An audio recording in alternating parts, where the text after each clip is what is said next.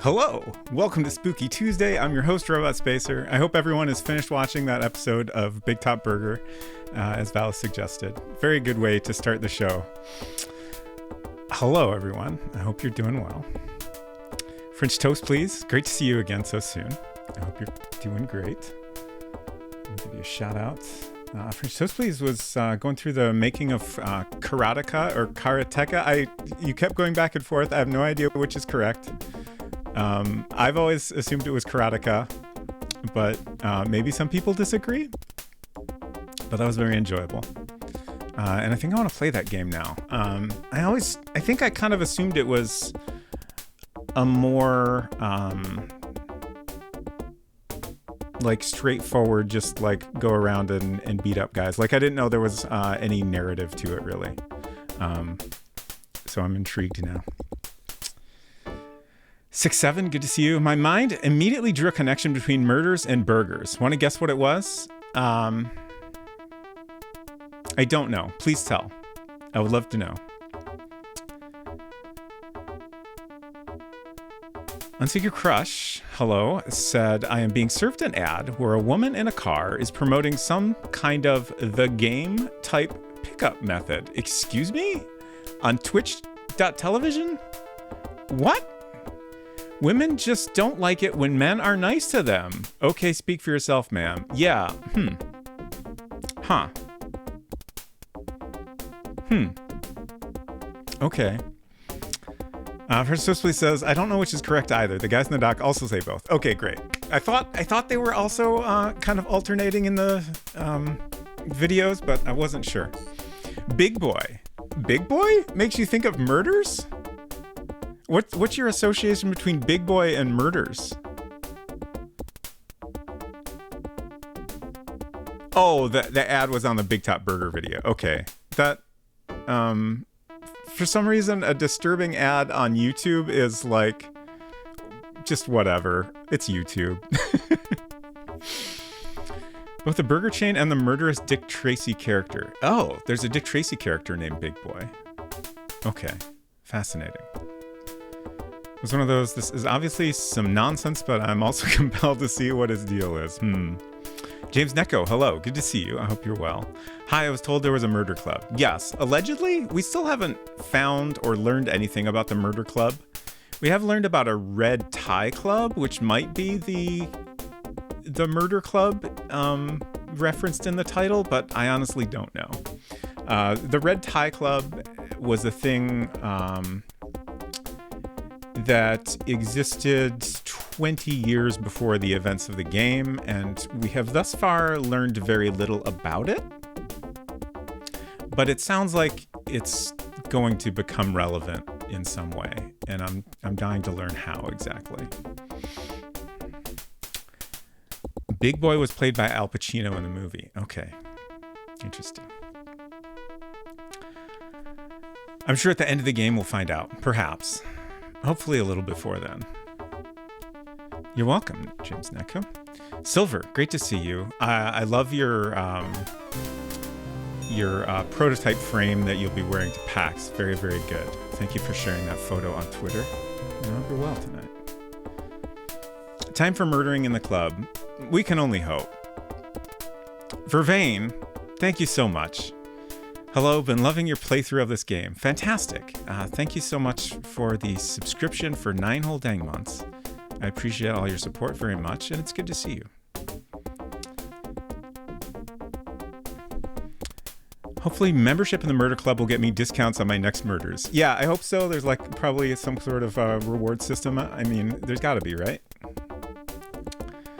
Hopefully it ends with you finding the murder and not being woken up by the Chicago typewriter. So that actually brings up a very good thing, a concept, I'm struggling to find the right word, that I keep wondering about, which is whether we can like irrevocably screw up at any point in this game.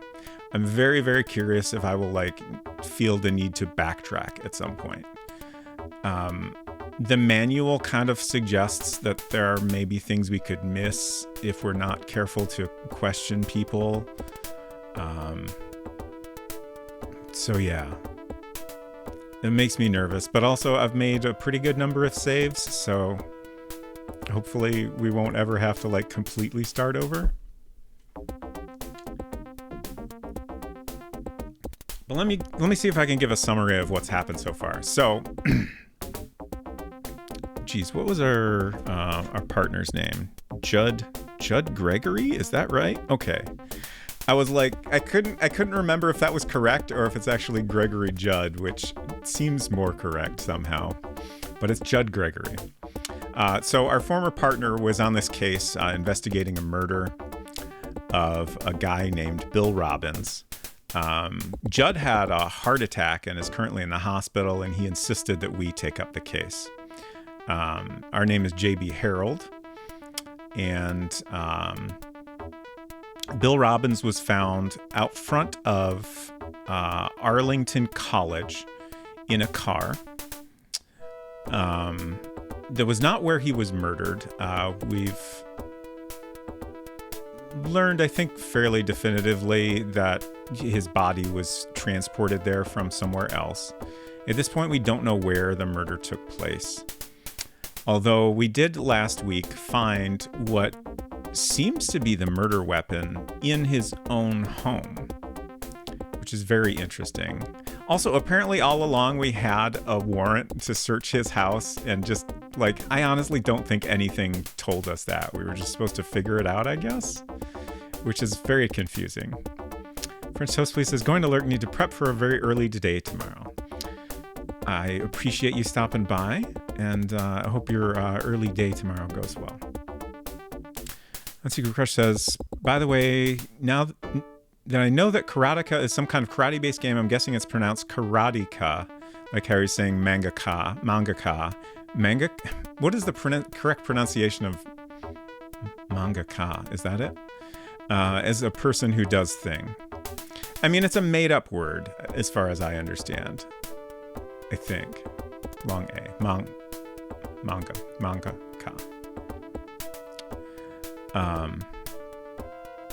So I think the reason people say it different ways is because there's not really a correct way to say it. 67 said, oh, that would be terrible. You could wind up trying to figure out what actually unlocked a condo topic after reloading and it doesn't show up. Oh, God.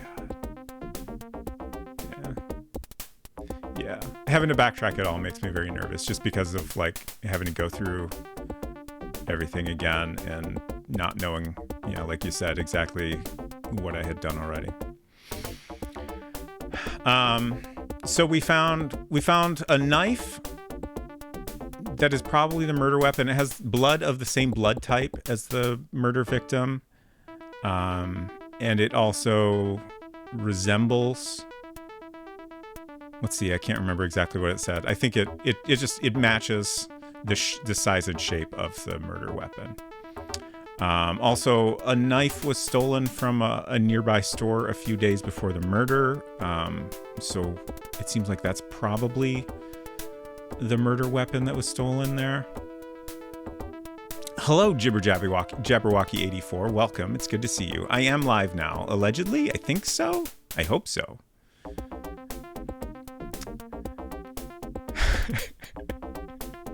Six Seven says, it's like a medical term, like the carotid artery, or carotid artery, if you prefer. Thank you for clarifying. I think that makes sense. Let's see. I'm doing a bad job of summarizing. We also found some earrings in the home of the deceased with the initials SM engraved on them, which match the initials of his secretary, which is interesting because he seems to have spent a lot of time with his secretary. She has long blonde hair. We were told that he is often seen going into the Hungry Fisherman, a restaurant he frequents with a woman with long blonde hair. And we've also learned from multiple people that he was cheating on his wife with probably multiple people. What else seems important to mention? Gosh, there's so much. Like, things are starting to get more interesting, but there's still a lot of pieces that don't really fit together. I mentioned the Red Tie Club. Oh, fuck.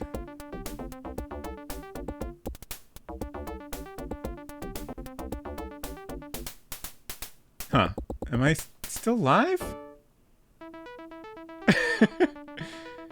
Okay. I'm looking over at my iPad. My monitor went off.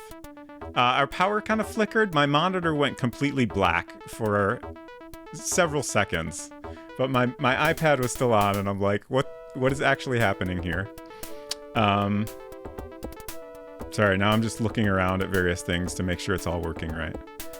No tornado warning, but we are having a little bit of a... It honestly seems like a fairly mild rainstorm, but, you know, sometimes power flickers happen. Unspeaker Crush said, one last thing on karateka.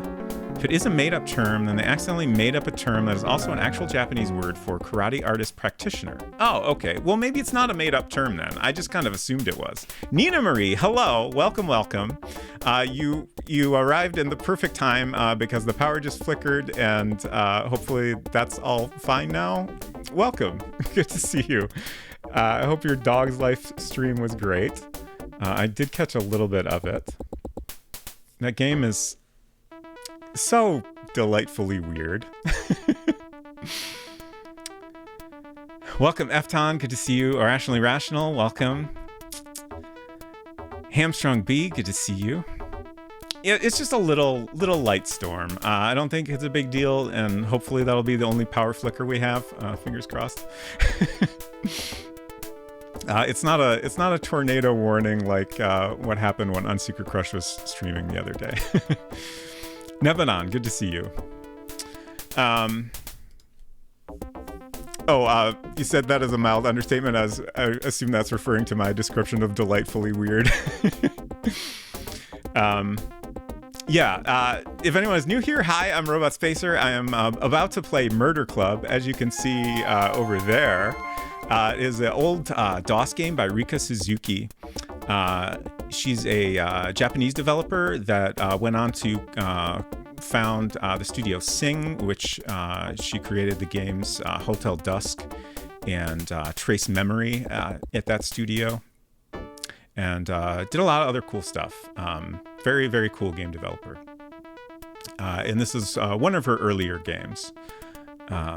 And also described as one of the most difficult games ever made, which is constantly making me nervous that it's going to get much harder than it already is. Gonna lurk, but love that you're playing this. Thanks for sharing. You're welcome. Thank you so much for stopping by, and enjoy your lurk. Hotel Dusk and Last Window are so good. I have never played Last Window. I really need to get a hold of a copy of that. I enjoyed Hotel Dusk very much, though.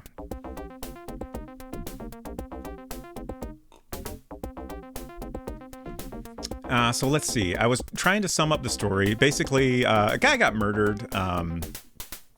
This guy has been cheating on his wife, he's only been married to for 6 months.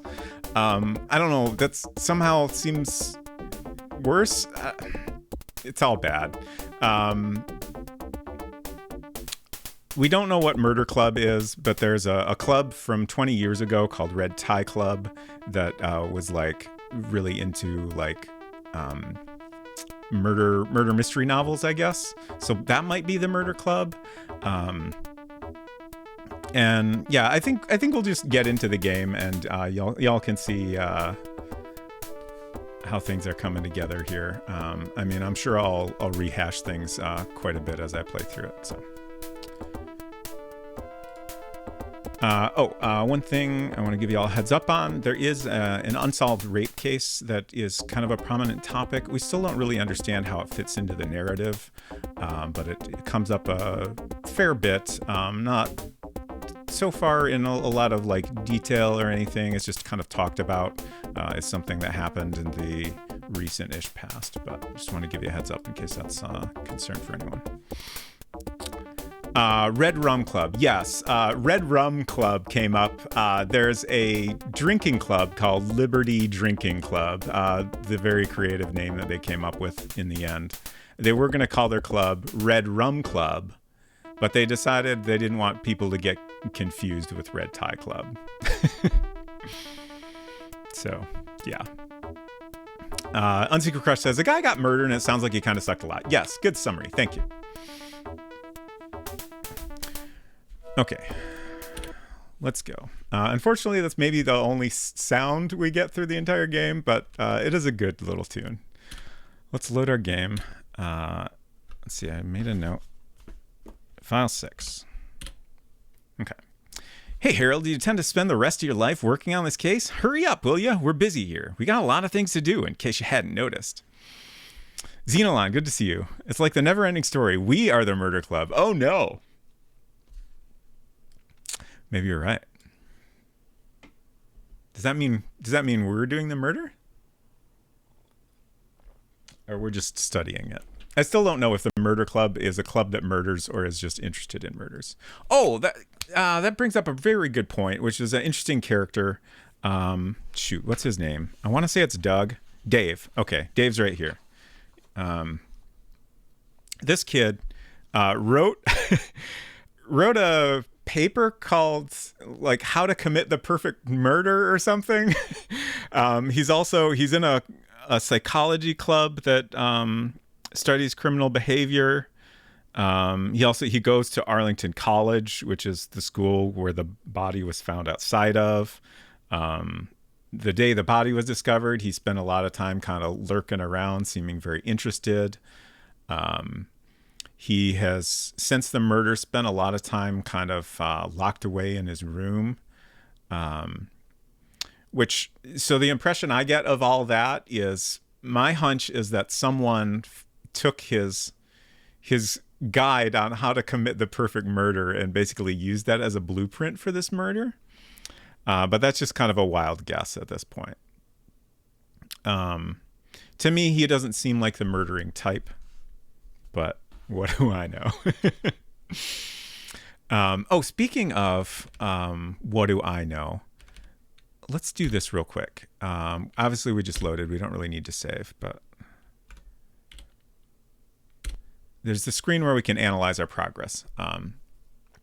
So we have 12 points in collecting evidence, which we just did for the first time, I feel like halfway through the stream last week.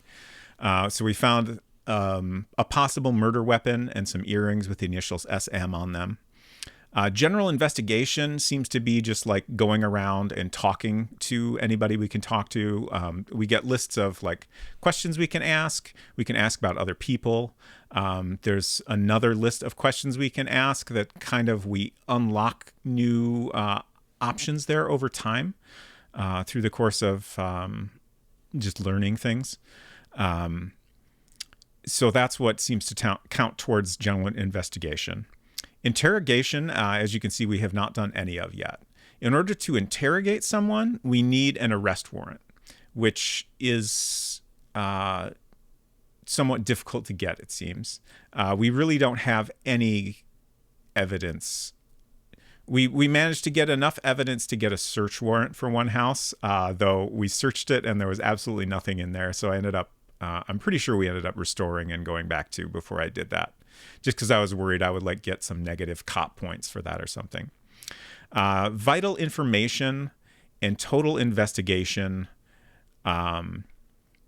seem to be more of an overall progress tracker. Well, I guess total investigation is kind of like the sum of all these things probably, and then vital information is how much of the important stuff you've uncovered. So we're like a third of the way through the game based on those two. And then also on the screen, we get a little message from our former partner, I guess, Judd Gregory.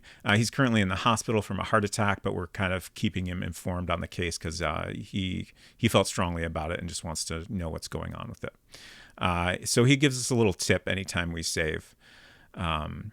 that kind of gives you some guidance. He says, well, JB, you should analyze the suspect's statements. There must be some contradictions that will help you. Okay. So to me, that suggests there's some contradictions that we haven't really spotted yet. The gameplay in this is interesting because you a little bit have to make connections on your own. Like the game sort of does that for you, but like if you say you talk to someone and they give you an alibi, and then you talk to someone else and they give you some information that contradicts that alibi, the game will not point out that contradiction to you in any way. However, this might kind of unlock something new.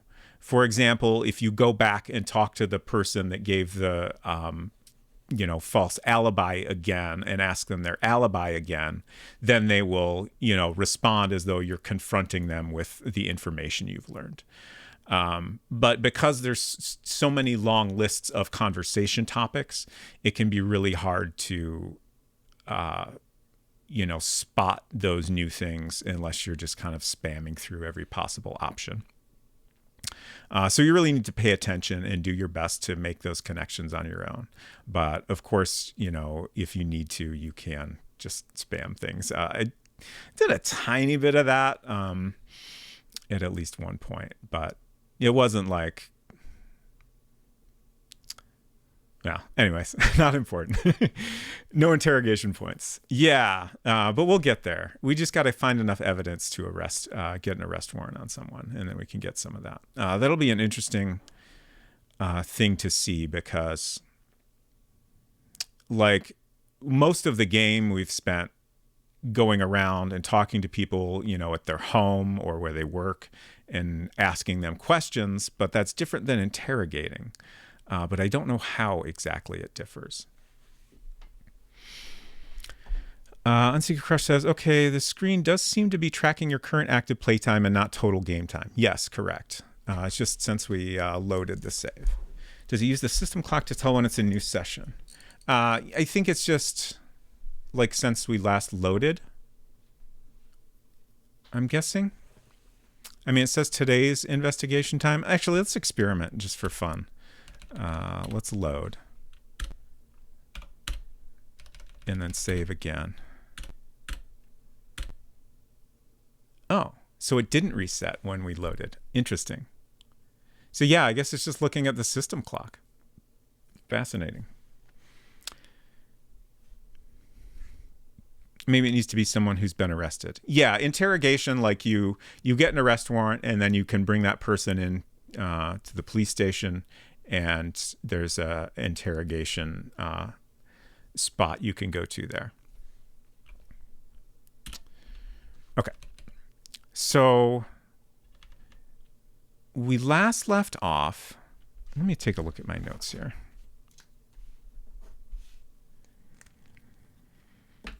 So towards the end of the stream last week, we finally realized that all along we had a search warrant for the murder victim's house.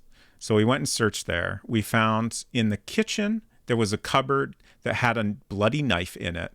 The blood was the same blood type as the murder victim. So that's probably the murder weapon. Also, like the size and shape of the knife matches. So like those, that seems like very good evidence, but also, it's certainly not definitive. And then we found some earrings in his and his wife's bedroom with initials that were notably not his wife's initials, the initials SM. And those initials are the initials of his secretary, Shelley McDonald. Let's go back and talk to her just a little bit. I know we pretty much exhausted all the conversation topics here. You note that it's just a short walk from Arlington College, which again is where the body was found. Yes, questions the blonde woman who answers your knock. Say hello. Excuse me, but I don't feel well. Could we do this some other time? So then we have a list of basic questions here. And I've been keeping track of everyone's information on these sheets from the manual. I just printed out extra copies of them so we could keep track. I think a lot of this information is not really important, but definitely some of it is. So I think it's very useful to have it all written down in case we want to go back and compare things at any point.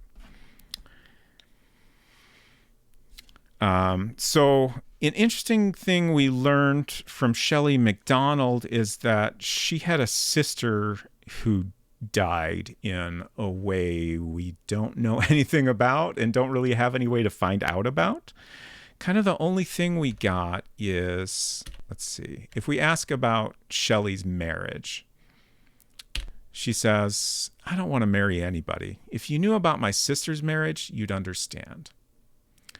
So this is to me, I feel like this might be a hint about how she died, but maybe I'm just making a very big leap there. But obviously she had a bad marriage, enough that Shelley doesn't ever want to get married. I don't think we know when her sister died. Let me check my notes here.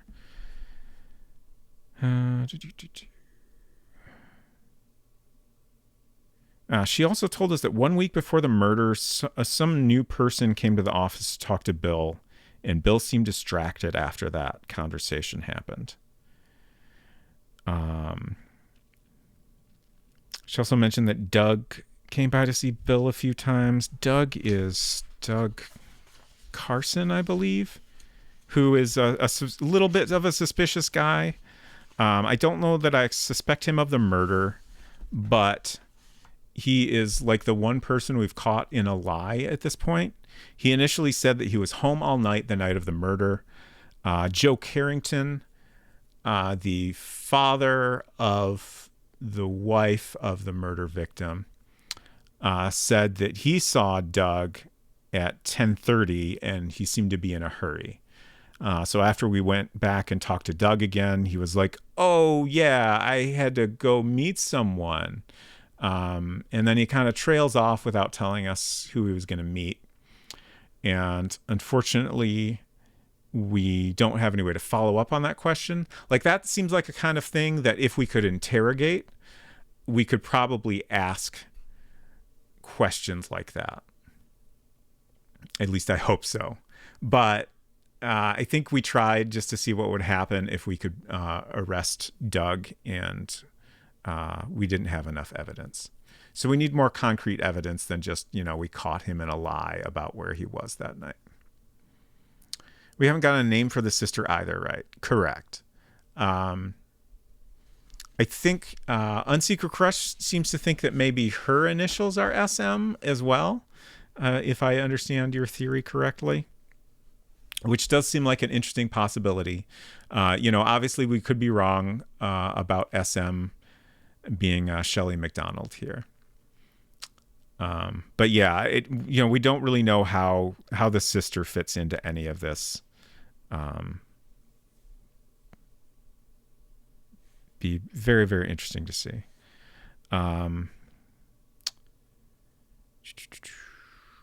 There's a guy named Brian who was like the last person seen with the murder victim.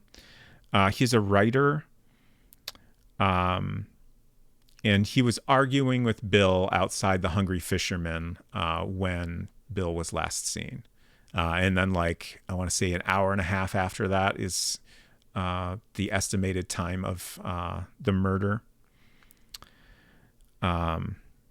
He's definitely a shady guy. I don't know that he seems like a murdering guy to me.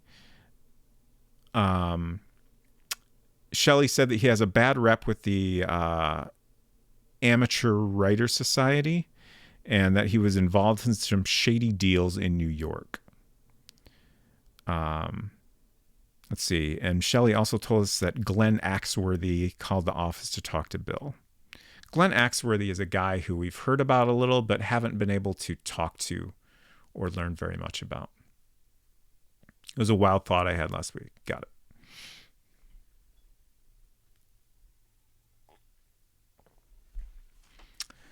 Okay, so no one else to bring in here.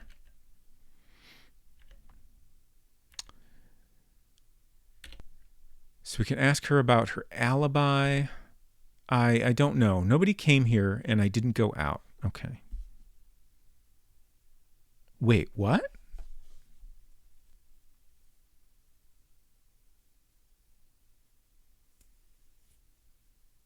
What?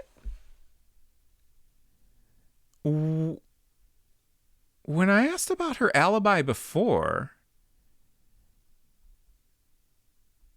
what I wrote down is day of work, shopping, big burger at 6, went home. And now she's kind of stammering and saying, I don't know. Nobody came here and I didn't go out.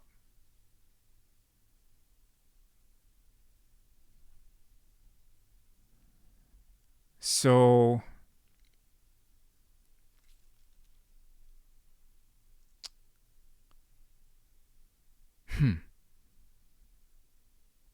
did we miss some contradiction somewhere? Shoot. I'm just going to write this down.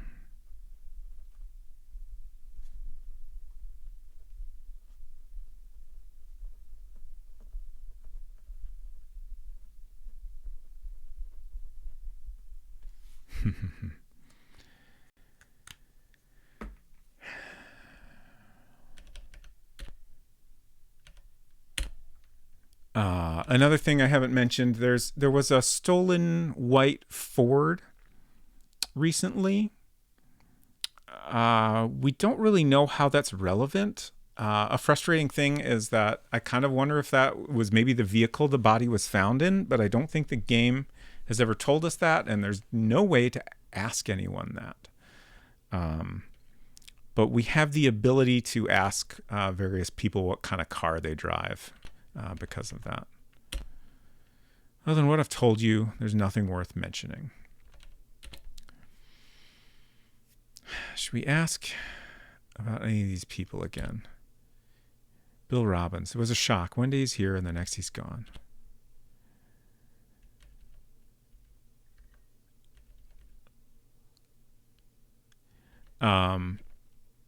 The game is a little bit inconsistent in like who appears in this menu, which is sometimes a little frustrating. Like, you know, we've learned about her sister, but you know, it's possible if we were able to learn more about her sister from someone else, that might make her appear in this menu, and then we could ask her about it. The mechanics around that are a little bit difficult to follow at times. Let's ask her about herself. Please, this is very hard for me. I'm sorry. Glenn Axworthy. Oh, him. He's called the office to talk to Bill.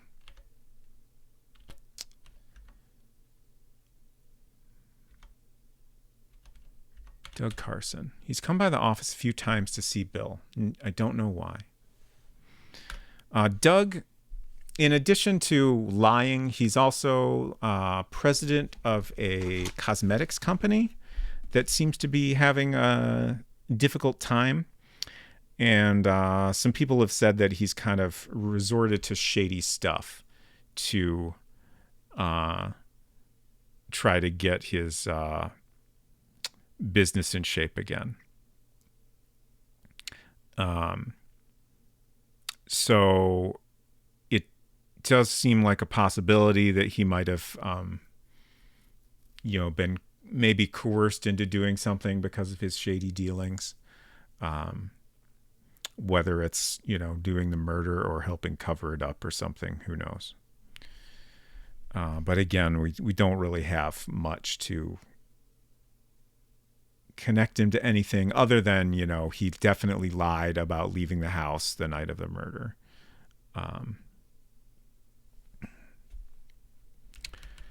And then another place we unlocked last week was Big Burger, where we're all going to go right now to talk about Murder Club. You're standing in front of a back alley hamburger joint, which does in fact have a very big burger on the side.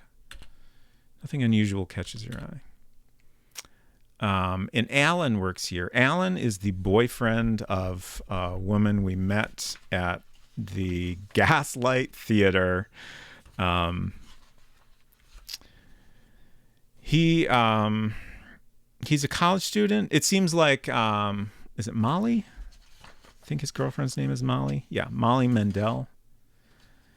So Molly, Alan, and Dave Carrington, who is the guy that wrote the perfect murder paper, they seem to all be friends. On the night of the murder, they all got together and went cruising downtown, but then were home before midnight, allegedly. They also dropped Dave off at, I believe, Arlington College. Yeah, he, quote, had something to do at Arlington at 10, which is interesting and a little bit suspicious. And also the timing of that makes me think of the whole thing with Dave Carson leaving the house around 10 or 10:30. But who knows if that's related or not. I feel like it's probably related in some way, but maybe not directly. Alan is also an excellent bass player, and he's very into Sarah Shields, which Molly is not a fan of. Let's see, what did Molly say about that? Boyfriend Alan is really into Sarah Shields, talks about her all the time. Sarah Shields is a piano player at the Hungry Fisherman. She is the person who was assaulted at some point in the past. And again, we don't really know how that connects to anything, but I feel like the game is strongly suggesting that it does in some way. Oh, right. A big thing regarding that is that, let me see if I can find the notes I have on that. Who told us about that?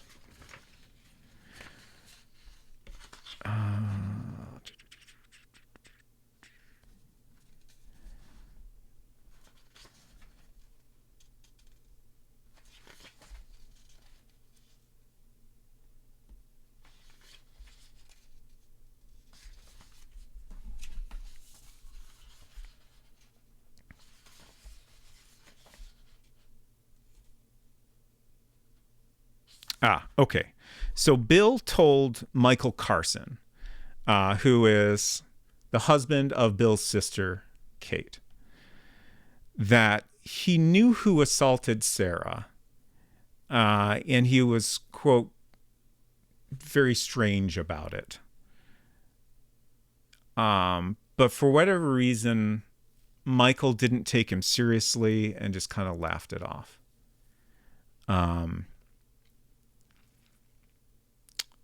So if Bill is, I'm not sure if I mentioned this yet, but Bill is very friendly with Sarah. So it's a little strange that if he knew who assaulted her, that he would not, say anything about that. But then the thing I put together last week was that she didn't see who assaulted her. So I strongly suspect it was Bill. But again, there's not a lot to connect that. Emmy, hello. Good to see you. Thank you for the egret.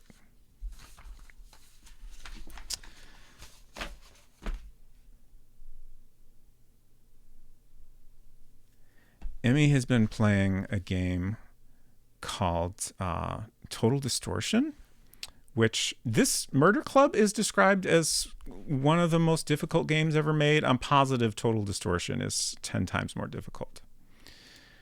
I'm not accustomed to Twitch ads yet. Who is your favorite character? I'm sorry about your ads. Who is my favorite character in the game, I assume is what you mean, or just in general? That's a really good question. I don't know yet. I'm kind of, Dave Carrington is very interesting, just because he wrote a paper on how to commit the perfect murder.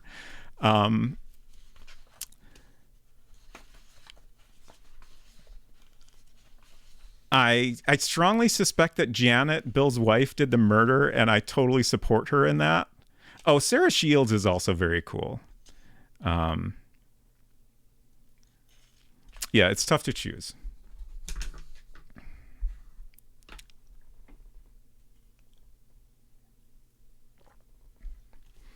Okay, let's talk to Alan a little more. Again, I think we kind of went through all these questions, but I'm not really sure what to do next, so I'm just kind of hoping to spot something here.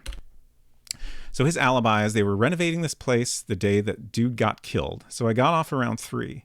Oh, I think I was doing a voice for Alan last week. I picked up Molly and Dave later on, and 3 of us went for a cruise downtown. I got home before midnight.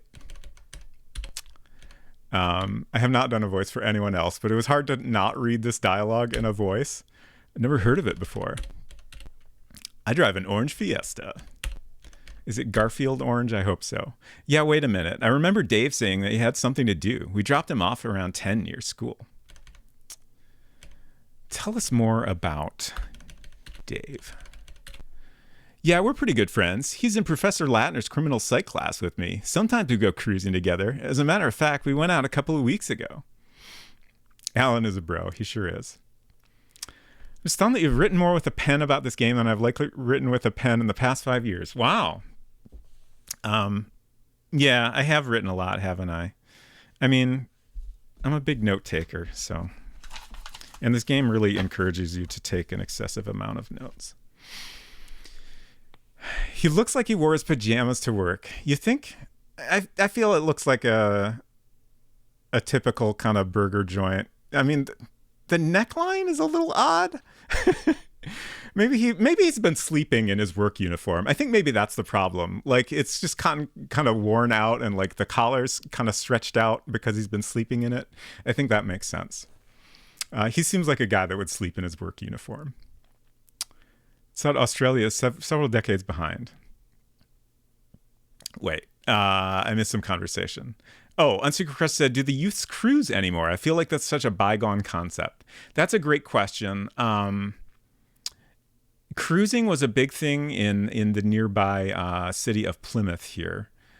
People would cruise up and down Main Street, but then they cracked down on it. I honestly don't know why they did that. It seemed like this dumbest thing to, like, I guess people were, being obnoxious in ways or whatever, but like just figure out a way to support it, IMO. But I don't know if that I don't think that happens anymore there. It probably happens elsewhere though, I would think. Very good question. Emmy said they do in Australia. Don't ask me how I know.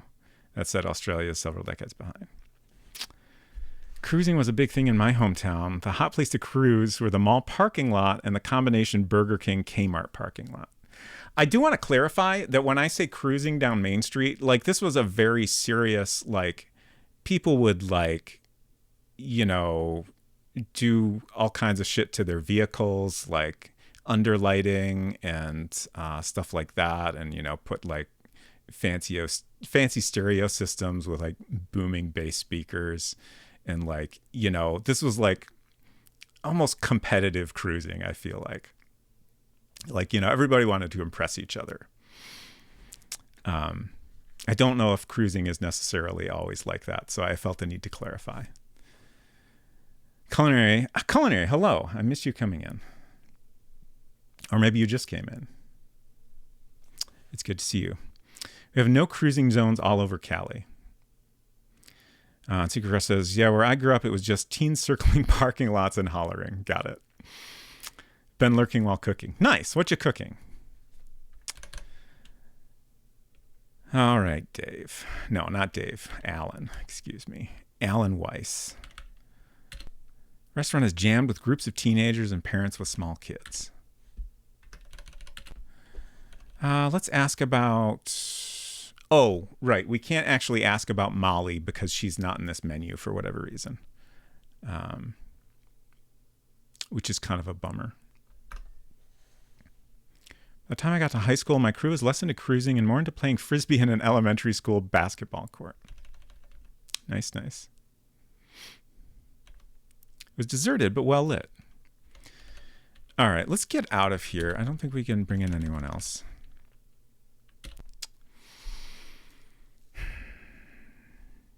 let's double check that we haven't unlocked anywhere we haven't been to. Robin's Trading Company, Lee Cosmetics, Gaslight Movie Theater. Actually, now that we've talked to Alan, we should go back to the Gaslight and talk to Molly. We might be able to get something new out of her now. There are only a few customers in the shabby theater.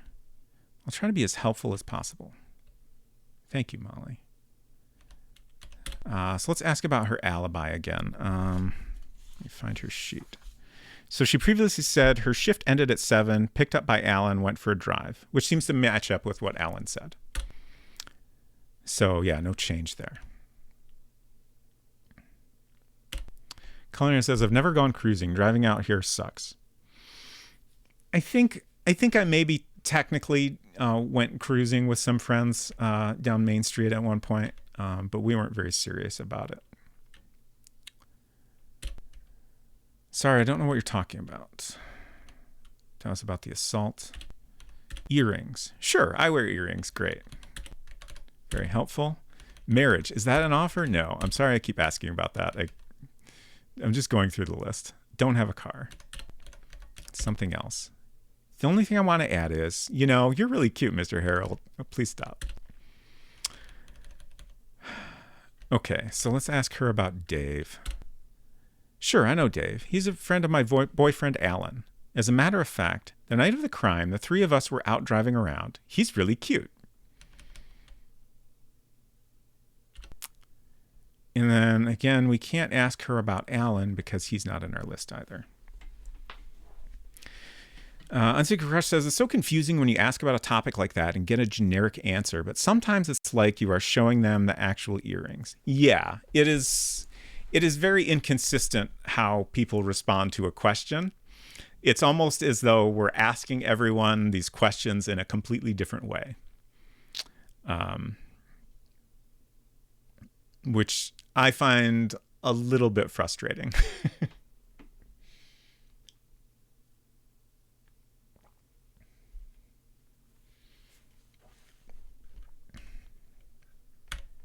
Oh, I missed a follow a while ago. Thank you for the follow. Great to have you here. I think I heard that and I was in the middle of saying something and then I completely forgot about it. So, yeah. I was hoping we could get something here, but Sarah Shields, I'm so sick of hearing about her. My boyfriend Alan is really into her. He talks about her all the time. It doesn't even occur to him that it might upset me.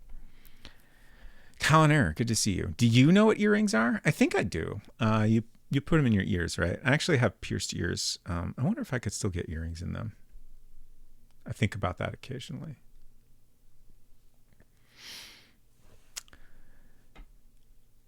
Suspicious? It's suspicious that Unsecret Crush has heard of earrings. Is that what you're saying? I hope your streams have been going well, Kyle.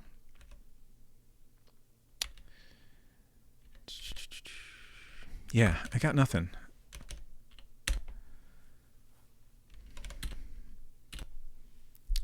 Hungry Fisherman, Liberty Bank, Big Burger.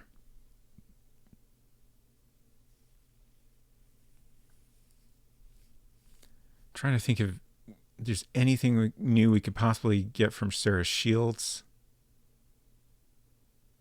But I can't really think of anything.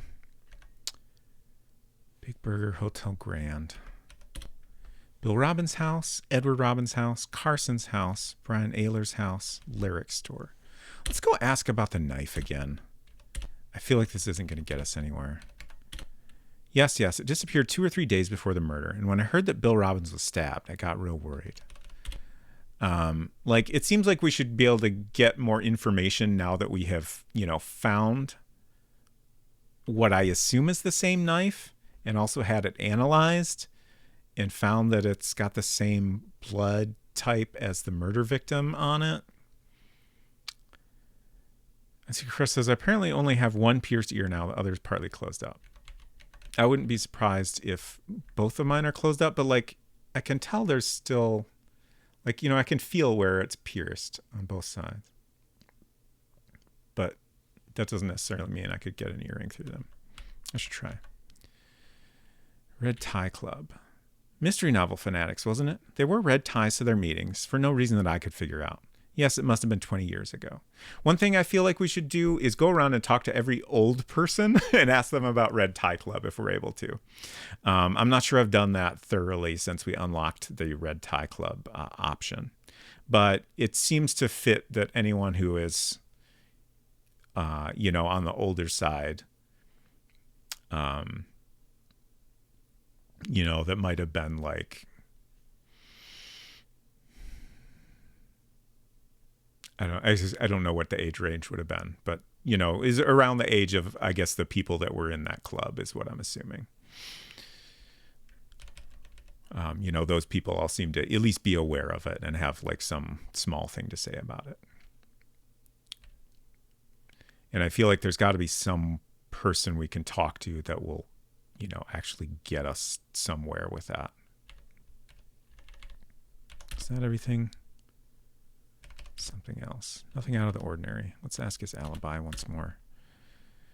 Closed up the store at 8 as always and did some scrubbing up. I was home by 9 o'clock.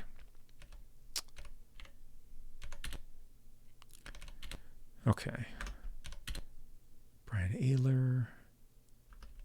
Suburban. Carrington's house. Russell Thorpe's house.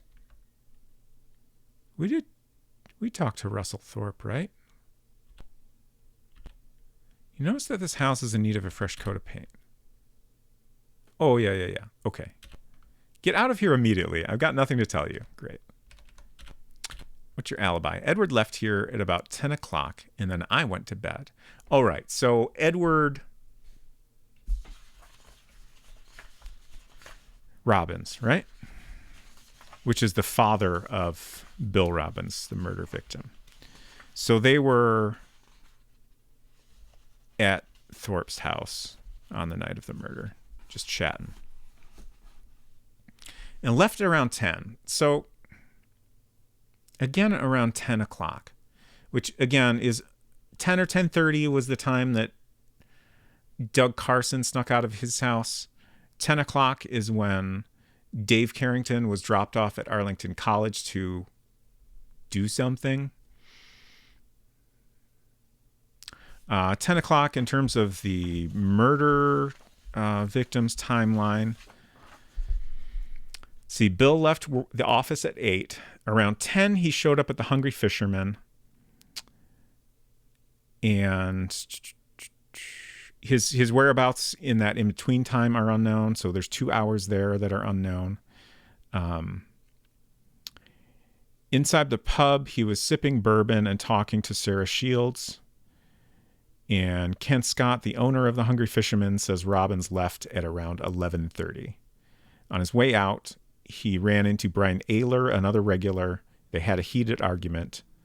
And then later at around 1 a.m. is the estimated time of death. The body was found at 2 a.m. outside Arlington College. Does bring in person only refer to people already at this location, or could you summon anyone to anywhere? It is people at this location. So that's just a way to, if there's multiple people in the, building, it's a way to swap between them to talk to a different person. If we wanted to, our other way we can bring in a person is to get an arrest warrant, and then we could bring them into the police station and interrogate them. But that's not something we have enough evidence for yet. And you cannot just summon random people to a completely different location. I guess this show warrant option appears at, I think, any private residence.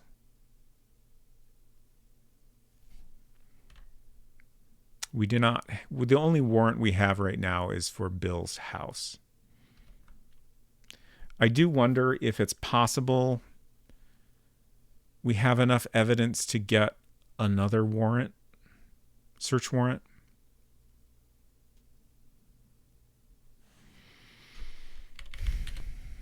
But I really can't think of enough evidence on anyone. Red Tie Club. It was just for fun. No big deal. Just a bunch of buddies who shared a common interest. Marriage? Never. Company status. Business at the movie theater is going great. Wonderful. Couldn't be better. Right. So this guy owns the Gaslight Theater. It's none of my business, but I'll tell you what I know. You must have heard about Bill having affairs. Well, he was fooling around a lot.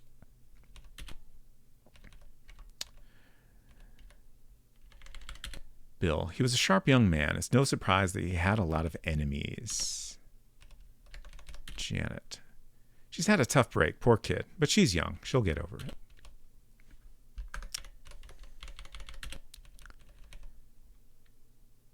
Dave, don't know about him. Glenn, never met him. Shelley, she used to be Bill's secretary. So what did Judd tell us? He told us we might have missed a contradiction.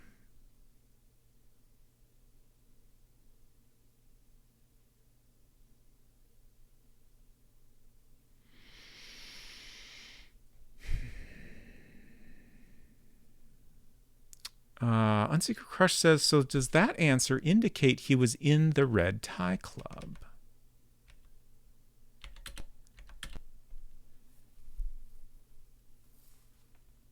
Not necessarily, but now that you say that, it does kind of suggest it.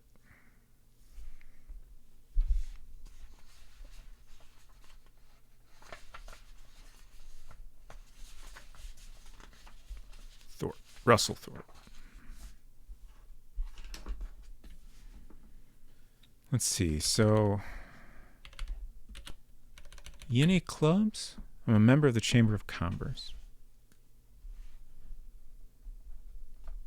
I'm just going to write down in Red Tie Club? Question marks.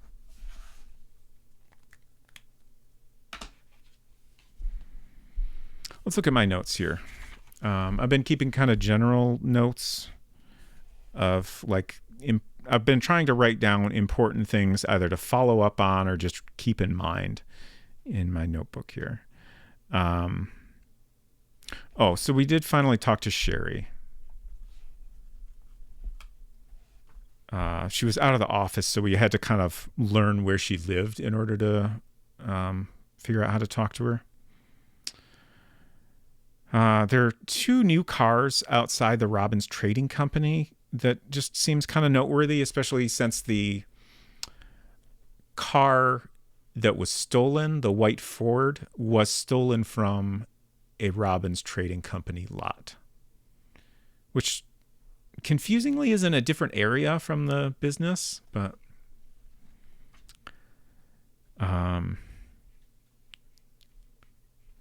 Glenn Axworthy is staying at the hotel. He was out past 2 a.m. the night of the murder. He's a nervous man, and he went to Robin's house at some point. But again, we haven't figured out how to talk to him or learn more about him. Kevin Latner. Kevin Latner said, if only there were a Red Tie membership list, which was an interesting thing just because to me it suggests that, you know, maybe that is a thing that we can find. And I do kind of wonder if this guy might have such a thing. So maybe if we could get a warrant to search his house, we could find that. Who is Doug Carson supposed to meet? Yeah, that's a very good question that I don't know how to... I feel like we might need to get an arrest warrant for him to follow up on that. Bill often went to Hungry Fisherman with a woman with long blonde hair, which we now suspect is Shelley. Keep wanting to say Sherry. Shelley McDonald, just because of the initials and the long blonde hair. And the fact that many people have said they hung around a lot, even outside of work. So like that's pretty good odds, I would say. But could have been someone else. Earrings had the initials SM. Found them in Janet's bedroom. I think it was Janet and Bill's bedroom. Knife is the same size as the murder weapon and has type AB blood, which is also Bill's blood type. It was found in the closet of Bill's kitchen. Shelley McDonald has long blonde hair. Okay. So yeah, not really any notes in here that we have not followed up on. Guy looks like he smells of whiskey. Yeah, I think that seems right.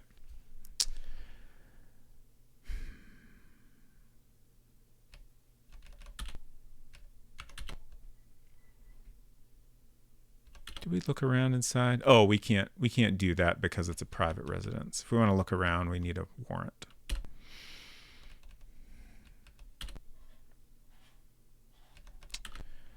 So, Shelley McDonald's house, the church, Arlington College, Downs Hill Cemetery, Robbins parking lot.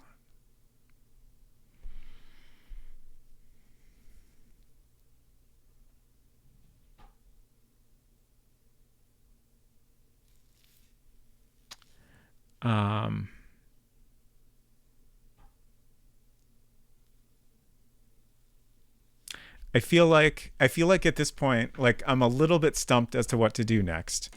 There's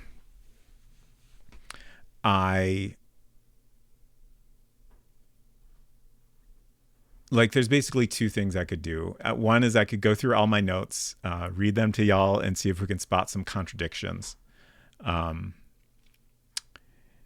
The other thing is we could just kind of go around, talk to everybody again, and just be a little spammy about dialogue options and hope we uncover something new. I feel like they're both going to be tedious, and trying to piece together the info on our own sounds a little more interesting to me. So I think we'll just read through all the notes. But before we do that, let's follow up on that one idea I had, which is talking to every old person and asking about the Red Tie Club. I think I'm just going to go around to every location. Maybe we'll even ask everyone about the Red Tie Club. What happened? What happened? That's an interesting thing to say, sir. This is... Oh, what the hell is this guy's name?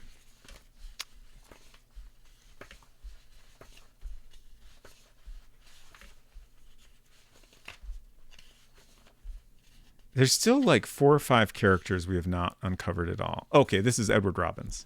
This is the dead guy's dad. Red Tie Club. Quote, what happened? That is... Huh. Is there some kind of a press contradiction button? No, absolutely not.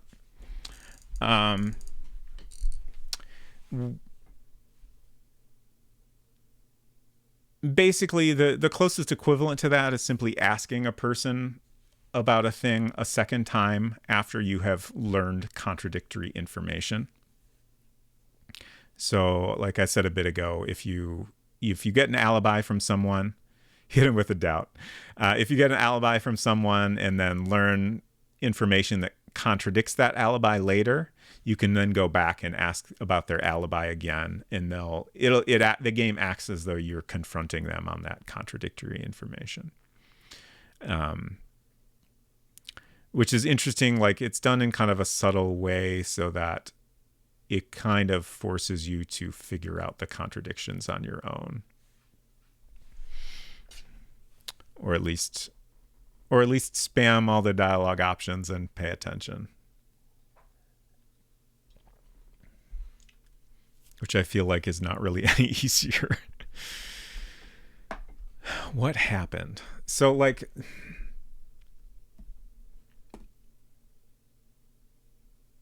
What indeed? Like, this suggests that something happened with the Red Tie Club, which... Why did the club end? Is maybe a thing to wonder about. Like, maybe an actual murder happened. Like, they were initially just, people talking about murder mystery novels and stuff, but then an actual murder happened. Who knows? Who do you have in your persons list again? I thought that said persona list. Persons list? I don't know what you mean by that. Oh, the people I can ask about is what you mean. Here's that list. I'll give you a moment to look it over. I was going to ask him about someone. Thorpe. Yeah, let's ask him about Thorpe. Thorpe and I have been friends since we were boys. Okay. I bet they were in Murder Club together. By which I mean Red Tie Club.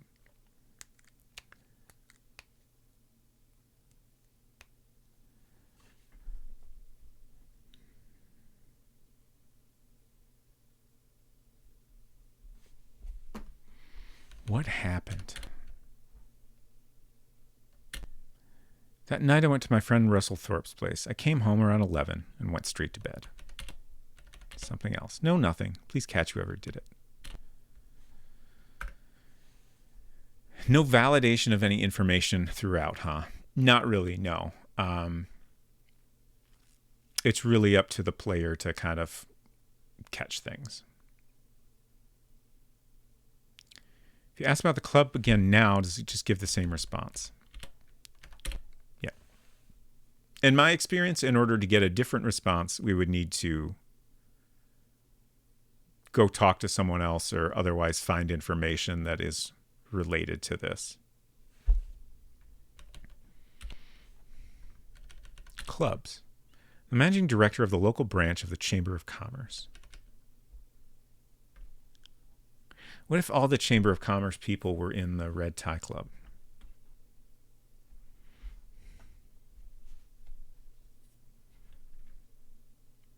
They're all like old business dudes. All right, let's leave and continue our Red Tie Club quest.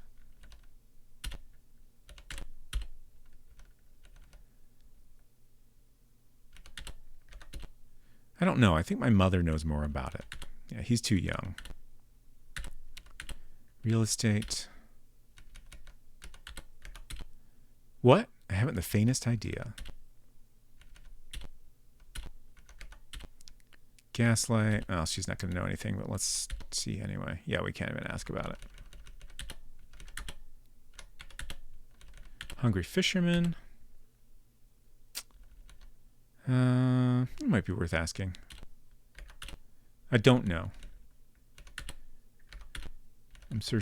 I'm sure Sarah Shields won't know anything either. Oh, we can't even ask. Earrings. Sorry, I don't usually drop earrings in married men's bedrooms.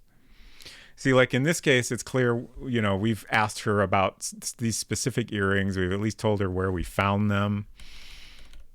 So it's weird that we're apparently asking people questions in very different ways. Whoops. Liberty Bank. Oop. Red Tie Club. No, I don't know, but people love to trail off like this, and then there's no way to follow up. But what?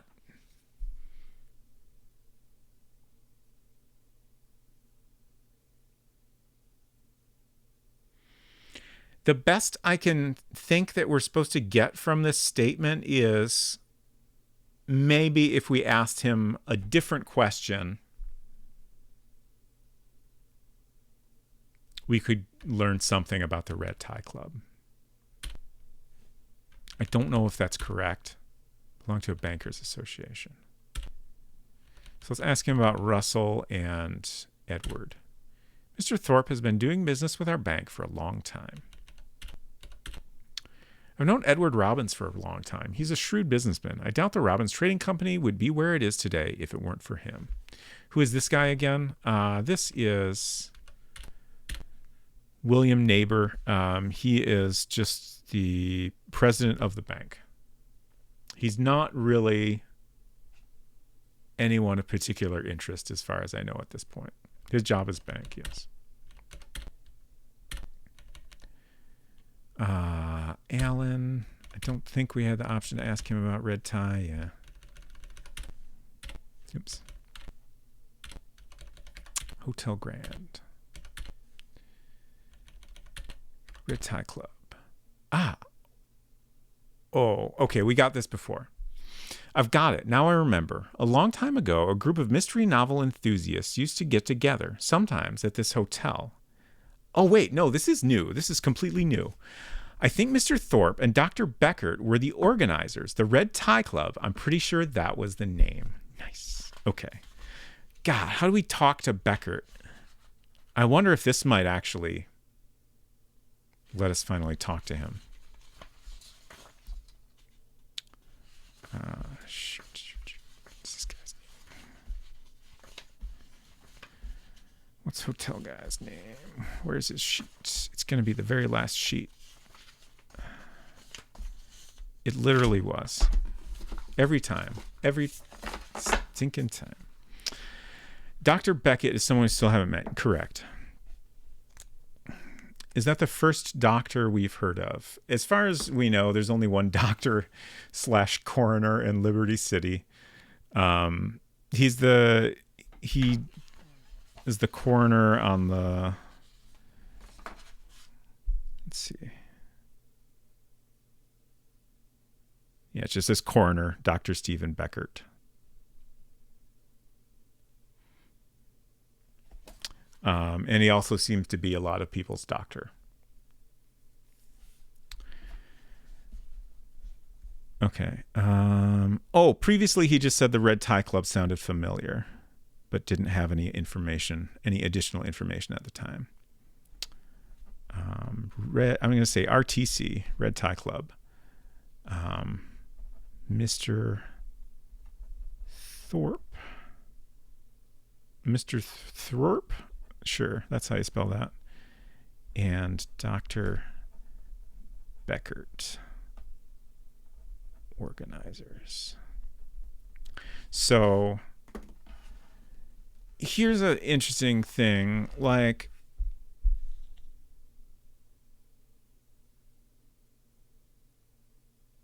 I wouldn't think that learning anything about the Red Tie Club at all would be enough evidence to get a search warrant for, for example, Russell Thorpe's house. Like, as far as we know at this point, the Red Tie Club doesn't really have much to do with anything, let alone the murder. But I do a little bit wonder if it's worth trying just to see what happens. There's one lady who said she called the doctor and got no answer at his home or office, I think, on the night of the murder. I want to say that was Judy Carson. But yeah, I have...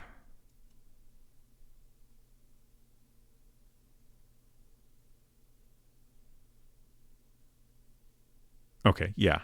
Not at home or in office, says Judy Carson. I have been wondering if the doctor was, possibly meeting with, for example, Doug Carson or, any of the other people who, seem to be up to something around 10 o'clock.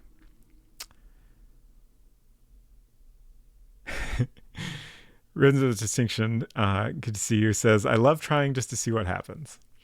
And you can't get to the doctor yet to talk. Yeah, at least not last we checked. I do kind of wonder if getting this bit of info might be enough, but we maybe don't. I kind of feel like we need like a little tidbit that tells us some kind of idea of where they live or something in order to find somebody. Like, I believe we had to learn that Shelley McDonald lived near Arlington College before we could talk to her at her home. It's like we can't just look someone up in the phone book or whatever. Red Tie Club, I'm pretty sure that was the name. Okay, so let's ask him again about Thorpe and Beckert and see if that gets us any new information. I know of Dr. Beckert. Okay, so that's the same as before. Russell Thorpe. Mr. Thorpe is one of our shareholders. About 20 years ago, his father died and left him the movie theater. How'd he die?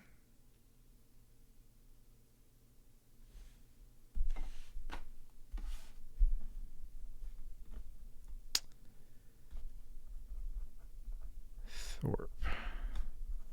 20 years ago.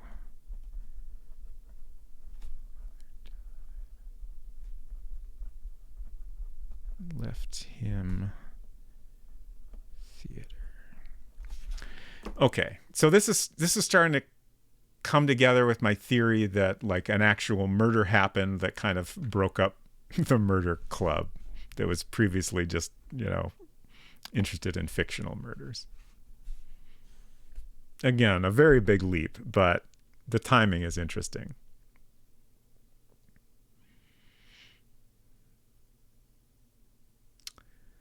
Was it murder? I feel like we might have enough to get a search warrant for Thorpe's house now.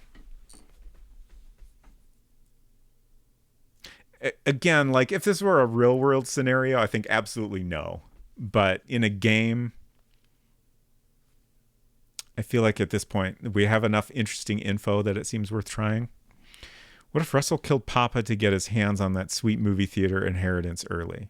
Yeah, that's kind of what I was thinking. Like he obviously benefited from it quite a bit.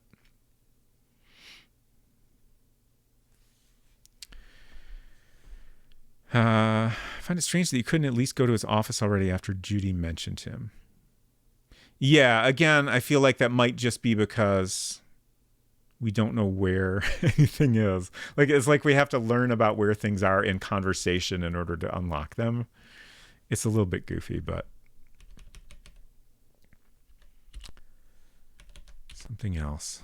It's probably unrelated, but the night of the murder, one of our guests stayed out past 2 a.m. A nervous man. His name is Glenn Axworthy.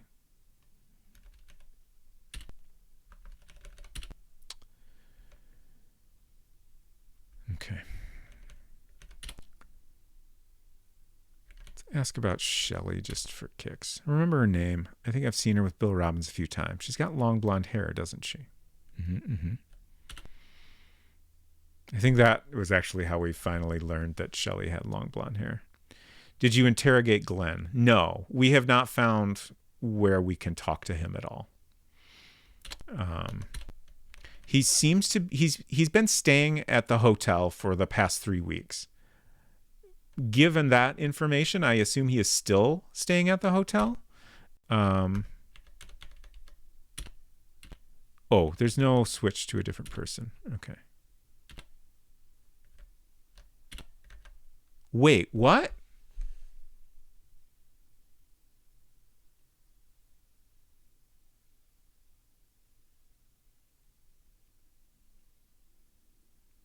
How long has that been there? I bet this is how we go talk to Glenn Axworthy.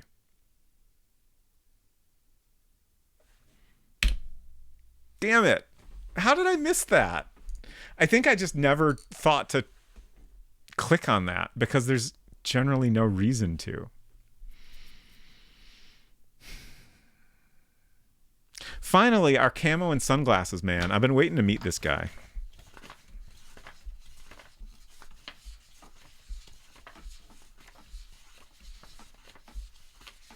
There he is. Not quite the last sheet. It's a comfortable looking room. He seems Axworthy. This dude either has kids or sells cocaine. Glenn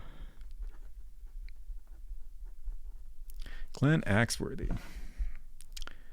Male. Let's look around. You're impressed with the luxurious surroundings. Hello. Yes, what is it? Glenn Axworthy. How old are you? 48. What's your occupation? I just travel wherever I feel like going. What a nice job to have.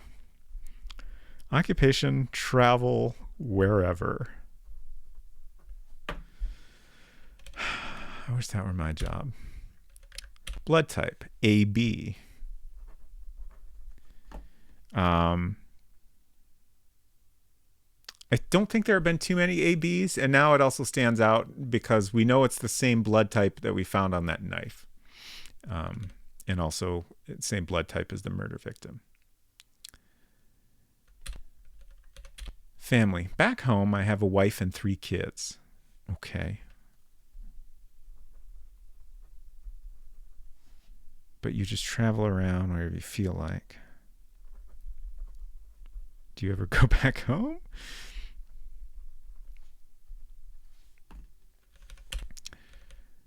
Hobbies. Just travel. What a guy. You're very interesting, sir. I always make... Oh, okay. I always make money when I go to the racetrack.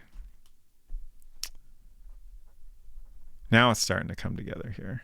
I always... Money when I go to the racetrack.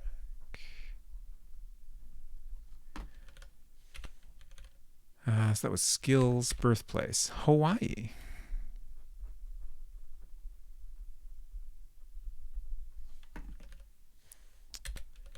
Clubs, none. All right. So actually his job is gambling? It sounds that way? I mean, traveling is his hobby, allegedly. And I sell cocaine. Yeah, maybe. Like, yeah, he's certainly a guy. Let's ask for information first. What's your alibi? I was in my room. In my room. Red Tie Club. I haven't done anything. That's an interesting response.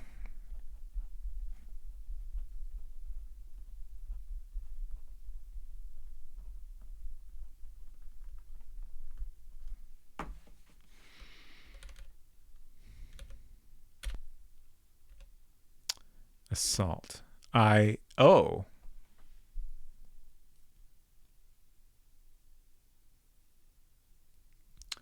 asked him about this assault and he says, I don't know. Why the hesitation there?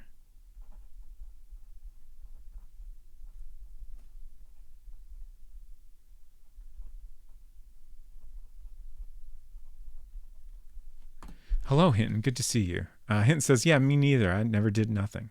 It's good to know. I'm glad you're innocent.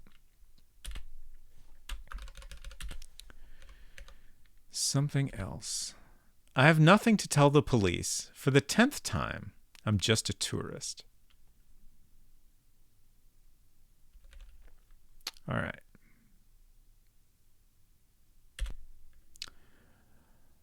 Let's ask about probably everyone. I feel like we should probably just go through the whole list. Bill.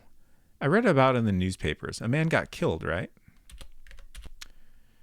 Martha Carrington. I do not know anybody in town. There's no reason why I should know him.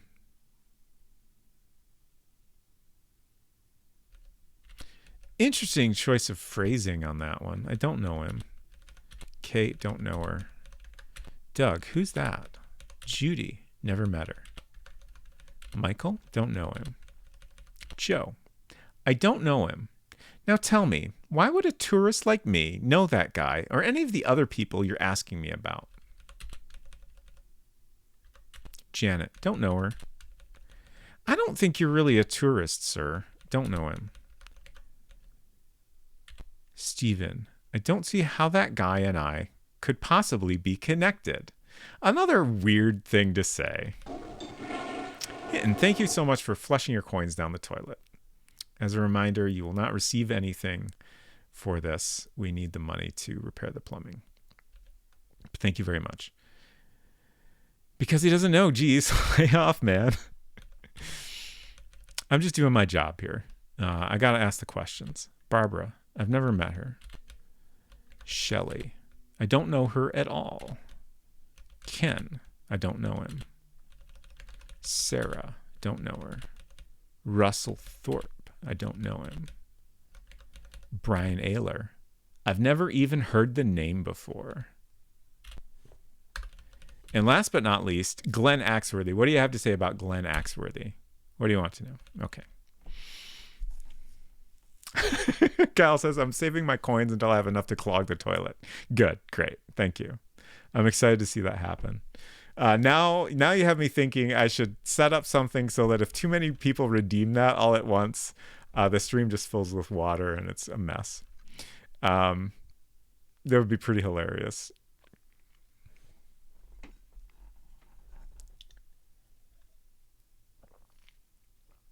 As soon as Twitch tells me I have enough coins again, I just got to flush. I appreciate that. Okay, so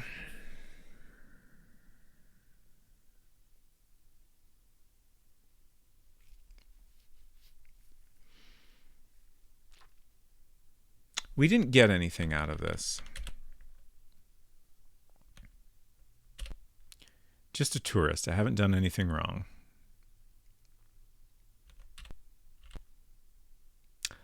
Oh! I was wondering, as soon as I asked his alibi, I was like, if we already had contradictory information, could we select this again immediately and get a different response? And it seems the answer to that is yes. Okay, so I did leave the hotel the night of the murder, but I didn't have anything to do with the murder. I just took a walk. I'm telling the truth. Please believe me.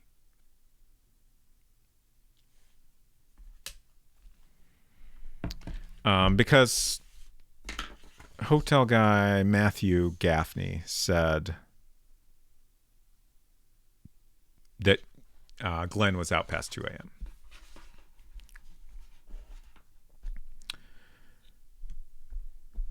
So cross off in my room, out past 2 a.m. I'm not going to bother to write down the rest of this. Didn't have anything to do with the murder. I just took a walk. We'll write down that he, quote, just took a walk.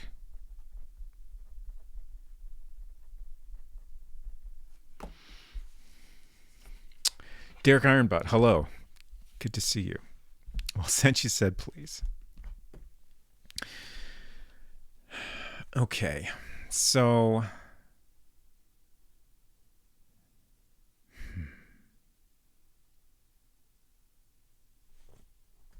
What did he say about the Red Tie Club? I haven't done anything. Okay. So 48. To me, 48 seems a little young to have been in the Red Tie Club. Let's look at ages here.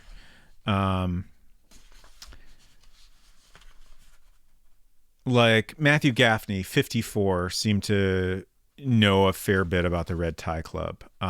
We suspect Edward Robbins might have been in the club. He's age 60. Wait, who? Okay. Gaffney said that Thorpe and Dr. Beckert were the organizers. So Thorpe's age is important. He is 56. So yeah, 48 seems a little bit young, but I mean, who knows? So 20 years ago, Thorpe would have been 36 and Glenn would have been 28.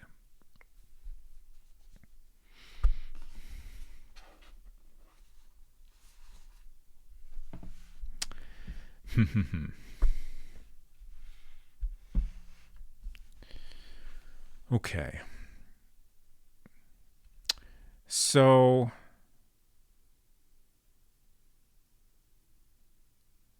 I kind of wonder if now that we've talked to him, maybe we could talk to someone else about him and get more information.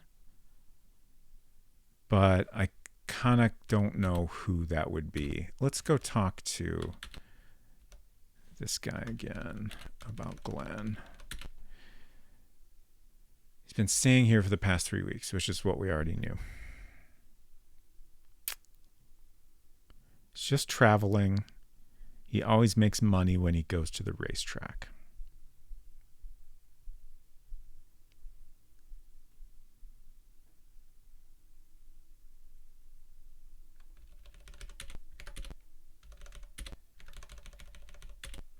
Don't know her. So he hesitates when we ask about the assault, but then he says he doesn't know Sarah Shields.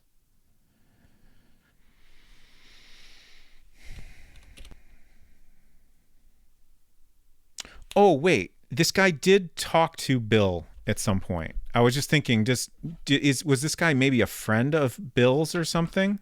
You know, is that why he knows about the assault and seems like he's, you know, maybe hiding something? I'm pretty sure someone said that he talked to Shelley, maybe.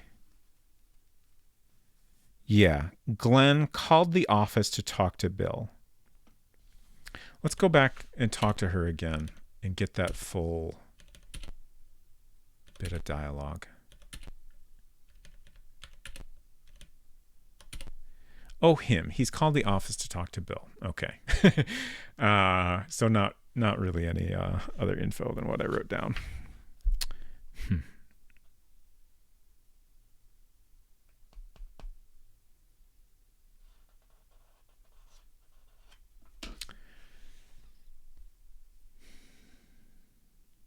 Oh, yeah. Game was originally released in 86 for PC 88 in Japan. This is the North American release from 89, which is for MS-DOS. Maybe The Housekeeper?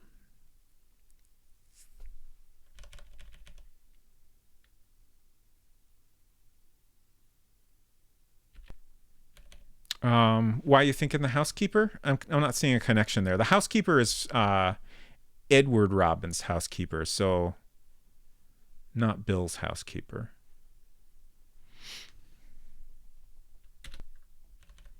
I mean, not impossible she would know anything, but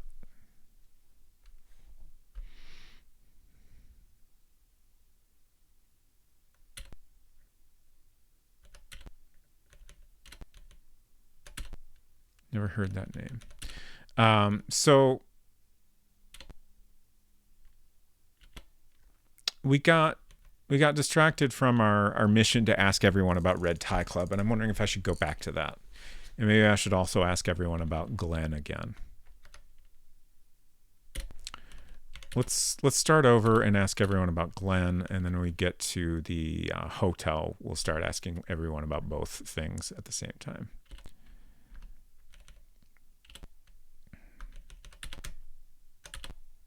Never met him.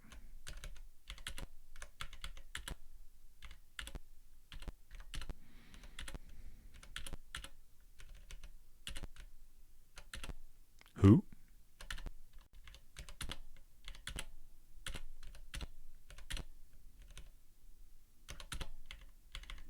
Sometimes you can press up to go to the end of the list, but not on the longest list in the game. I don't know him. I've never met him. Movie theater. I'm sure this will not get us anywhere, but we'll do it anyway. Don't recognize the name. Hungry Fisherman. Don't know him.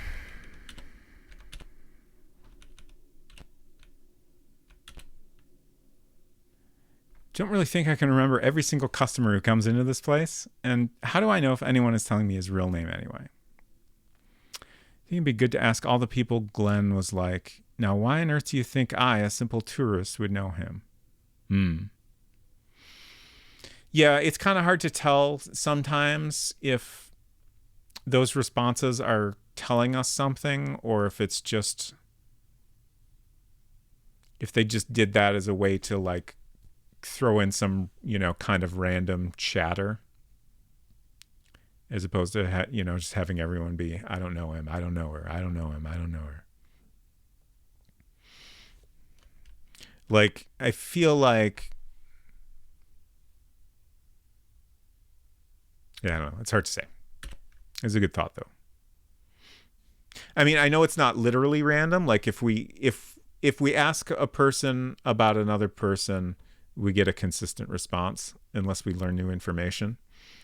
It's just I feel like maybe some of that commentary is meant to feel kind of random. But that's just been my hunch.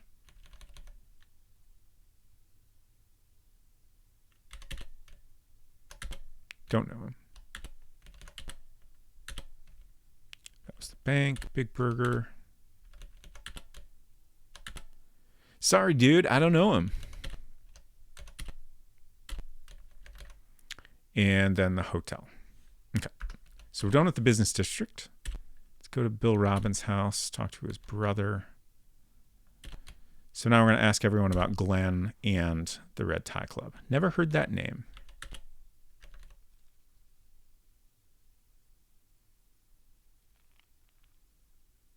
There's so many options here. We can't ask about Red Tie Club. What?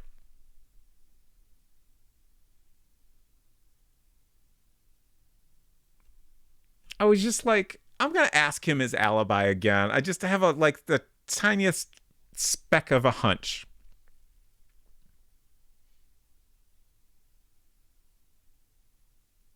I feel like we missed some contradictory information and I don't know what it was. Oh, I guess I didn't go straight home. After the movie, I drove around for a little while. About an hour, I guess.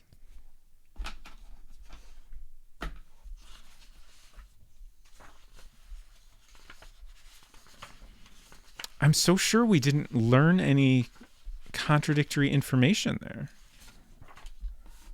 So previously said he went to a movie at the Gaslight Theater. It ended at 11 and he went straight home. But now we know he drove around for an hour.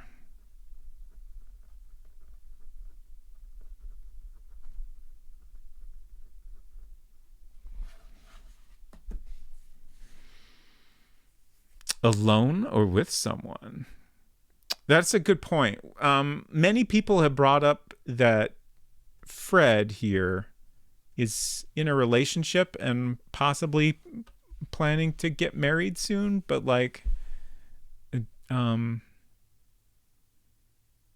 no one has ever given us any additional information about that. And it's weird how often it comes up in such a vague way. Like this person is completely unknown to. Ooh.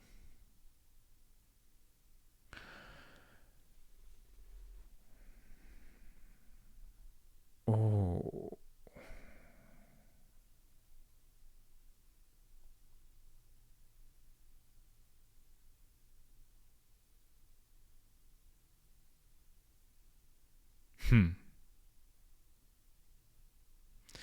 What if I've been just kind of assuming that we haven't learned this person's name and also don't know who they are. But what if they are someone we know?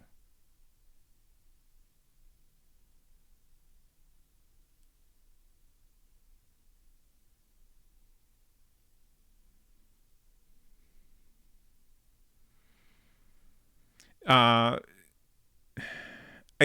don't really have much there, but it's something to think about. This is for the record, this is Fred Robbins. This is Bill's brother, Bill being the murder victim. They also have a sister, Kate. Their dad is Edward Robbins, who works at the Robbins Trading Company. Use your detective instinctuition.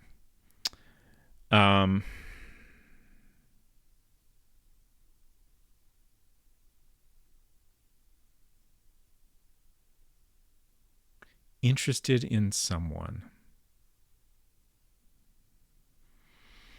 All right, we're gonna go through all my notes and see what we've learned about Bill from other people. Or sorry, Fred.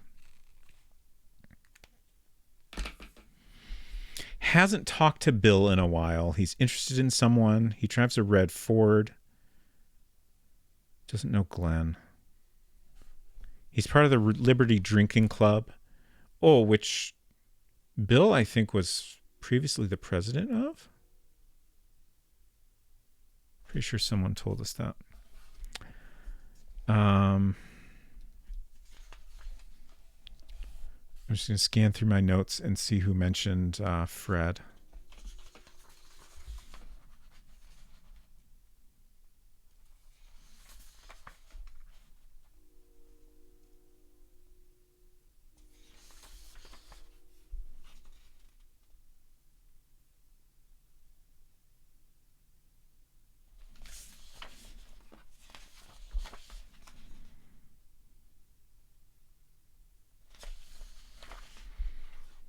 His Liberty is not a Chevy town. Yeah, it seems like there's a lot of Fords here.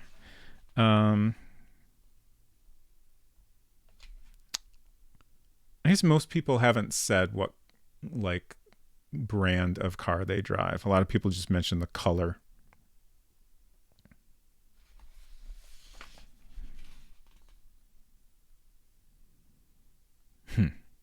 I thought more people had mentioned Fred. Maybe they're all going to be at the end of my stack here. I guess that would fit with the way things have always gone. Fred went to college.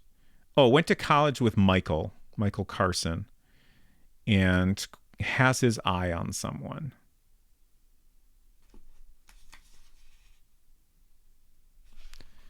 Let me make a quick Fred follow up. Michael Carson.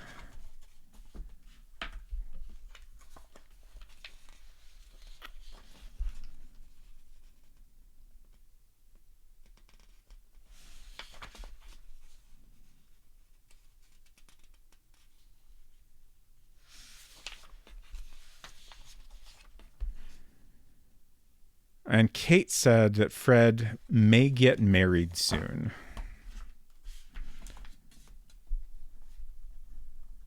Again, Michael and Kate are married.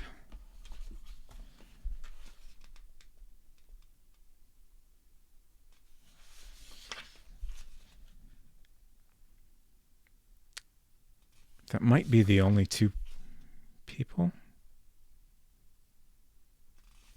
Yeah. Okay. So they both know that he is interested in someone and may get married soon, and then he has also mentioned it. Let's review what he says when we ask him about marriage. There's someone I'm interested in, but what, sir?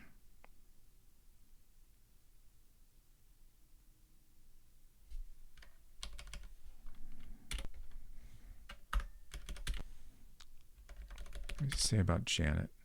Ever since the murder, she's been staying with her parents, the Carringtons. Her parents say she's in bad shape, doesn't eat, doesn't sleep. They're really worried about her. About Shelley. She used to be my brother's secretary. Sarah, don't know her.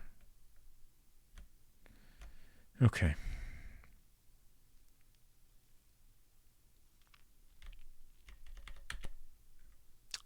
Kate, she's great. I'm so glad that she and her husband Michael live right around the corner. Michael, we went to college together and now we're brothers-in-law.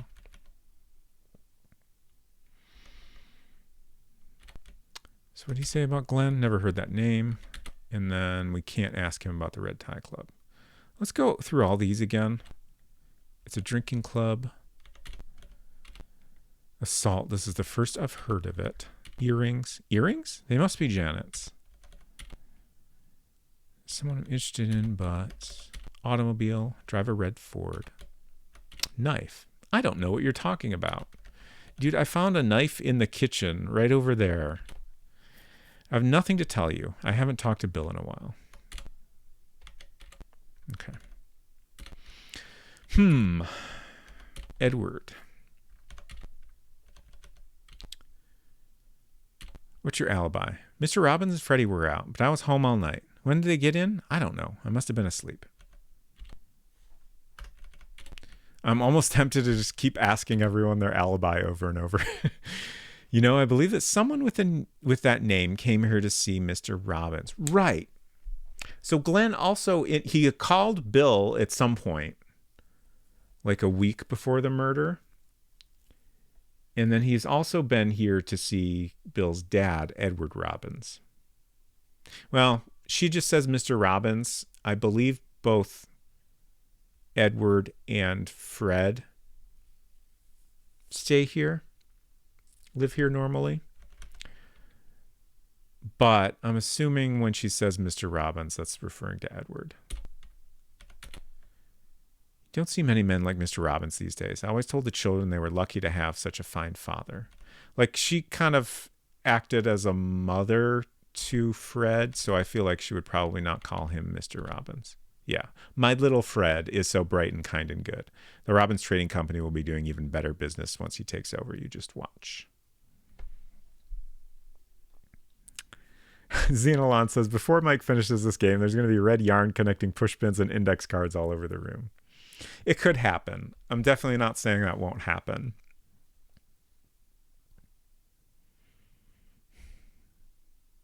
I do feel like I haven't been thorough about like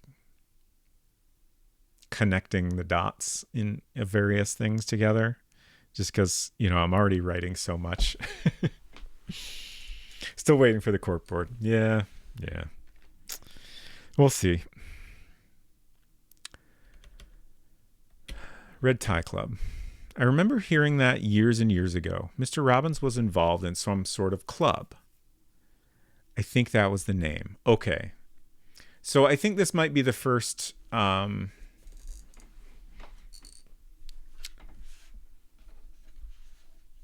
good hint that Edward Robbins was part of the club. I already kind of suspected it just because he and Robert Thorpe had been friends for a long time, and you know,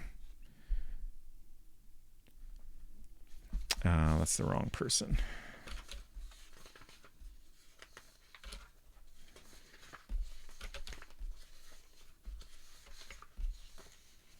So our suspected member list is now Thorpe, Edward Robbins, and Dr. Beckert.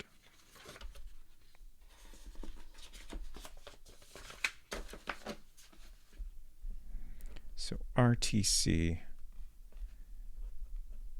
Edward involved.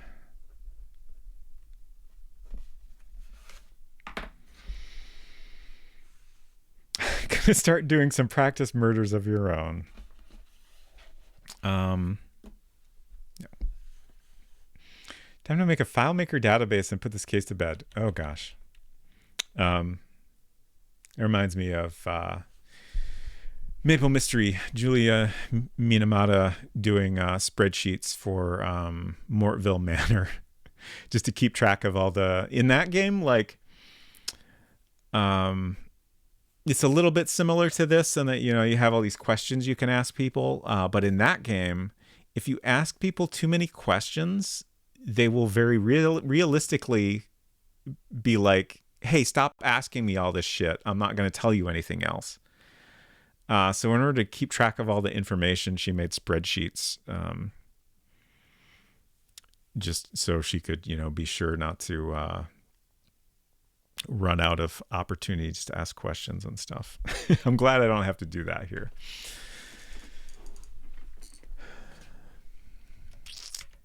Okay, let's... Oh, there's no one else here. Okay. Leave. So that was Edward Robbins' house, Carson's house. Ask about Glenn. Don't know him. We don't have Red Tie Club here.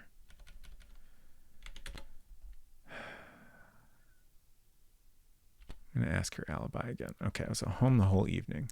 I do feel like if there's someone a little bit suspicious, we should maybe double check what they say about their alibi. That seems worth doing. But her, I did not suspect at all. Okay, so let's bring in Doug, who is super suspicious. Let's ask him his alibi again, even though I think we're probably not going to get anything new. Yeah. Promise to meet someone. Who was I supposed to meet? Well, I Hinton says, please don't check my alibi. Okay, I won't. Her lack of suspiciousness makes her even more suspicious, IMO. Ooh. I don't know that I agree with that, but it's an interesting thought. Doesn't know Glenn. Red Tie Club. What's that? He says.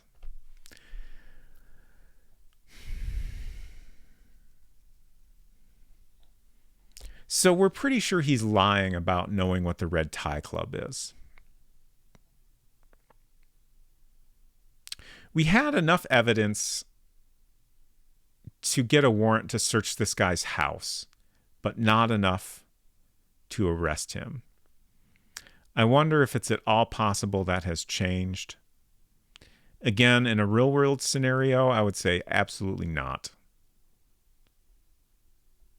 But it's hard not to wonder. Obviously, he's in the White Tie Club, I suppose. This is 20 years ago, though. Maybe he was, red tie, white jacket back then.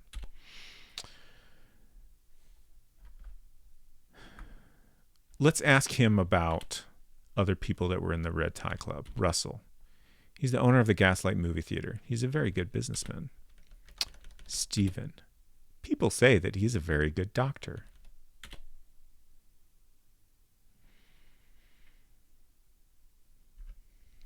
I should make a list in here of the Red Tie Club members. Maybe we're actually meant to make our own list, which honestly kind of fits with the way this game works in general. So we have Russell Thorpe, organizer. We have, what's Beckert's first name? Stephen.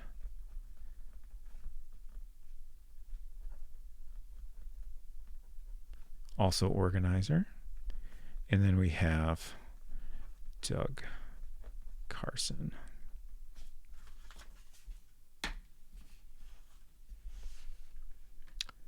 Okay. Let's leave. Oh, wait. We had another person to talk to here. Judy. Red Tie. I think it was a club formed by mystery novel fanatics years ago when I was young. How old is she? I guess we can just ask. Imagine asking about my age. How rude. If you must know, I'm 52 years old. So she would have been 32 back then. Do you know Glenn? Don't know him. Do you know Russell? He and Edward have been friends since they were children. What about Stephen? All right. She's the one that tells us. That doctor, he's one of a kind, always ready to lend a helping hand. You know, he took in the daughter of a friend of his who died. Right.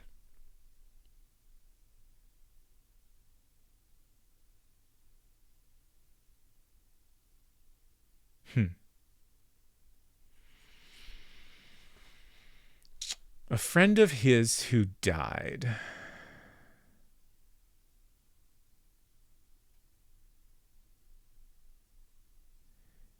Could that friend possibly be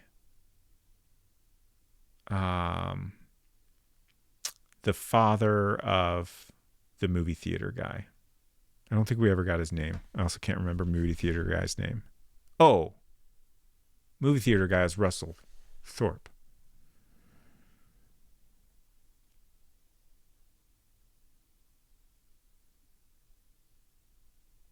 I don't know. Just a thought.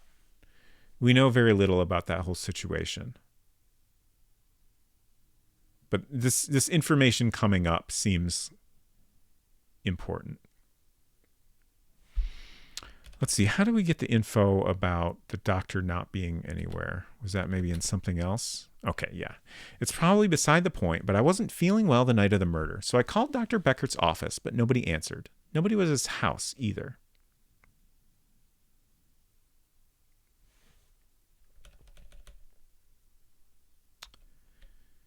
Okay. Next. That was the Carson's house, Brian Ayler's house. Hello, shifty-eyed man. Tell me about Glenn. Don't know him. Tell me about the... Oh, you can't tell me about the Red Tie Club. What's your alibi? You're very suspicious. I'm telling you the truth. I was a bit drunk, so I went to bed immediately. I don't know anything about Bill Robbins' murder. I feel like that's a different statement.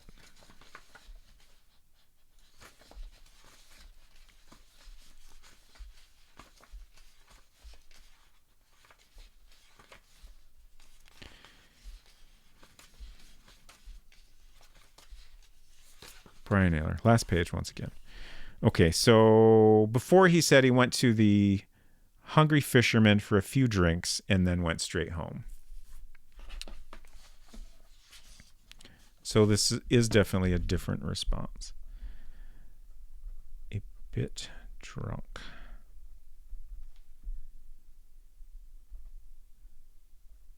Went to bed immediately. I'm not doing murders right now. Man, would I be disappointed if it was the most obvious suspect. Yeah, I feel like it's not this guy. He's suspicious for sure, but I think he's just kind of a suspicious guy. He definitely seems like a shitty guy, but not murdery. And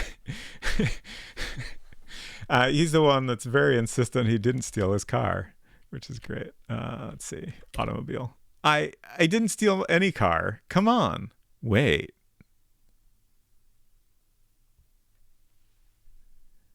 I'm pretty sure before he was insisting that he didn't steal his car.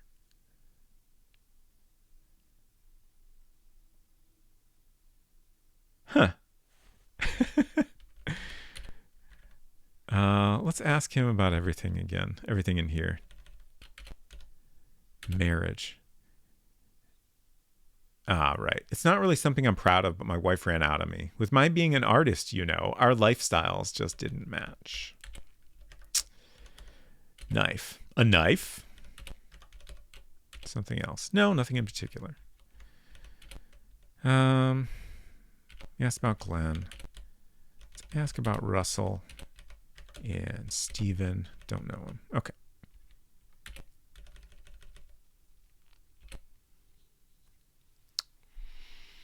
When do we start placing bets? I mean, y'all can place bets whenever you want. If you're asking for like a Twitch prediction or something, I think we'll have to wait until we're at a position to find out the answer within that particular stream.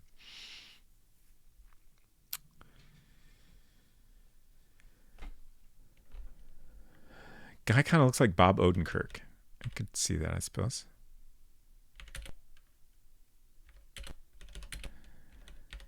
Okay. Lyric store. Glenn. Don't know him. Red Tie Club. Mystery novel fanatics, wasn't it? They wore red ties to their meetings for no reason I could figure out. Yes, it must have been 20 years ago.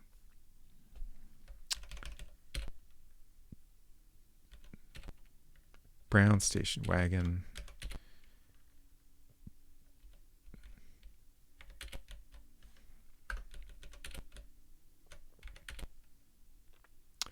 Just know that he owns the Gaslight movie theater.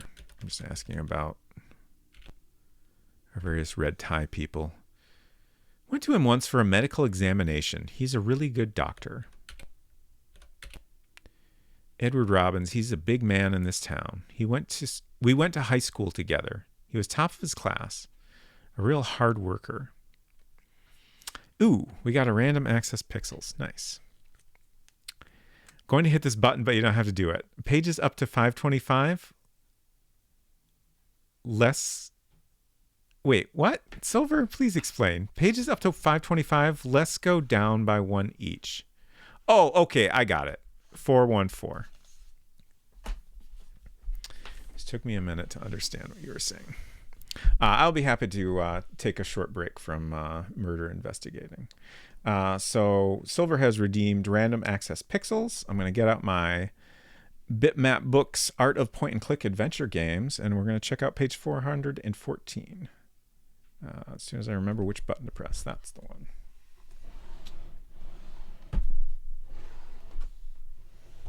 Let's go down by one each. Yeah, it just took me a minute to figure out where the typo was there. Okay.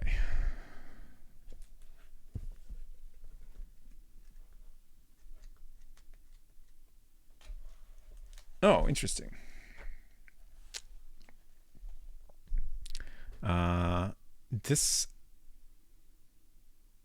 maybe I've heard of this. I definitely don't know much about it. But we got a Batman here. And a little rat friend over on the right. This is The Adventures of Fat Man, Toxic Revenge from 2003. Independently developed by Michael Doak, The Adventures of Fat Man, Toxic Revenge was the first commercial game to be made using Chris Jones's Adventure Game Studio. Interesting. Not only a parody of Batman, the game is also an homage to early point-and-click games, with a naive yet endearing hero, surreal postmodern humor, and a simple, streamlined command icon interface. The graphics are refreshingly 2D, made from pixels in an era dominated by realistic 3D visuals. First commercial AGS game is very interesting.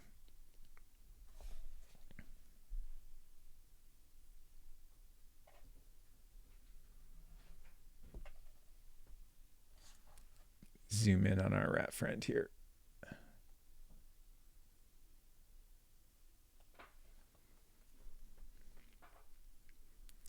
Thank you, Silver, for that redemption.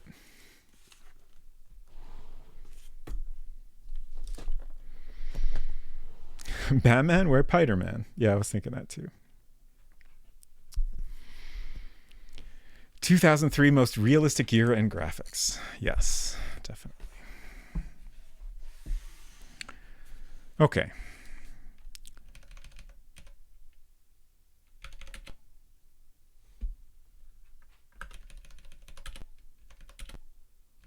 So that's all those.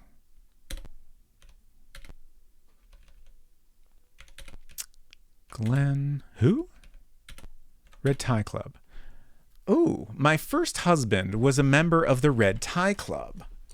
Okay. Who was your first husband? I don't think we've gotten a name. Let's see. Let's ask her about marriage. My first husband lived in this town briefly, a long time ago. This is, heck, what's her name? Martha Carrington. So we're just going to add Martha Carrington's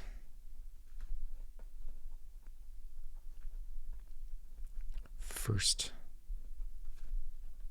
husband. So, what did she just say?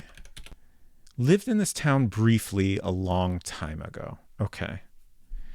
So, let's find her page. I wonder, is it at all possible her first husband was the movie theater guy that died? Is any of this connected? Like, for all I know, her husband didn't die. They just got divorced. Martha Carrington. She's 45. So she's actually younger than the son of the movie theater guy, which doesn't necessarily rule anything out, but she's been in Liberty for 5 years. Says Dave's been keeping to himself, locking himself in his room. Hobbies are gardening, rose garden. Alibi. Let's ask her alibi again, just for kicks. Home all evening. My husband came in at about 11 o'clock. Okay, same thing she said before. She's a freelance interior designer. Her husband is Joe Carrington. Her son, Dave, and daughter, Janet. Blood type A. Born in Boston. Okay. Does Larrick know the Red Tie Club? Yeah, he tells us some information about it, like he's familiar with it, but at this point we don't have any reason to believe he was in it.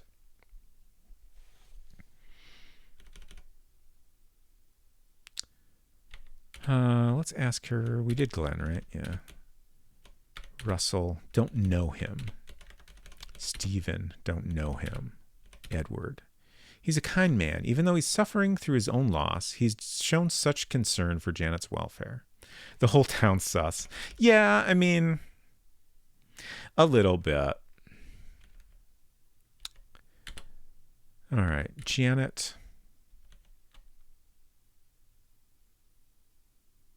I still my best explanation for what happened is that Janet found out her husband was cheating on her, possibly by finding the earrings that had SM engraved on them. Two things we know that support this at least a tiny bit.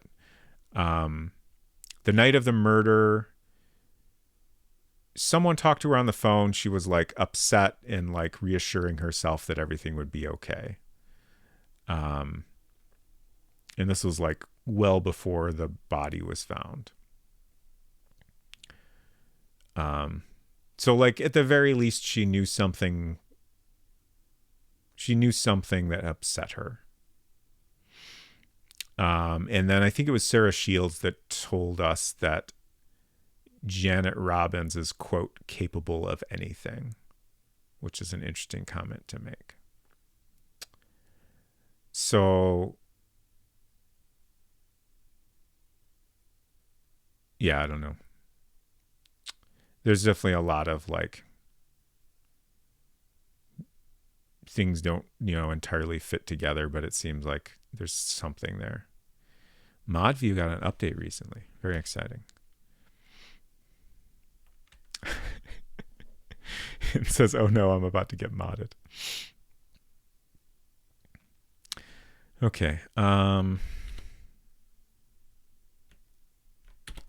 don't know him. Edward. Even his own son's murder wasn't enough to make my father-in-law shed a tear. All he cares about is his stupid company. Fred. He's nice, I like him. I don't know. What are you trying to get from me? Okay.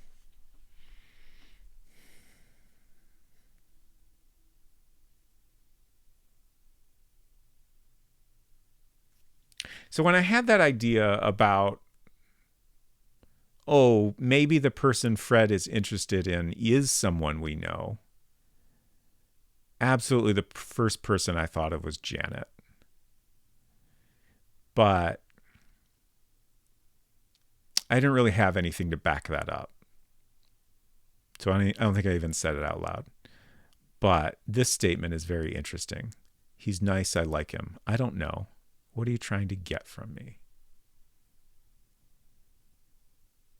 You think Fred is making a move on his sister-in-law? I mean, I definitely suspected a little bit.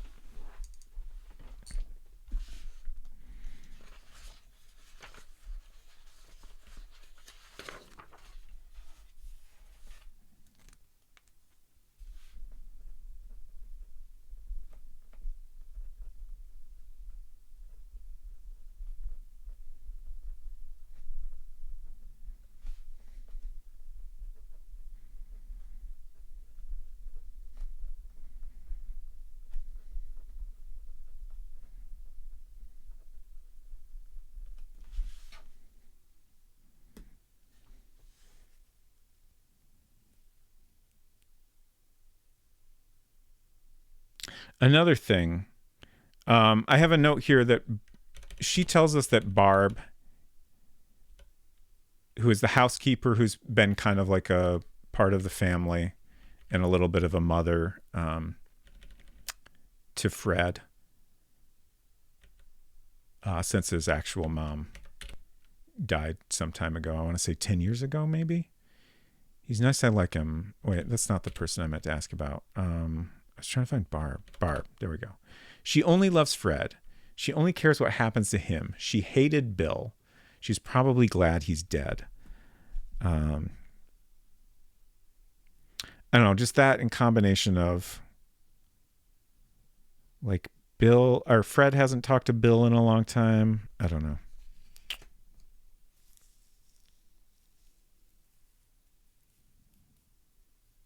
What else was I going to follow up on?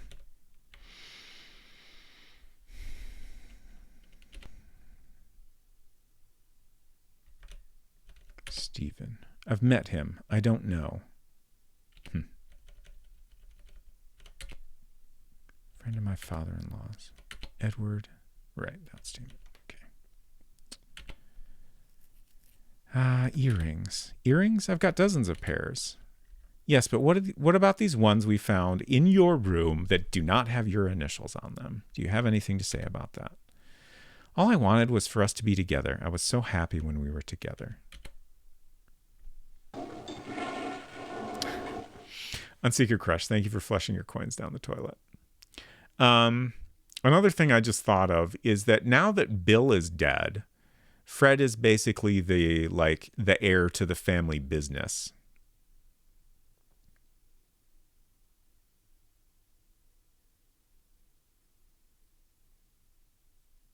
So Bill being dead helps Fred out quite a bit.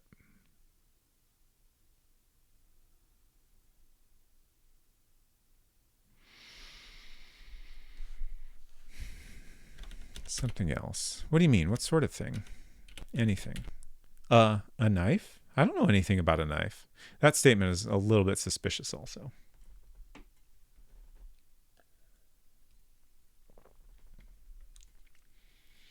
And that's another, that's a situation where, the fact that we're clearly not being consistent in the way we ask about things is frustrating, because knowing what exactly we asked her would help understand this response.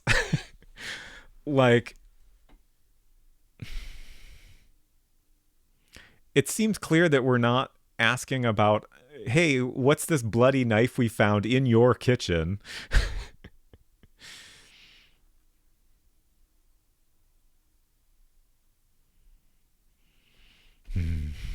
Okay.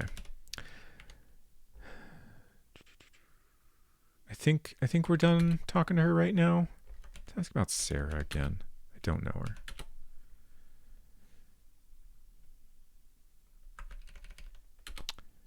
Let's bring in Dave. Glenn, don't know him. Russell, never met him. Steven, I don't know him. Edward, I barely talked with the guy. Okay, and we can't ask him about the club. What's your alibi? Okay, we already got this out of him. This was after we talked to Alan. He says, I kind of forgot. I left Alan and his girlfriend at about 10 o'clock. After that, I just took a walk and then headed back home. Everyone just loves to go for a nice little walk at late hours of the night when it's completely dark out. Which, I'll be honest, I can relate to that a little bit. I've done that before. But on the night of a murder, it's a little suspicious. Okay, so that was the Carringtons, right? Yeah. Oops. Russellthorpe. I think we've already asked everything. Do we want to? Never met him. Red Tie Club. It was just for fun. No big deal. Just a bunch of buddies who shared a common interest. Let's ask about all his Red Tie Club buddies. So we got Edward. Edward and I have known each other since we were in school together. We have Stephen Beckert. He's a friend of mine. We have Russell. Oh, that's him. What? And then... Oh, wait. Do we ask about Doug? Doug Carson. There's a rumor going around that the Lee Cosmetics Company is in big trouble. Okay. Val says, I would do that too if all my neighbors' security lights didn't turn on when I passed their houses. Oh, that sucks. Yeah, this is definitely a thing I would sometimes do when I was younger. I would feel weird and I would feel like people thought I was being creepy doing it now, especially since so many people have Ring cameras and stuff. And you see a guy walking around late at night, people are going to think it's suspicious, I feel like, which sucks. Cause it can be a nice time to go for a walk. It's cool.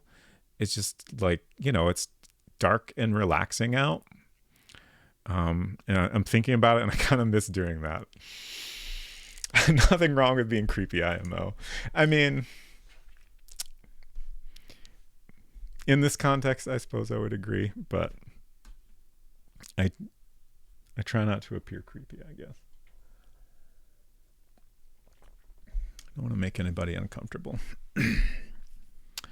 Yeah, everybody's got a Ring camera and a gun, probably. Pretty much. All right. Just for fun, no big deal. Nobody died or anything. What do you want from me? Shelley McDonald. Glenn. Oh, him. He's called the office to talk to Bill. Stephen. He's the Robbins family physician and a friend of Edward Robbins. Wrong menu. Doug. He's come by the office a few times to see Bill. No, I don't know why. Interesting. Is it possible Bill had some connection with the Red Tie? Like, it seems like Bill was talking to a lot of the Red Tie Club people.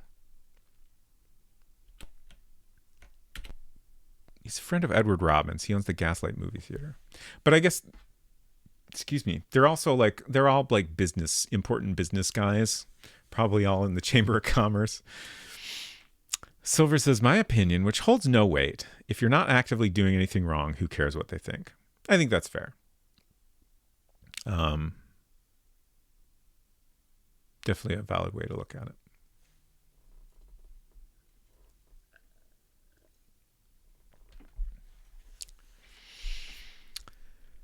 Okay. Oh my gosh. Dan the Band. Hello, hello. Welcome. Great to see you all. I hope you had a wonderful stream.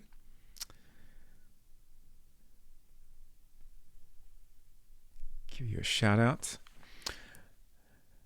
I hope you had a great time composing music for the Crimson Diamond. Davor, good to see you. Maple Mystery, of course. Hello, hello. Love me a good animation of Maple Mystery. Very satisfying. Ooh. I'm very curious what that's referring to exactly. Also, hello, Spacer and Murderheads. Hello to you as well. Welcome. Really, really good music made tonight. Fantastic. I'm glad to hear that. Man, I'm so excited for that game, and the music is fantastic. I can't wait to buy the soundtrack and just listen to it and also play the game. Very, very excited. Mousimus, good to see you. Let's give Maple Mystery a shout out as well. You're welcome.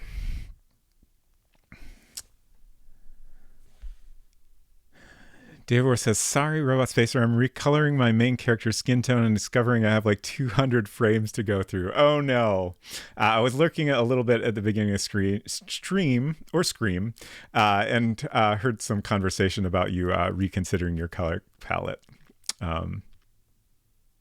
That's rough. It's a shame you don't have an automated way to do that. You're welcome. So hello, if you're new here, I'm Robot Spacer. We're playing a game called Murder Club, as you can see on the screen here at all times.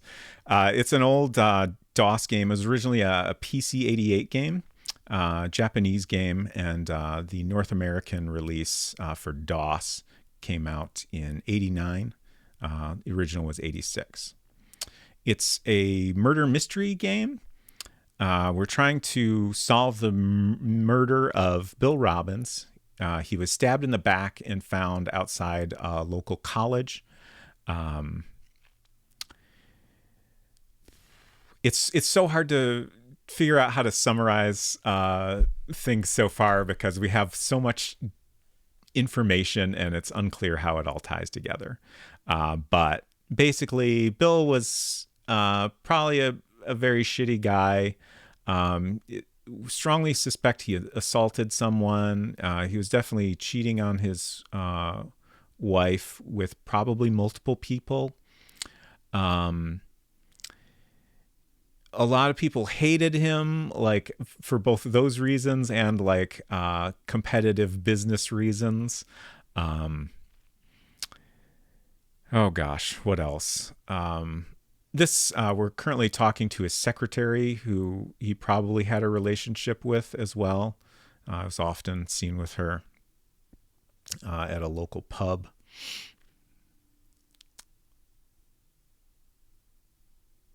Davor says it's not. I'm not changing the palette. I'm just using a different skin tone for the main character. Okay, got it. Interesting.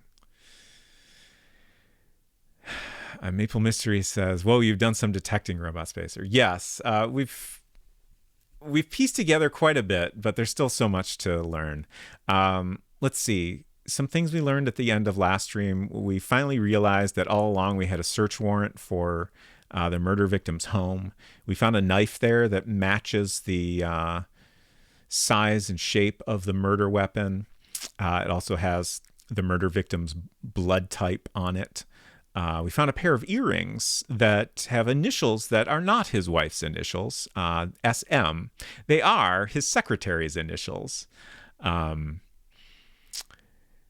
We also learned his secretary had a sister who was killed some time ago, which was just kind of like given to us out of nowhere. Shoot, how did we get that information? I actually don't remember. But if we ask her about marriage, she also says, I don't want to marry anybody. If you knew about my sister's marriage, you'd understand. So it's hard to tell what that's hinting at exactly. But yeah, there's lots of things to... Oh, the housekeeper dropped the sister bomb on us. Oh, okay, thank you. Let's actually go talk to her real quick. I would like to repeat that dialogue. So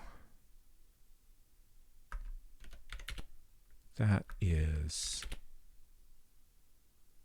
that Carson's house? No. Carrington's? Wait, no. Robbins. There we go. Okay. Finally got there. So we ask about Shelley McDonald. Okay. She's a saint to work for a difficult boss like Bill. You probably know whose fault it was that her little sister died. I'm glad I repeated that because I kind of forgot about that. You probably know whose fault it was that her little sister died. I do not. Please tell me more.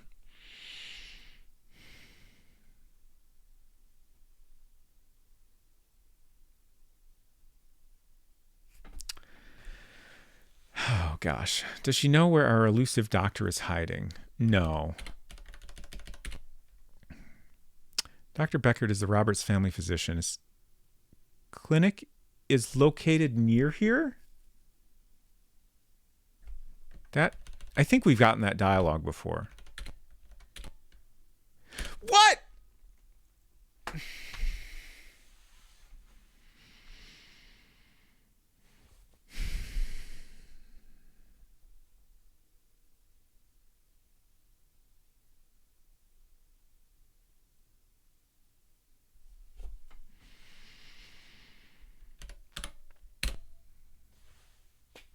Beckert's clinic. You are standing in front of the Beckert clinic.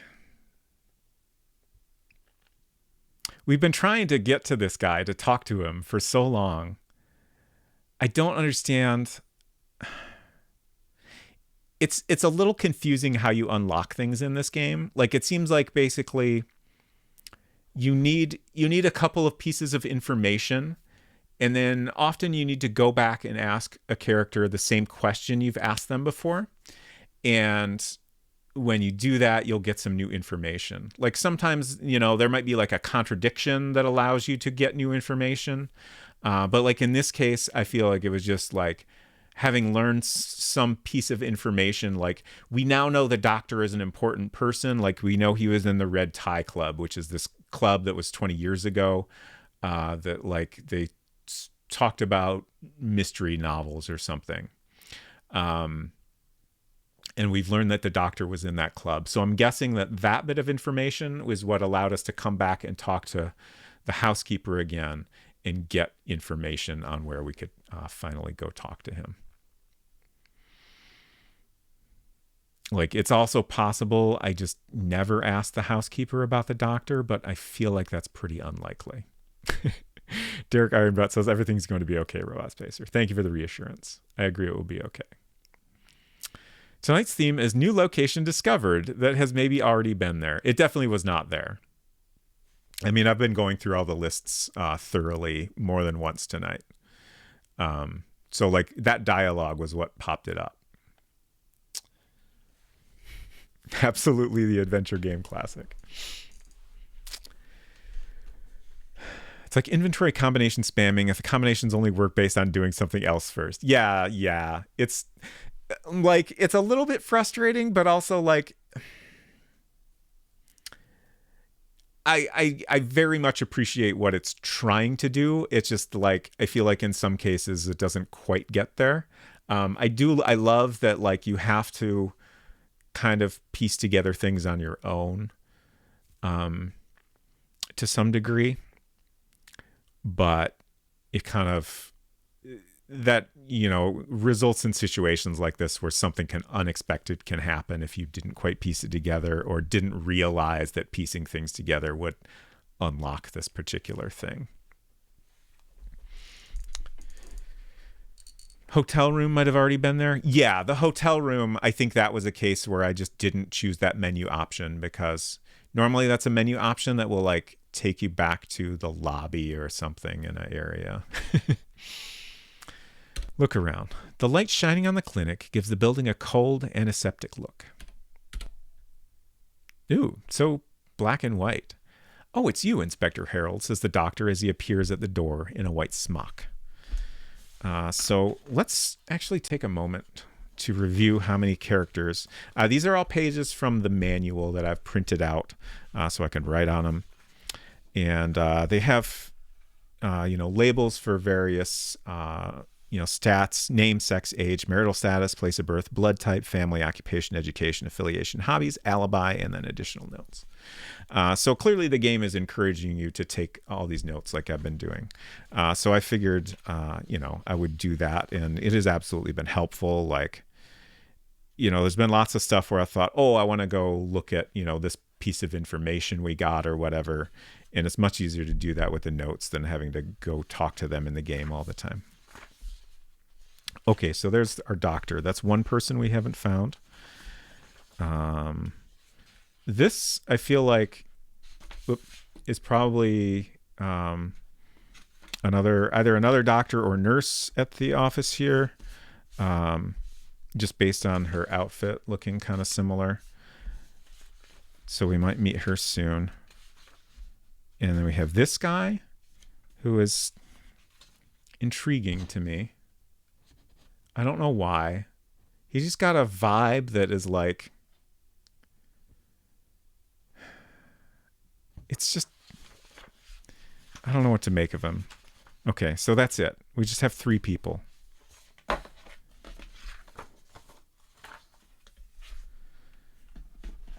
And we just met one of them finally.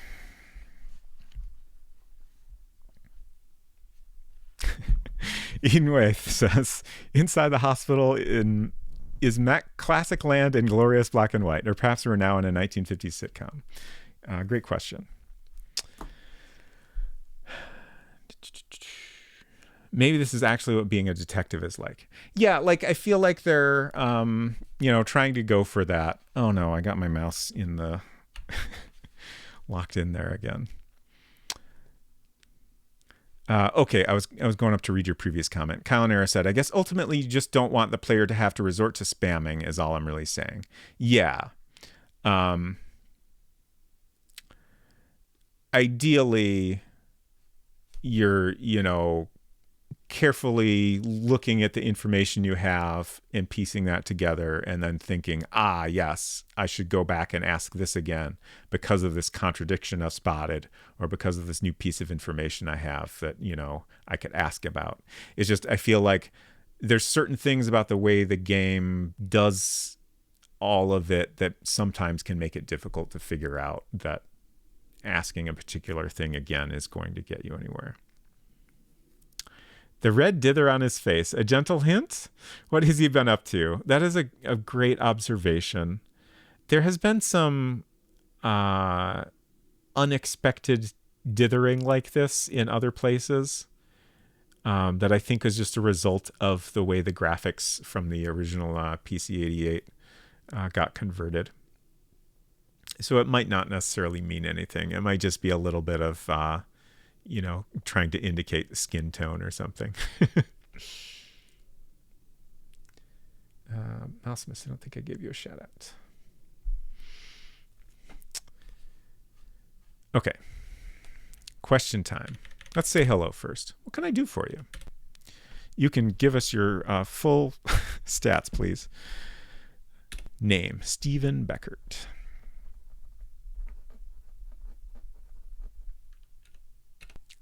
Age, 58 years old.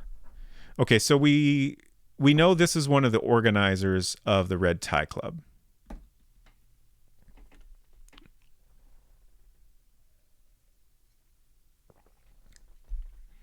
Correct, Eden Waith. That was the original release. That version is only in Japanese, actually, since you asked about it.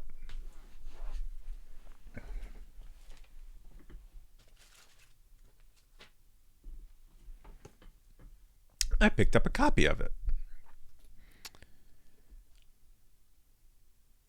Just because it's so darn cool. And this is a game by Rika Suzuki, who I just got very excited about her when I learned about her. I should share this video again.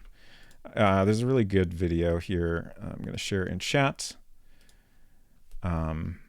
It's in Japanese, but it has English subtitles that just kind of talks about her whole career, including this game. So this is an earlier game of hers. She eventually went on to found Sing, where she created the Hotel Dusk series, and also Trace Memory or Another Code, which are both games I enjoyed quite a bit.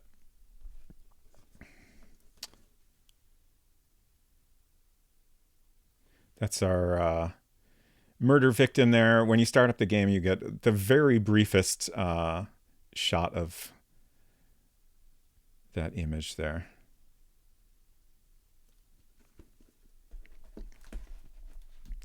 And then we have all these interesting things in here.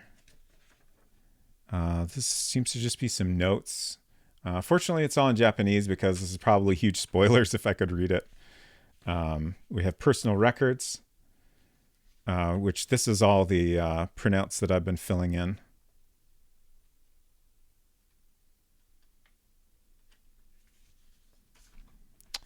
We have a map, which didn't seem to come with the North American release. And then we'll see if I can open this. This is unfortunately a little bit stuck together. I'm not gonna, but it's got a view of, like, there's multiple buildings, and like originally, like, there were these character portraits that have been cut out and kind of taped into place. So I think this is kind of a way to, like, piece together where people are or something like that. That's just a folder that some things were in.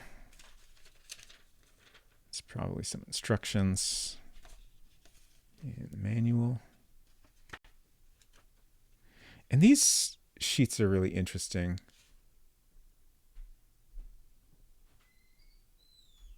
I was trying to look at, like, I think maybe this is a way to kind of piece together when things happened or something. But, like, each one of these is identical. There's I honestly can't tell what is going on in this drawing. It almost looks like a person with their back to us. And then this next drawing is even more confusing to me. Is it a person with giant ears? I don't know what's going on there. And then, of course, we have a desk. That's easy to understand. And some shoes. And then we have a clock at the bottom. I imagine being able to read Japanese would help with this. It says searching for evidence, then listening, then research. Ah, okay. Thank you. Great. Fascinating. I still don't quite follow. Like, I think these are different dates.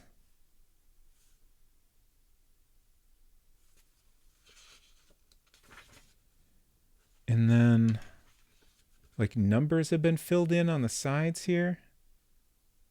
It's all very interesting. But again, that seems to be a thing that was not part of the English release. So, I don't really have the context for it.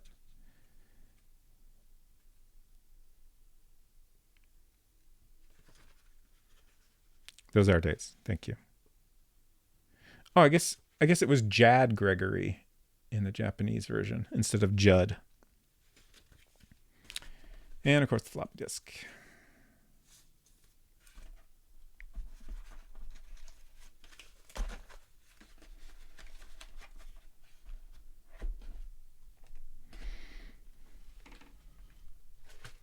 Okay. Back to our new doctor friend here. The number says it's points. That's kind of what I was thinking. Like, it almost seemed like they're maybe keeping track of the points that Judd or Jad tells us about when we save.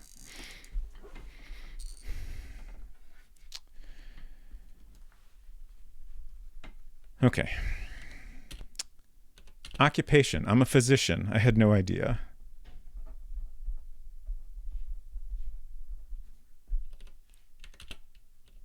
Blood type. What is this? A paternity suit? Why are you so protective about your blood type? I'm just going to write won't answer.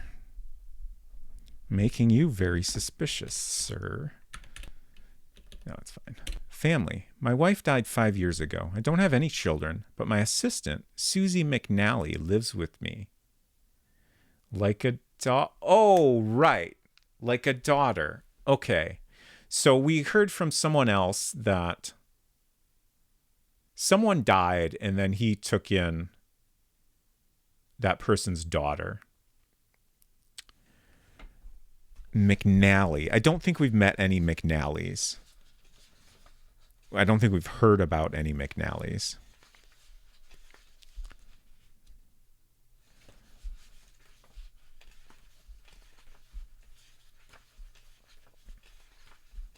So yeah, I feel like Susie McNally is probably that this other person here that we haven't met.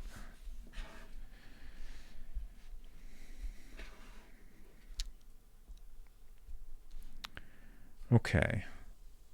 Oops, I wrote 58 as sex. That's not correct.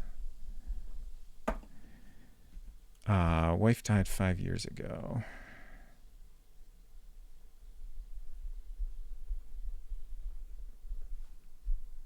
Family. I'm just going to write adopted quote. Like, it sounds like it maybe wasn't really a... Yeah, he says like a daughter. So, like, it sounds like he didn't really adopt her?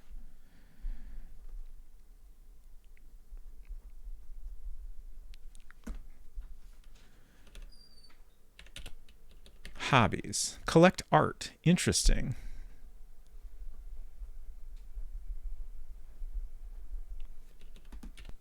Oops.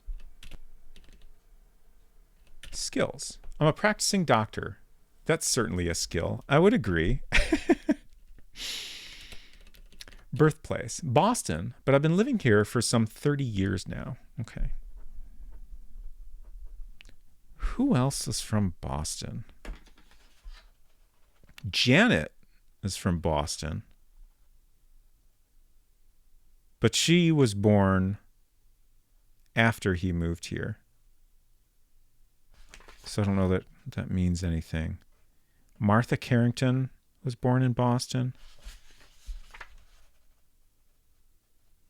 She's only been in Liberty for 5 years.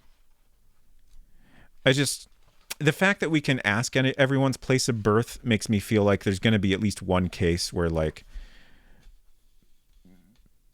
piecing together where people were at some point in the past is going to be useful. David Carrington was born in Boston. Oh, right. He and Janet are twins.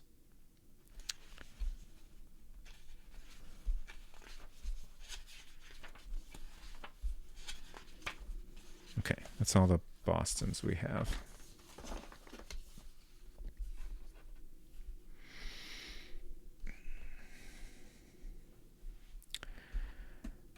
Okay. Let's see. We're going to make a note that moved to Liberty 30 years ago. Clubs. Don't belong to any clubs. Okay. Information. Alibi. I was here until late. I don't think I left the office until 1 o'clock in the morning.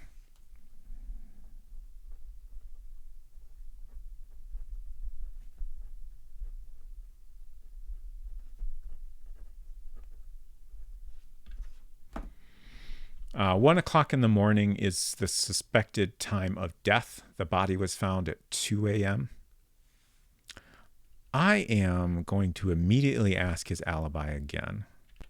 Okay, just checking. Red Tie Club. I don't know anything. Sure, buddy.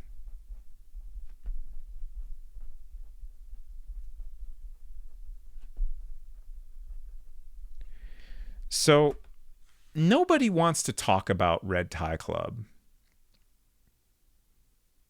Except people who probably weren't in it. And even those people don't tell us much. So I feel increasingly sure that something bad happened that put an end to Red Tie Club. Like, I feel like an actual murder happened or something. Must be the first rule of Red Tie Club. It certainly seems that way.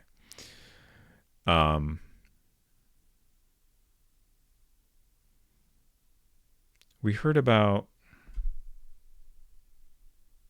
Oh, right. The Robert Thorpe's dad died at some point in the past.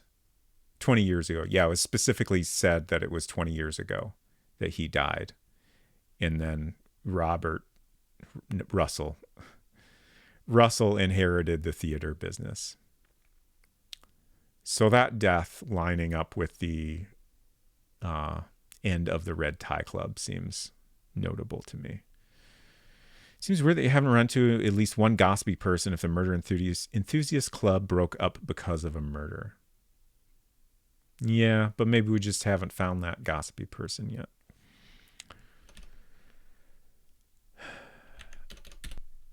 Marriage. My wife died from a liver disease 5 years ago. Automobile. Yes, I drive a blue Mercedes.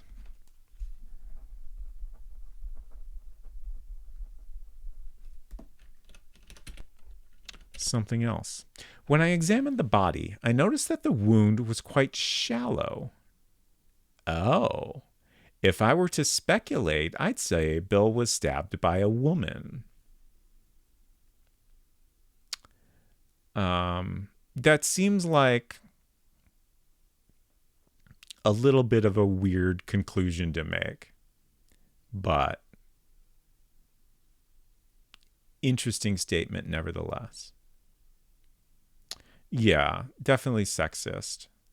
Also, like, I feel like, even if you're assuming, the murderer was, not super strong or whatever, like, I feel like if you're pissed off enough, you could probably do a pretty good stab. I don't know. Hinton says, I drive a car which is not a stolen car by me. Thank you for letting us know, Hinton. A rare non-Ford specific vehicle, yeah. Maybe to get into the club, you have to murder someone in the club. Good theory.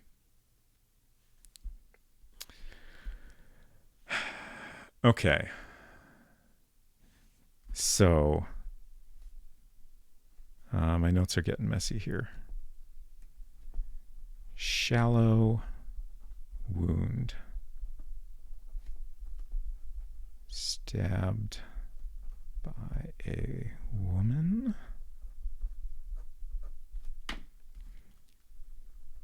So again, this fits with my theory that Janet did it. I kind of hope I'm wrong about that.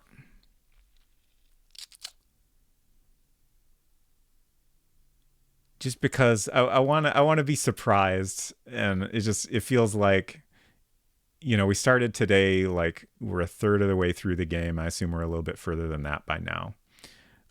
But if there's that much game to go, like if we've already figured out the murder, that's a little bit disappointing. But also it's fine. We'll see.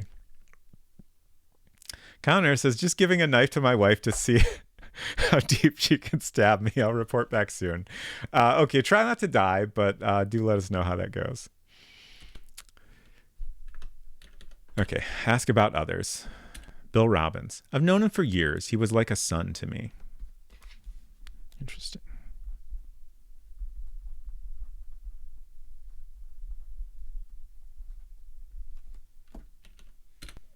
Martha. That's Janet's mother. She's one classy woman. Edward. Edward and I are old friends. He's a stubborn old geezer. If he gets an idea into his head to do something, he won't quit until he's done it. Stubborn. Won't quit. So if he decides to murder someone, he won't stop until he's done the murder, is what I'm getting from this. Fred. He's a nice, serious young man. Kate. She seems very happy. Doug. I don't care much for his sort of flatterers. I don't care much for his sort of flatterers.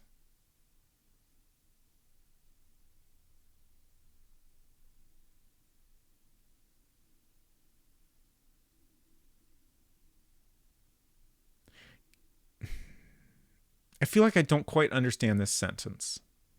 The use of flatterers seems odd to me. Like, I feel like he's saying something different than I don't care much for his type of flattery. Like, is he saying Doug is a flatterer?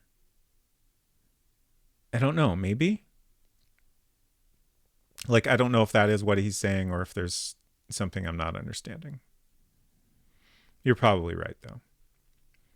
Hinton says, Amy is very weak. They would probably assume a child had murdered me.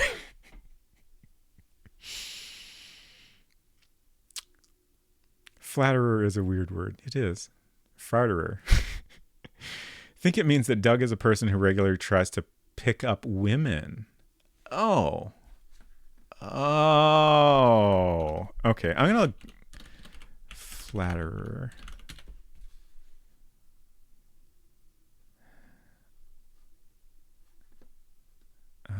Where's Merriam-Webster? I like Merriam-Webster.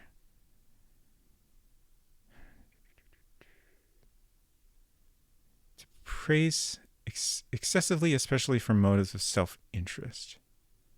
Yeah, I mean, I'm wondering if there's maybe a more specific definition of flatterer. That's maybe less used, but even like the standard definition does kind of fit with that interpretation of it. So you could be right.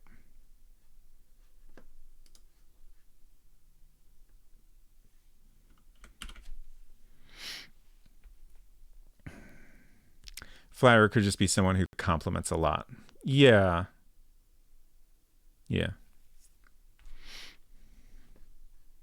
Okay.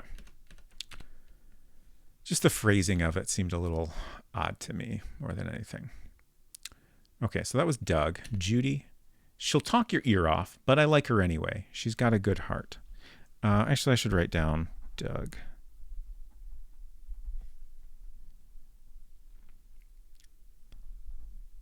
Doesn't like his flattery. Excuse me, Michael. There's not much I can tell you. Joe. I've never really talked with him. Janet. I'm worried about her. She's in serious danger of suffering a nervous breakdown.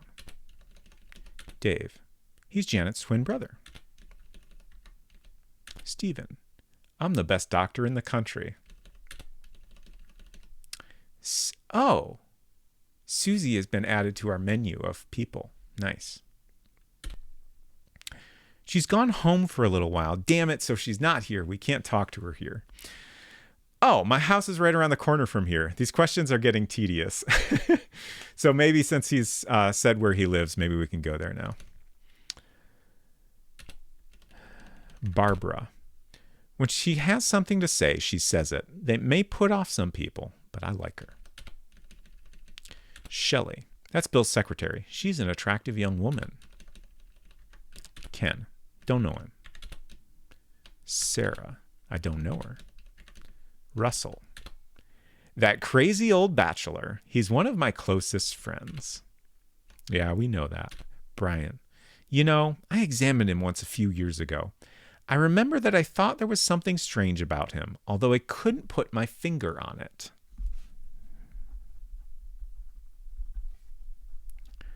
Something strange. Very incredibly vaguely useful. I don't know him. Okay. So we can't bring in anyone else right now. Oh, it's interesting that this is a rare, like it's not a home, but it's obviously like a more of a private place than like a hotel, for example. So we could potentially get a warrant here. Why do we need to know who he thinks is attractive? Yeah, really good question.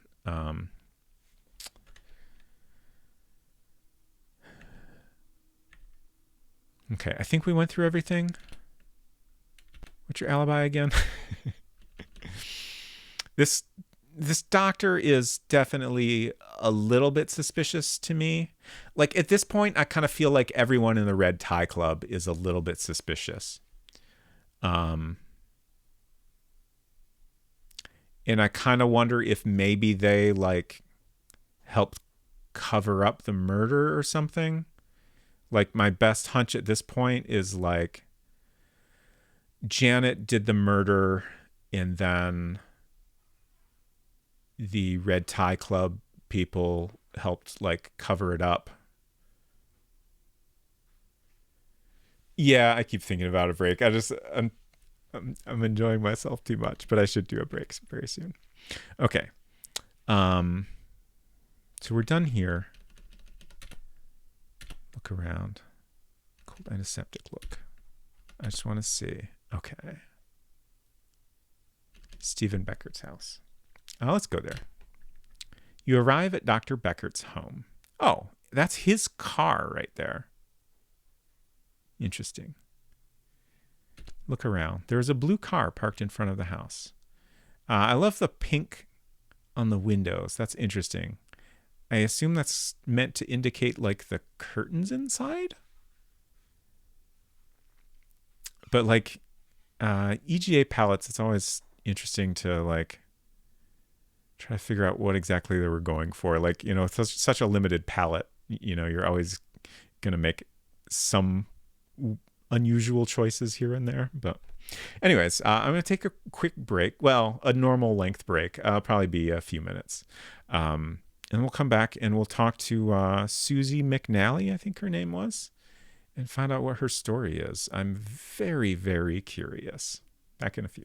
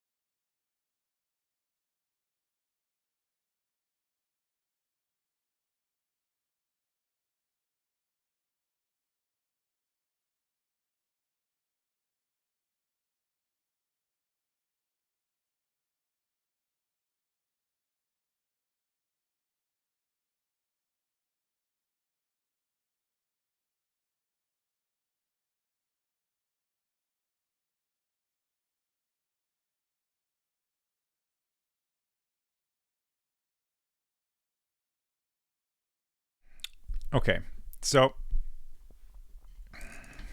first of all, Edenway said Susie McNally sounds like a cartographer. That's Rand, but you know, perhaps Rand was her father. But Susie McNally is another SM. Again, we found earrings in Bill and Janet's bedroom that were engraved with the initials SM. And we've been assuming that those were Shelley MacDonald's initials, his secretary.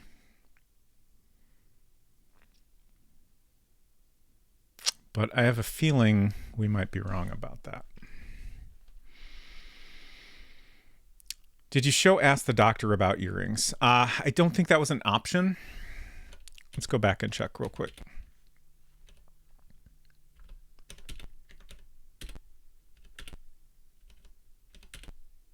Yeah, no earrings.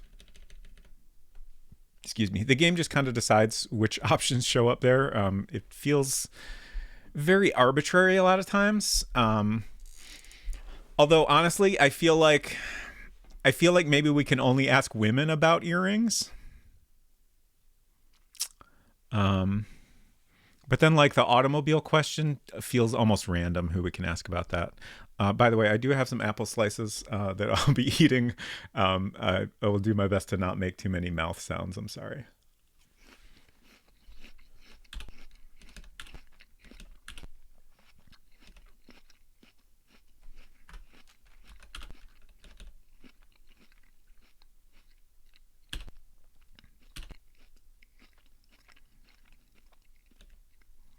What type of apples?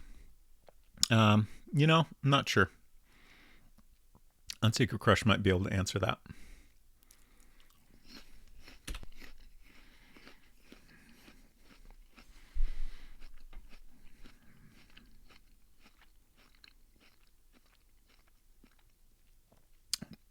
So she has blonde hair.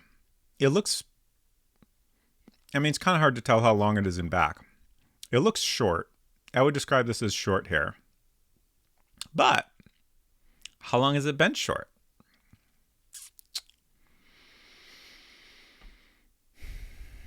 Fuji or something else.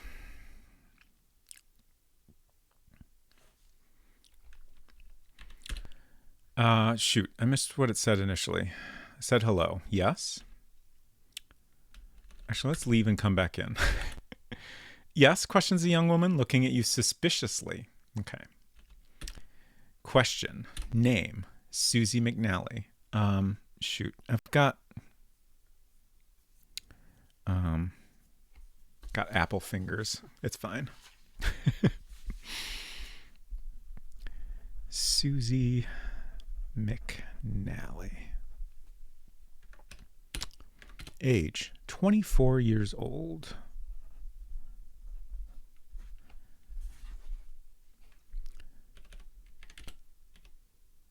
Occupation. I'm the nurse at the Beckert Clinic.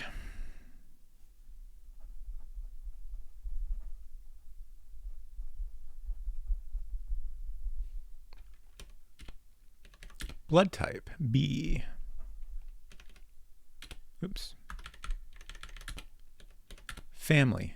Both parents have passed. Yeah, I guess that makes sense. I don't have any brothers or sisters either, so none.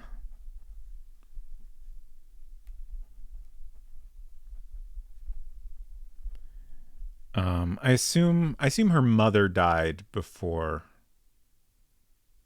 her father, based on what we've been told. Spacer Applefingers, cousin to Johnny Appleseed. Maybe. Hobbies. I like postmodern music. Nice.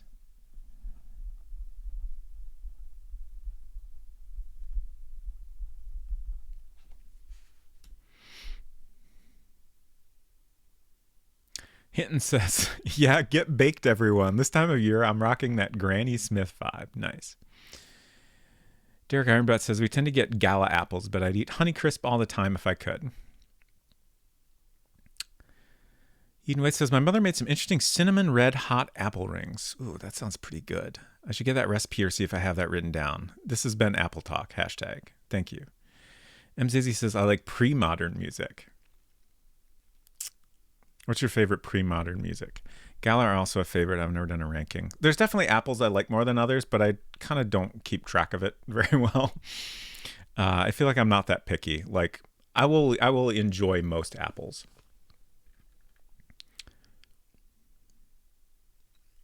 Can't do green apples. Interesting. Postmodern? Yeah, honestly, I feel like that's a thing. Unless in pie form. Okay, fascinating.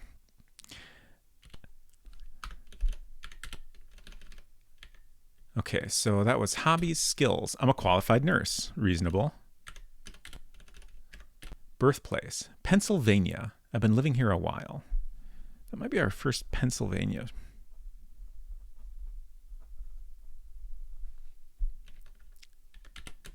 And clubs. Don't belong to a club.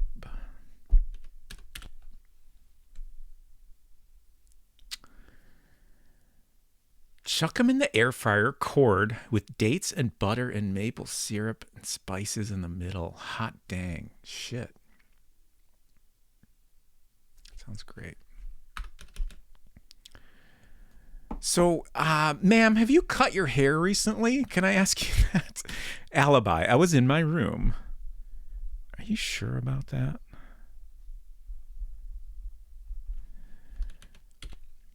Marriage. I'm not ready to get married yet.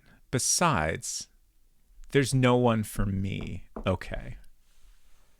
This has to be the SM that we've been looking for.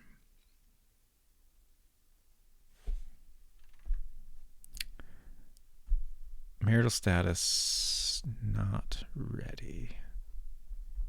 No one for me. Automobile. I don't have a car. No car. Something else. Nothing in particular. Silver says, I explicitly do not like apple pie, and that's about the only thing made with apples I don't like. It's a texture thing. Yeah, I could understand that. I enjoy apple pie quite a bit, but I can definitely understand that.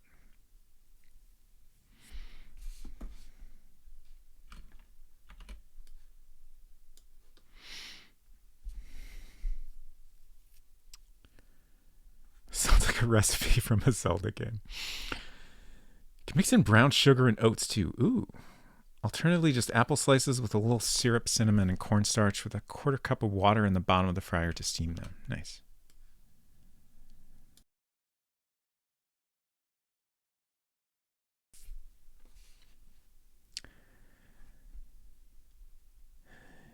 Knowing cider mills, this probably happens a lot. I'm confused by your statement, but now I'm thinking about going to the cider mill. Furkung, hello! Wonderful to see you. How was Text Adventure Tuesday? I hope it was great. Stay. Please tell me more about Stay. I know nothing. I forget what your Go Live said about it. Something about loops? Yeah. What did you learn about loops and Stay? If it's not spoilers. Hello, if you're new here, I'm Robot Spacer. We're playing Murder Club, which is helpfully ever present in the corner of the screen to remind us what game we're playing. We're trying to understand the murder of a fella named Bill Robbins, who was stabbed in the back and left outside a local college. Bill sucked. He probably assaulted a woman that he was allegedly friends with. He cheated on his wife with multiple people, most likely. And we have just met this woman who has the same initials that were on a pair of earrings we found in his wife's bedroom. Oh, Hinton was replying to my mentioning the local news story about a cider mill owner doing a punch on somebody, and I still don't know where cider mill it was. Oh, right. Shit. I missed that comment. But yeah, We really got to find that out so we know. We don't want to go to the cider mill of the guy that would punch a guy. Well, maybe the guy sucked. I don't know. We need to find out more. Yeah, Bill sucked. He probably deserved it. I kind of suspect his wife killed him, and then some other people helped cover it up, but we don't really know yet. Only have spider mills. Oh no. Yeah, there's definitely a lot of cider mills in Michigan. We're big on apples here and big on cider mills in the fall. Let's talk to Susie some more. So we went through all that. Let's ask about people. Please tell us what you think about Bill Robbins.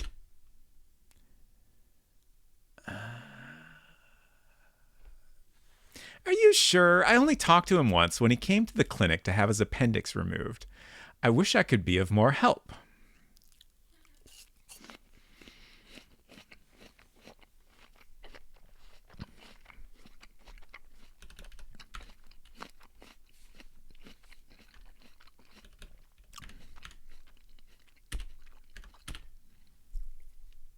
Never met Martha Carrington.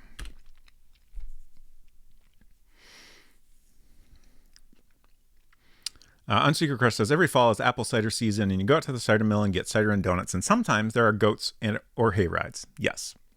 Good description. Other animals, too. Chickens. But really the goats are the highlight for sure.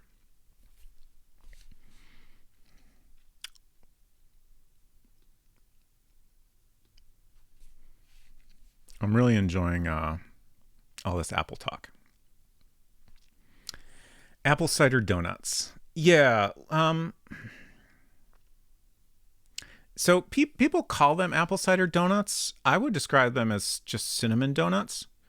But they have a particular array of spices on them that is definitely focused on cinnamon. But they go just perfect with apple cider. God, it sounds so good right now.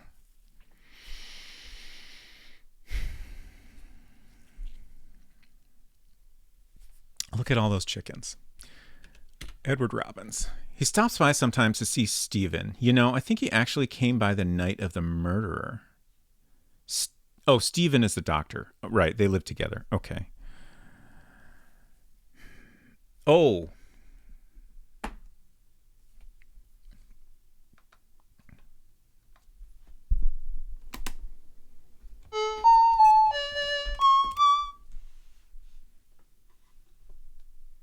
Hello. Welcome to Things I Found in the Basement, where I share a thing I found in the basement while I was looking for something else. I actually have two things to choose from, and I think you get the special one that can only be redeemed by an Australian. For reasons that will become clear soon. So this is a mix CD. Back in the day, you could not simply share a playlist with someone over the internet. So sometimes people would make mix CDs and send them to each other. Sometimes those were people in different countries who you met on the internet. This, as you can see, is labeled Mike's Mix Disc. It's pretty nicely constructed here. We got some sequins along the side and colorful, like, translucent marker. Very, very good. And on the back we have a list of are these the bands or the song names? They're the bands. Okay. And there's like this satin material inside. It's very good. There's the CD. Aussie Mix CD for Robot Spacer. And internet friend named Emma sent this to me many, many years ago. So the reason, I mean, it's Aussie Mix CD. But I'm very curious if any of y'all are familiar with any of these bands. So we have Friendly, some kind of love song. These are almost all Australian bands. I think the last one is actually Canadian, and they're mostly like from mid '90s. Motor Race, Siamese, Body Jar, Hazy Shade of Winter, Happyland Chicken. That's my favorite one. I've actually been listening to that a lot lately. It's a very good song about a chicken who has gone away. Something for Kate, Three Dimensions, Big Heavy Stuff, Hibernate, Augie March, Asleep in Perfection, UMI, Berlin Share, Speedster, High, George, Special Ones. Here's the rest. Eskimo Joe, Wake Up, Grinspoon, Chemical Heart, Girling, Dust Me, Selecta, Machine Gun Fellatio, Motherfucker, that's my second favorite. Jepediah, Harpoon, Spiderbait, Plastic, is that Soul Wax? Much Against Everyone's Advice, Silverchair, Untitled, Regurgitator, I Like Repetitive Music, Rocket Science, Being Followed, and finally Joy Drop, Beautiful Like You. And again, I believe Joy Drop is actually a Canadian band. I missed a lot of chat.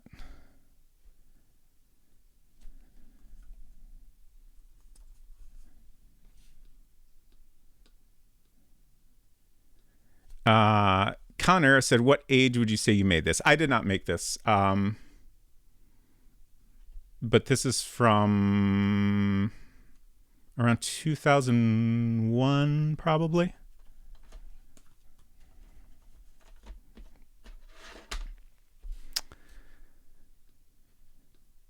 So if you're familiar with Body Jar, if nothing else. Happy Land also. Nice, nice. Chicken's a good song. Happy Land was the bassist from Spiderbait and the singer from Regurgitator. They were dating. That's great. Jebediah? Okay. Heard of Joy Drop. I like repetitive music. Silverchair was the only band I recognized. Yeah, there's definitely a few in there. Silverchair was one of them that I was already familiar with, but not too many. Odd choice of a Gurge song to include. Why is that? Just not a popular one, or what's on the other side? I like repetitive music. Okay.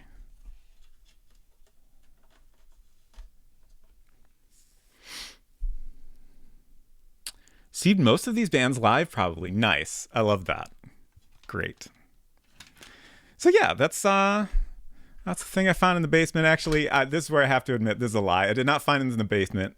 I specifically also went looking for this. I think it was in the garage in the end. But I did think of it because of finding things in the basement unintentionally. I hope you will allow this slight fib. Thank you, M. Zizzy, for sponsoring this episode of Things I Found in the Basement. Welcome back.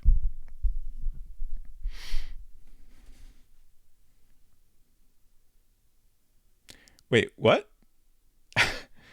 And or they may have been assaulted by family members? Oh no.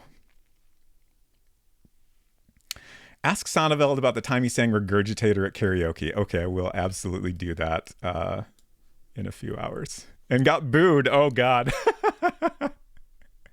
Fake basement thing. Yep. Yeah. Okay. Back to the murders. Okay, Edward Robbins. He stops by sometimes to see Stephen. Okay. Stops Thanks. by. Thank you for the thanks, and you're welcome.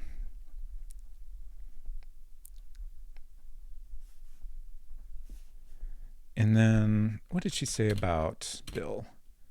Removed his appendix, and that's the only time they've ever spoken.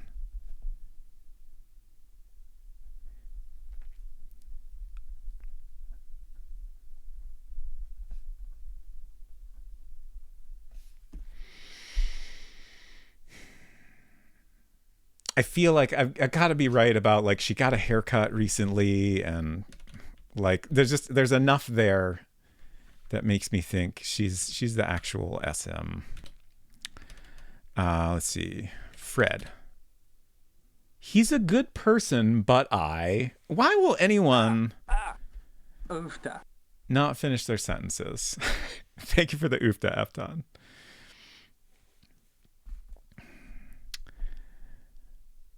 Fred. Thank you for the egret. I love the egret so much. Honestly, I kind of want to put the egret in transfer point. We got to get the loon in transfer point, but I think the egret deserves to be in there too. I don't know how to. I guess we need an aviary or something.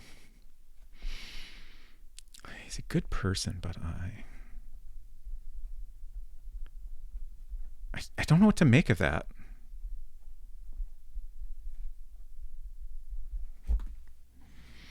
Swamp. Oh, we need a swamp. It's a good idea. We could have a swamp out back. That's exactly like Swamp Witch. Okay. Fred, Kate. I don't know her well. Doug. Don't know him. Judy. Never talked to her. Michael. Sorry, don't know him well. Joe. Never met him. Janet. I don't know her very well. Dave. I never met him. Sorry, I'm really not much help. You're doing great. Stephen. My father and Stephen were close friends. When my father died, Stephen was good enough to help take care of me. He helped me get a nursing license. He's been just like a father to me. Oh, we got the background on the name Silverchair. Thank you so much, Derek Ironbutt. From Wikipedia, in a 1994 interview with Melbourne magazine Buzz, the band claimed the name derived from a radio request for Silver by Nirvana and Berlin Chair by UMI being mixed up as Silverchair. It was later revealed they were named for the C.S. Lewis penned novel The Silverchair from the Chronicles of Narnia series.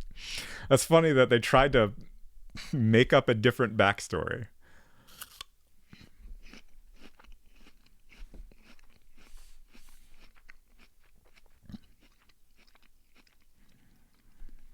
I really want to know more about her father. Like, we don't even have a name.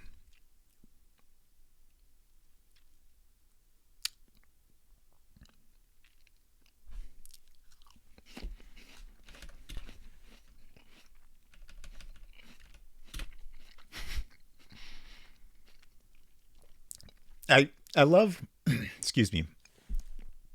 I love asking everyone about themselves because, like, some people are, reasonably responding like, what do you want? Why are you asking me about me? And then you have like the doctor who's like, I'm the best doctor in the country. It's just very illuminating how they respond. Barbara Davis. Mrs. Davis didn't seem to like Bill much. Yes, we know this.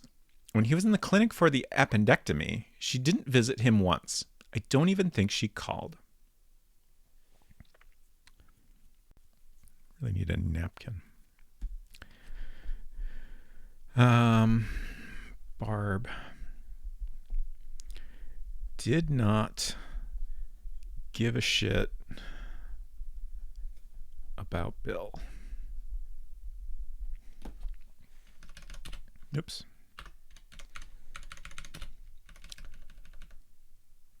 Shelley. I don't know her. Ken. Don't know him. Sarah. Don't know her. Russell. He's a friend of Stephen's. Now that you mention it, I remember that the night of the murder, Stephen said he was going to Mr. Thorpe's house. Wait, that's new information. Okay, so we already knew that Edward and Russell were meeting up at Russell's house. Now we've learned that Stephen was there also, so that we knew he wasn't home or at his office, which is shit. He told us he was at his office until 1 a.m., so we know that's a lie now. So we need to go back and talk to him again. Okay. And again, all three of them, well, we don't know that Edward is part of the Red Tie Club yet, but I've kind of suspected it. Pretty sure my sister threw a water bottle at the lead singer from a top of mosh pit and hit him in the head once. Oh, God. Oh, previously, MZZ said Silverchair were extremely uncool here in the 90s. Okay, interesting.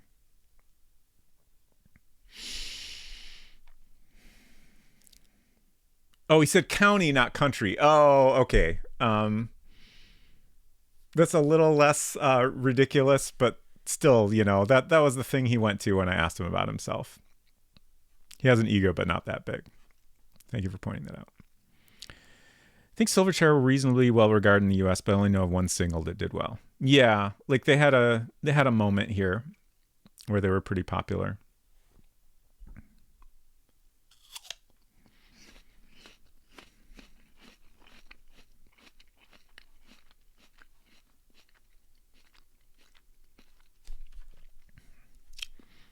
Got more cred later on, but started out being thought of as super lame. Okay. That's interesting. Like, yeah. How's that happen? Did I actually write that down? No, I didn't.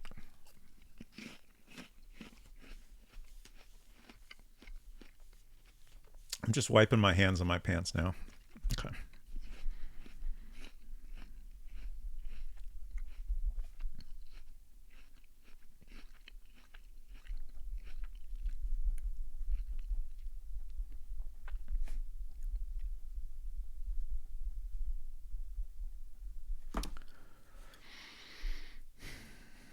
Oh. MDZ says, well, that's weird because they totally shifted their musical approach after an alleged epiphany. There's got to be more to that story.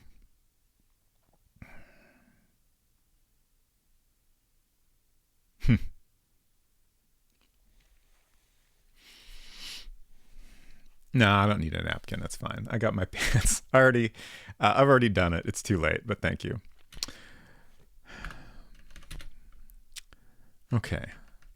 So, Russell. Brian, don't know him. And then Glenn. Probably don't know him. Sorry, don't know him. Okay. So, let's ask about her alibi one more time. I didn't go anywhere that night. That's actually a different response. Before she said I was in my room.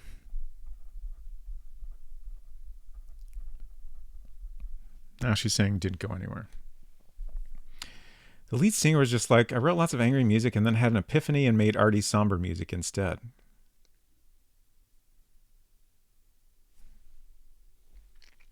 I mean, I guess that could happen, but it just, especially with trying to make up the backstory of their band name, like, I'm suspicious. Okay, I think we're done here. No one else here. All right. Thank you, Susie. Very helpful, even though you probably lied to me a little bit. I respect it. Let's go back to talk to the doctor, which is residential? It's very hard to keep track of where everything is. Beckert's Clinic. Meanwhile, Regurgitator actually changed genre every album. It's interesting when bands change drastically in every album. I respect it, but it's also like it can be hard to like appreciate each new album being completely different. But like I feel like that's probably better than like just kind of doing the same thing over and over. Jet seemed to be really popular in the US. That was weird. Jet. It's such a like simple name. can't think offhand if I like what were their popular songs. I'm Googling it. Oh.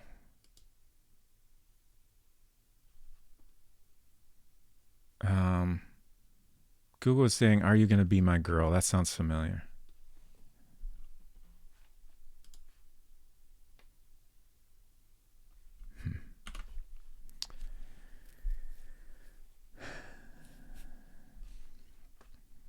Oh, I'm enjoying all the Aussie music lore, and it's it's on topic with today's basement thing that wasn't actually from the basement, so no worries. No mention of Christianity on the Wikipedia page. C.S. Lewis is the closest thing on there.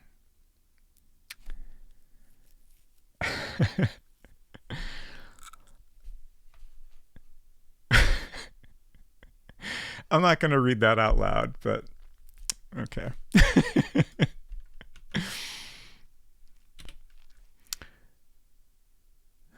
Is something new here? Okay, so we want to ask him about his alibi again. I told you I was here the whole time. I didn't go anywhere.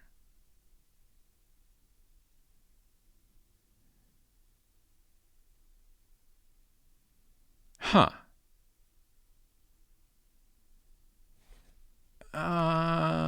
Let's ask again.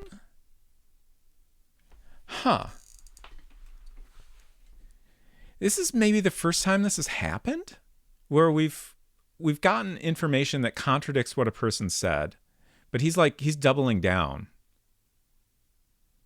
Like, this is a new statement, but he's not admitting to it. Is it possible that this is enough to get an arrest warrant? Probably not. Maybe we could get a search warrant for the clinic? Like, just because those are a little easier to get?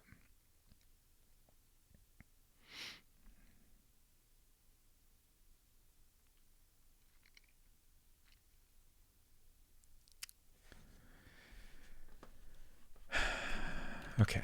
Sorry, I was catching up on chat, which is all references that I don't understand. But I'm glad y'all are having a good time, and at least someone understood the reference. So, shit. Let's save. I have not saved all night. Let's save. That's a really good idea. File number 7. I would love to analyze my progress. Okay. Collecting evidence, 12 points. That has not changed. We're doing great on general investigation, 92 points. I think we're just missing one person. So I think once we find that last person and ask them all the questions, we'll have 100% there. Interrogation is still 0 because we haven't gotten an arrest warrant to bring anyone in for questioning. Vital information, 42 points. Total investigation, 39 points. Judd Gregory is still saying, well, JB, you should analyze the suspect statements. There must be some contradictions that will help you.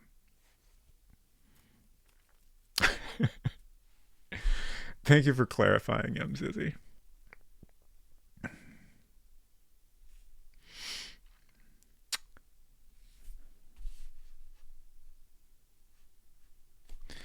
Okay. So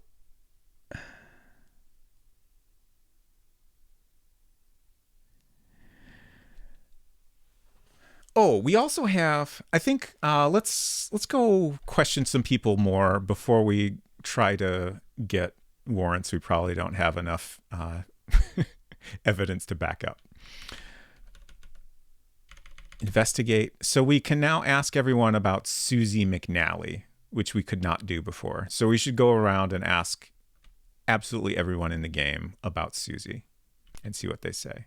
Like, there's got to be someone that will give us something interesting.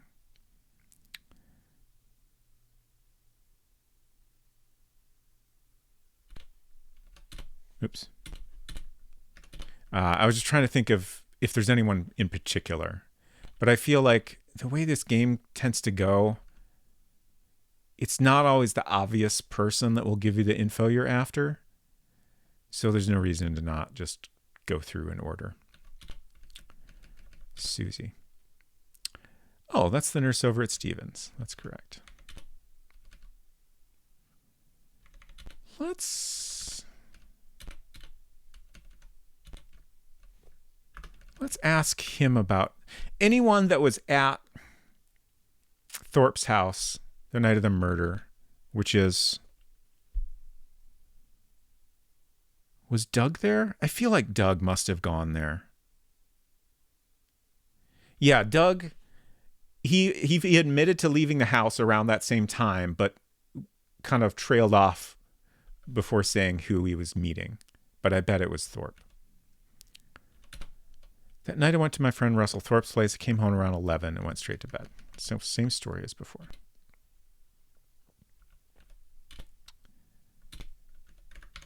Lee. Nope, wrong one. Susie. She's the nurse over at Dr. Beckert's clinic. She's nice. Real nice. That's...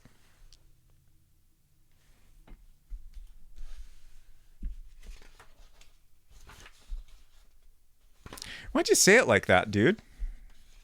What's this guy's name?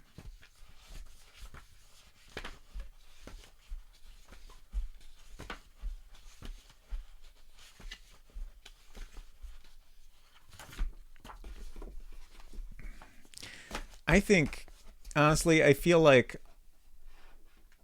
all the women in this town should get together and murder most of the men.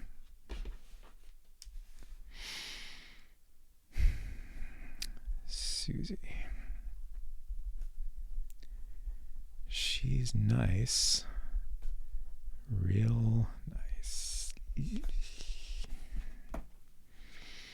Maybe she's just real nice. I suppose that's a possibility. Like, I feel like if it was the niceness that I was really trying to get across, I would not say it that way. I would be like, oh, she's nice. She's like super, super nice. Like, you know, definitely different than this. Ladies Murder Club, yes. Oh, Silver, good night. Thank you for hanging out, and I hope you sleep well.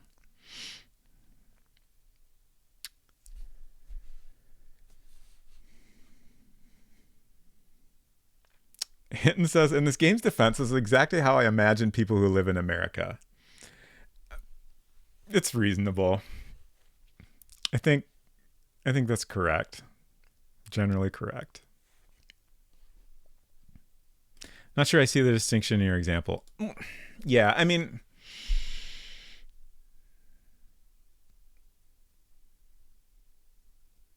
I do, but like I get what you're saying. And also like it's hard to think of a good example. Like just saying, yeah, I don't know. I can't argue it any better, but I feel like I would not say it this way if I was actually trying to communicate that a person was very nice.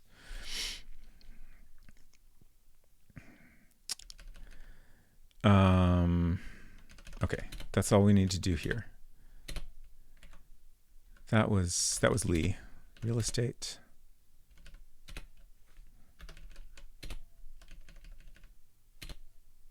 Don't know her.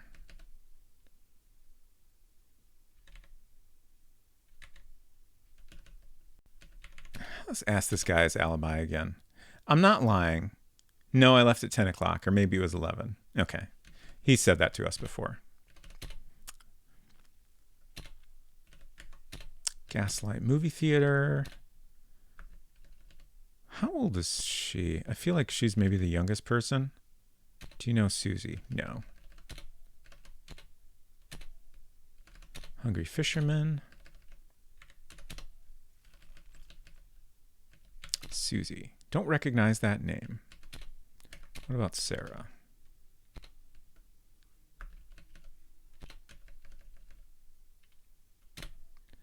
Well, I don't really care about other people's lives, so it's not surprising that I don't know these people. Okay. Since it was a longer sentence, I assumed it was actually going to be some information.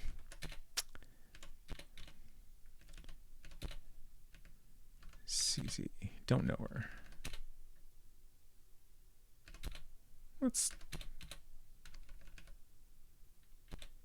Red Tie Club. I don't know, but what was your alibi again? I wasn't here the day it happened. I was in New York on business. What are you hiding about the Red Tie Club, sir? Let's ask about Stephen. Excellent doctor. Gone to him on a number of occasions. Thorpe. Mr. Thorpe has been doing business with our bank for a long time. Yeah, okay.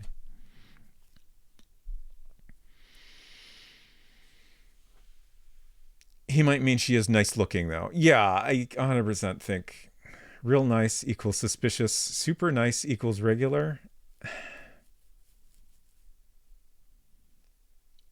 Again, I don't think I can like make a good argument.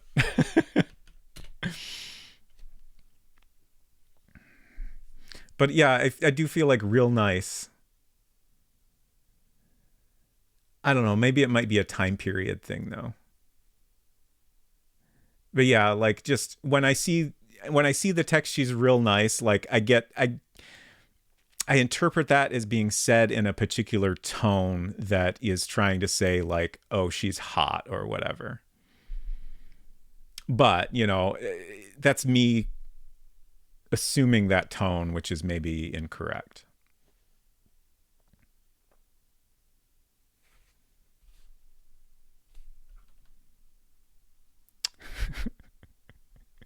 My I'm not lying t-shirt raising questions already answered by the t-shirt. Yes. Where were we just now? We went to the bank. That was the last one. Big Burger.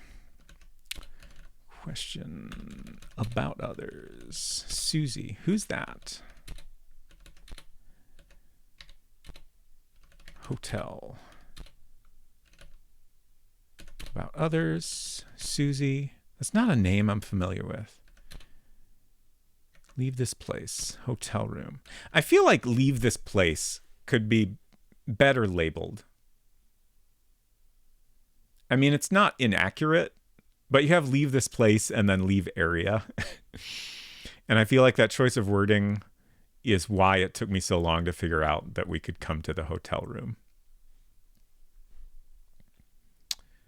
Like to me, it always felt like going back to like the lobby area was what that was supposed to do, but it also maybe never actually did that. So I was confused about it for a while.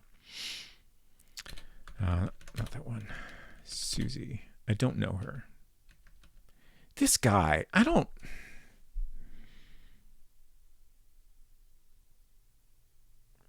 understand this guy. I extra don't understand his shirt. What's going on there? Like it looks kind of like camo, but it's a little bit weird. It almost looks like I don't know, it's got an unusual print that I don't know, even though it's kind of camo colors, I don't know if it's actually what it's trying to be. A weird Hawaiian shirt? Yeah. I guess that kind of fits with his whole like I'm just traveling vibe.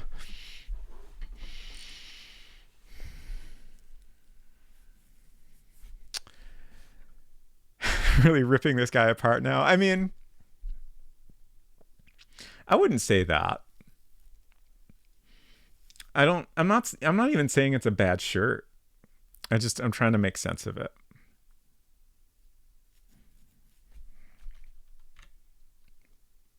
Figured it was a map of US states. Hello, Sonneveld.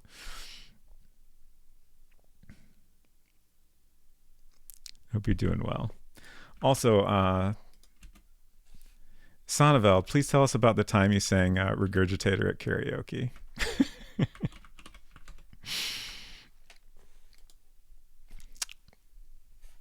He had a guac and hummus accident. Oh no. Just a simple tourist who goes wherever he pleases with my wife and without my wife and 3 kids. Exactly. All right, we're done here.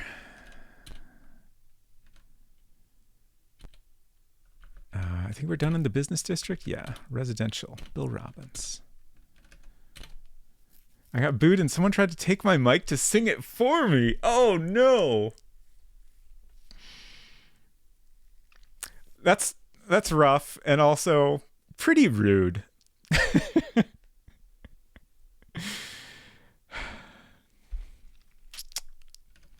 Very, very rude.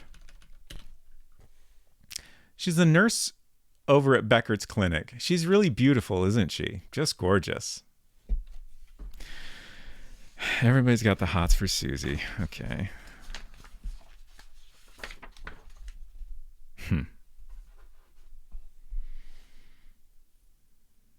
Is it possible that Susie is the person that I feel like he doesn't have any reason to hide if he's interested in Susie, right? I don't know.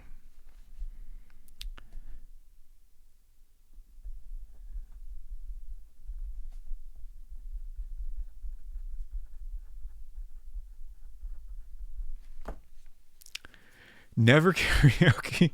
Oh jeez. Is that like the one time you've ever done karaoke? I did karaoke I think exactly once in my life, but it went well, and I probably should do it again. I mean, I was in a band for a long time, so like singing in front of people was not like new to me, but definitely karaoke is a different, very, very different thing. That definitely made me feel more nervous. Actually, I feel like playing a guitar makes it easier to sing in front of people for me. Like, I don't know if it's just that I have too much stuff to focus on, so it's easy to not worry too much about being nervous, or if it's just like, I don't know. It's interesting. This is like over 20 years ago now. They're probably all dead now. Australians don't live long. Oh no.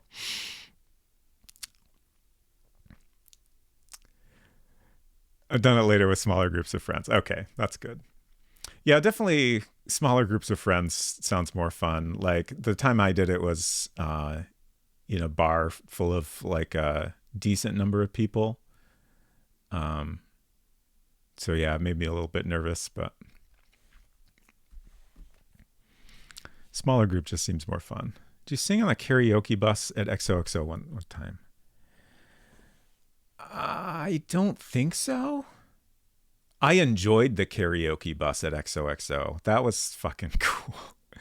Like, that was so much fun. But I don't think I ever did karaoke. I miss XOXO. Okay. Let's tell us about that alibi again. Yeah, okay. Driving around for an hour. Derek Ironbrot says, I totally agree. When I played, I needed my mandolin when I sang. Nice.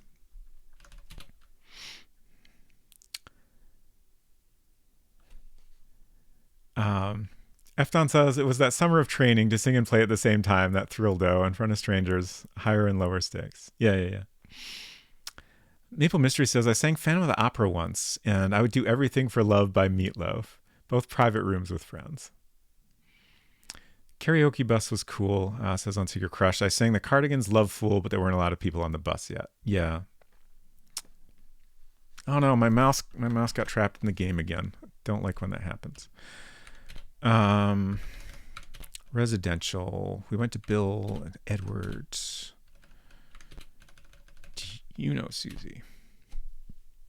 Excuse me. Okay. Barb's got the hot goss on Susie. I may be old-fashioned, but I can't say I approve of her morals. It doesn't take her long to get to know a man, if you know what I mean. Thank you, Barb.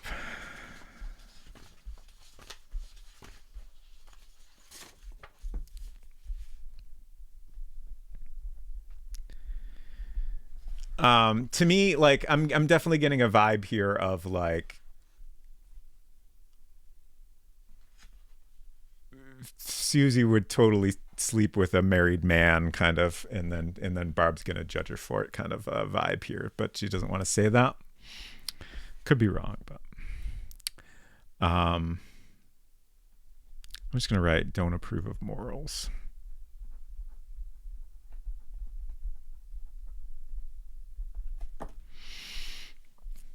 Remember when we got off the karaoke bus, we could still hear it circling the block from the hotel from time to time, and we were on a pretty high floor.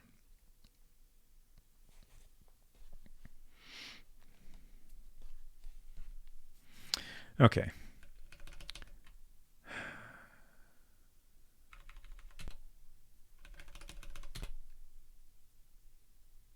This clinic is located near here.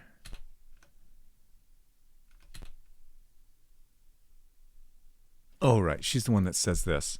There's something that's been bothering me. The night of the murder, I called Janet. She was sobbing and barely coherent, but she kept insisting everything was okay. It was just awful. MJZ says, poor Sonneveld. I'm out here making him relive his trauma all over Twitch. Hopefully it's well enough in the past that it's no longer trauma. But I do apologize if you didn't appreciate me bringing that up.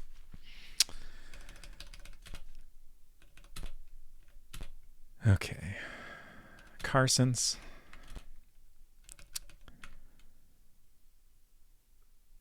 Others. Susie. Susie's father was a friend of Dr. Beckert's. When he died about 20 years ago, Dr. Beckert helped support Susie. Then when her mother died, he took her in. Oh, okay. So I thought that happened in the opposite order. You've never karaoke'd? Oh, no. I think that's a mistake. IMO.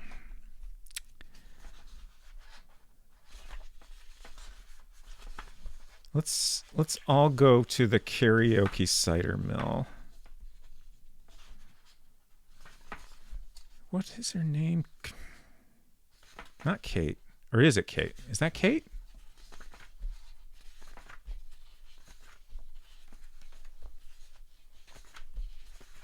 There's so many pages. It's right at the end again. God. Second to last. It's the scariest thing ever. It's not that scary.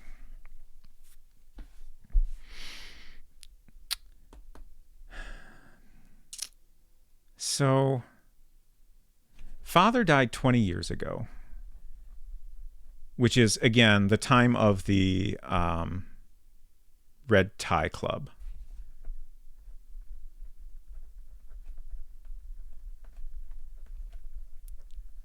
And then her mother died.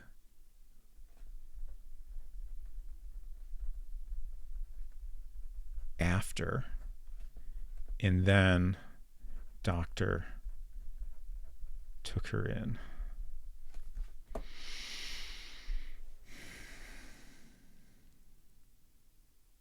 Nearly got bullied into doing Mother by Danzig at live band karaoke once, but too many people were there and I chickened out. Aw.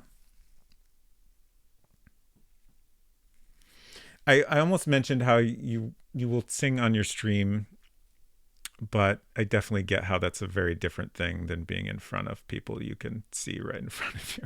I get that very, very much.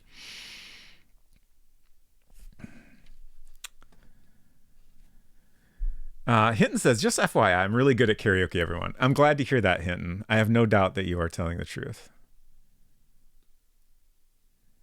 You can sing soup opera up there and whenever you want. Efton says, man, Hinton loves to show off. First, it's not his stolen car. Now it's karaoke. Exactly. Hinton did not steal their car and is very good at karaoke. They haven't murdered anyone. Sorry, I only do songs that people like. Polyester Girl by Regurgitator.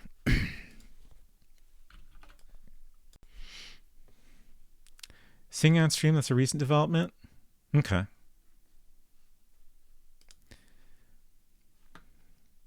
Sonneveld says, I've never sung on stream. No one's bothered to redeem it. Yeah, I've actually had like 4 million points for months now. I just, whatever.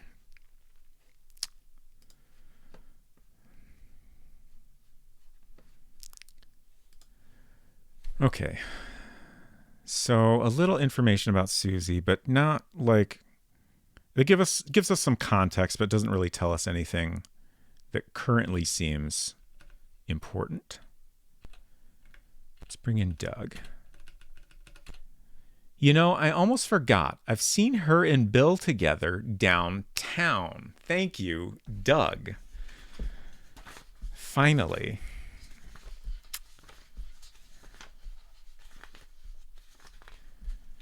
So again, just to catch everybody up here, Bill has been having relationships with multiple people who are not his wife. He's been seen with a woman with long blonde hair. I feel like multiple people have mentioned that. And we found an earring with the initials SM in the bedroom, his and Janet's bedroom, and his secretary has the initials SM. Susie McNally also has the initials SM. Susie seems to have short hair. Like, it could be long and back, but I think it probably is not very long. But people can cut their hair. So, I don't know. I don't know what to make of all this, but I feel like it's going to eventually go somewhere. Susie. Scene with Bill. Downtown.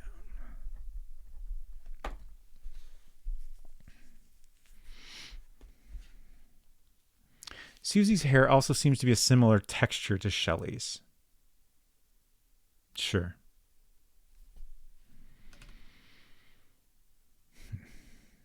Kind of fluffy. Yeah.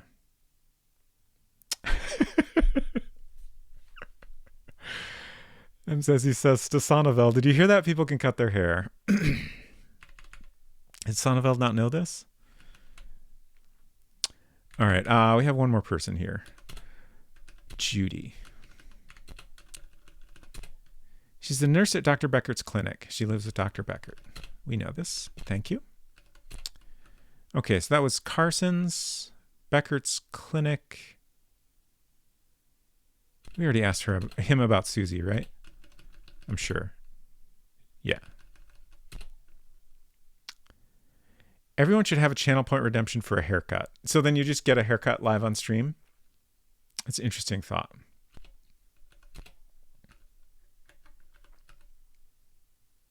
I need a haircut.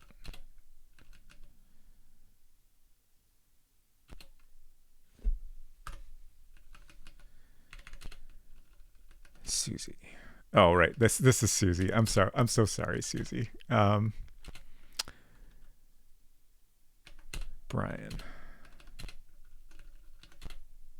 The nurse over at the Beckert Clinic, she's a bit cold, but she's one good-looking woman. Like I said, at least every young man in this town has the hots for Susie. Is this worth writing down? I don't.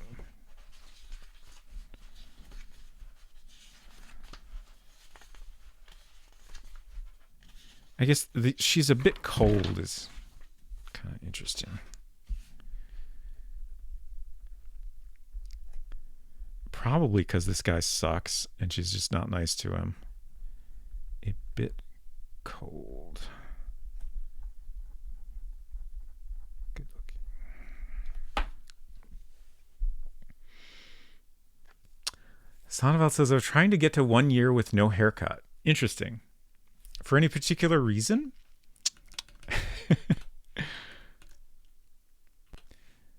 During COVID, I went so long without getting a haircut. I think my hair got the longest it's ever been. And I used to have longish hair, like on purpose.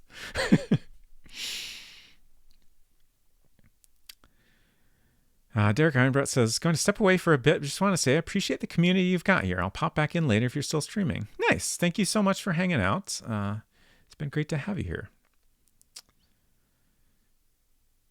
Finding that he's going to try to get 2 years with no haircut. People just really ripping on Sonnevel today. Maybe I should have a go. I feel like it's a little bit MZZ's fault. I feel like it's mostly MZZ's fault. Where are we? Lyric store. Wrong one. Susie. That's the nurse working in Dr. Beckert's clinic. Recently, the poor thing looks terrible. You'd think someone broke her heart. Exactly. Thank you.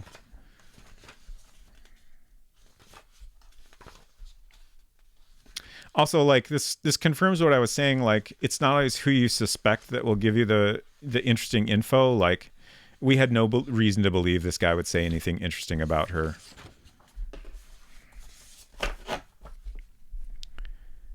Susie. You'd think someone broke her heart. So, like, at this point, I feel pretty certain that she is the SM that Bill bought earrings for. But I don't know that that really tells us that much.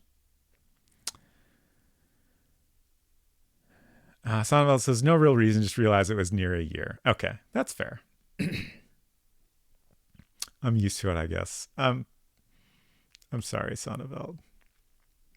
For what it's worth, I generally do my best to be very nice to you. I do my best to be nice to everyone, honestly.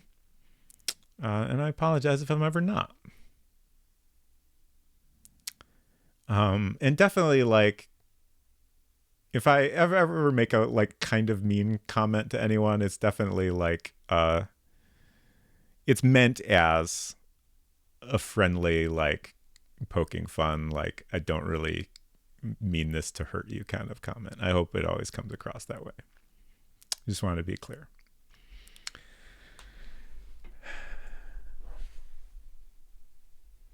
And Secret Crush says, it reminds me, I still have that hair in a bag. I kind of forgot about filling out the form to donate it. You got the form and everything.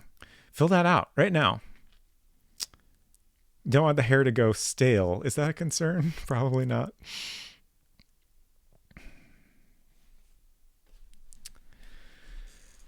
M. Zizzy says, everyone can pick on me instead if they want. Stupid, smooth-faced M. Zizzy and her inability to do karaoke. And her haircuts.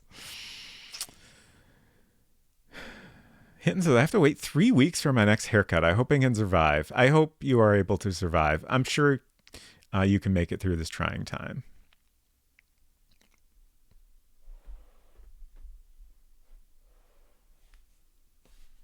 The bag is all the way over there. I'm sorry.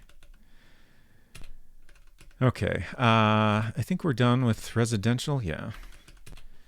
Carrington's. So we've got a few people here. I don't know her. Bring in Janet. This could be interesting.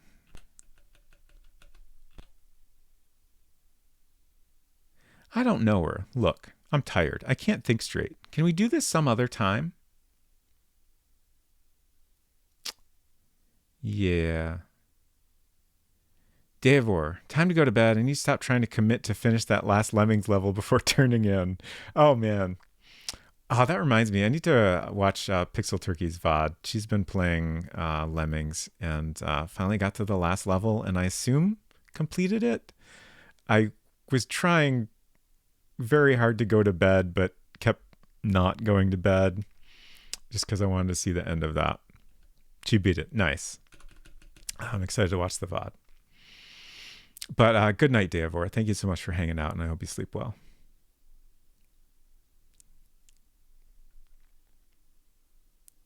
Did a bit of Oh No More Lemmings. Nice. I played probably the original Lemmings game a fair bit on Mac many years ago. Fun gameplay, I think. Really neat approach. Everyone played Ducks? What's Ducks?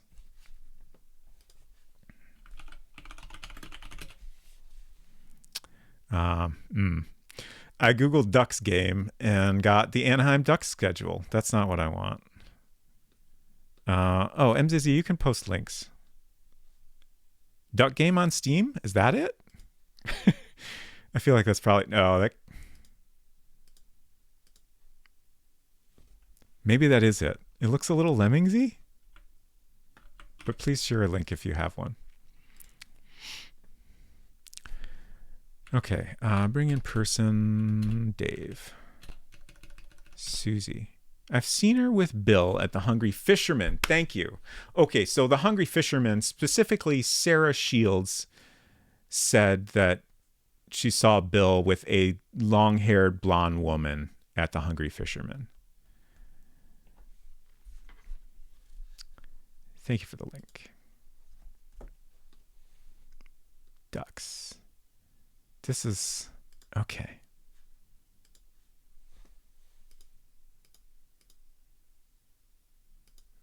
This looks very cute. How does Ducks compare with Lemmings? Is it very similar? Just like bootleg Lemmings, kind of? This green guy is upsetting. Okay. Oh, Sonnevel makes a very good point. Anytime you search for an MZZ game recommendation, probably best to add DOS game. Very, very good suggestion. I generally just add game when I'm searching for any game, and like it usually gets me there, so I tend to not think about it much further than that.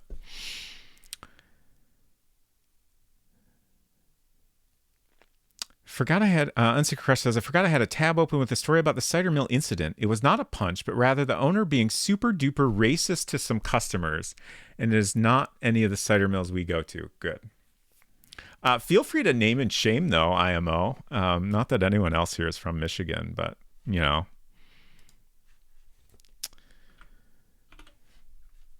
Let's see, I need this guy's sheet to write this down.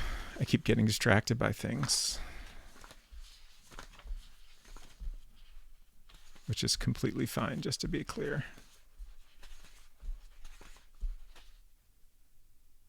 Oh, this is Dave. Okay.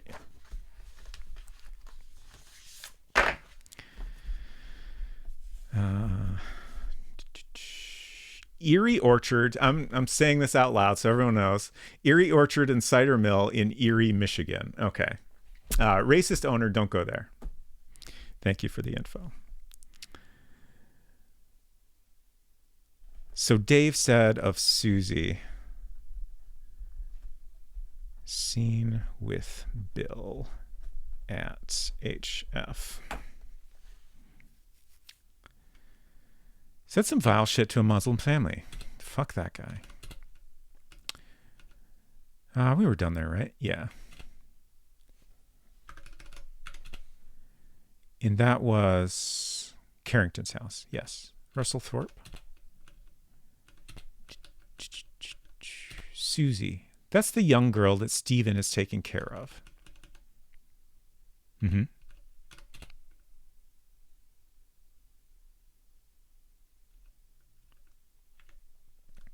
Let's go back there.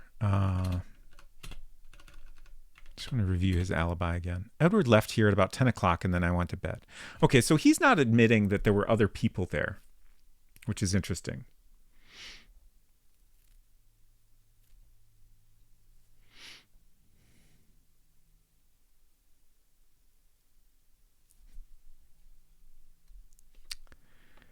Like that this dude's smoking jacket is covered in ash. Yeah. Yeah. Okay. Shelley McDonald. Do you know Susie? I don't know her very well. Okay.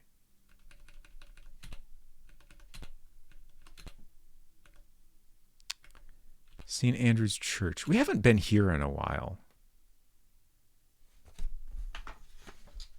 I feel like there was something else I kind of wanted to come back and ask this guy about.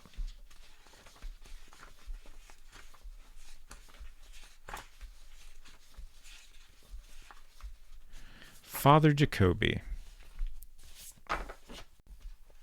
He has not told us much. All right.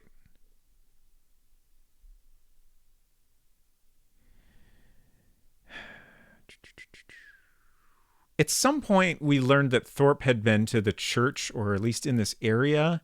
And then when we talked to Father Jacoby, he was and asked about Thorpe, he was just like, oh yeah, I've met him. Not that he had, seen him shortly before the murder took place or anything like that. It just seemed like a weird, like, not being very forthcoming. So I think I want to ask about Thorpe again. Also, he's about the right age to have been in the Red Tie Club, possibly. Mac, hello. Good to see you. Hope you're doing well.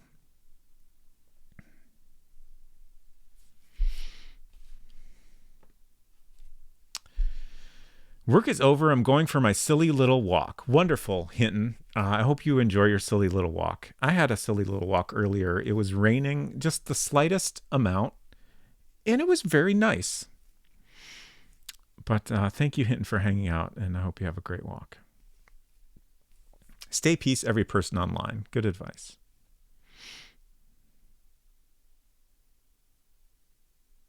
Oh, no. Have an appointment set with a doctor. A crowbar medical grade may be involved. Oh, gosh. I hope you're okay.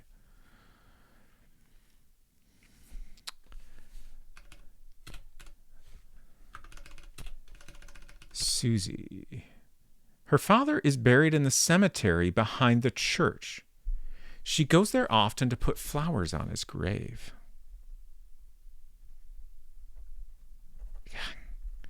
Susie, father, buried in cemetery, goes often with flowers. You're fine, just chronic cheek clench. Okay. I can understand that. Okay. Let's ask about Thorpe again. I've met him. Same answer. What's your alibi? I was here, of course. I don't know. This guy just... He's got a little bit of a... He's a little too perfect. Red Tie Club. I'm sorry that I can't be of any help to you, but I don't know anything. Okay.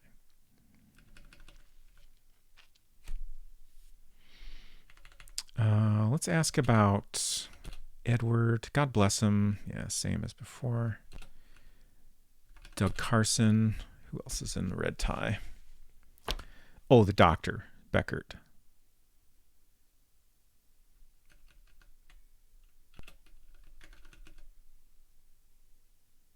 Oh, right. When I ask about Doug, he says he doesn't come to church very often, but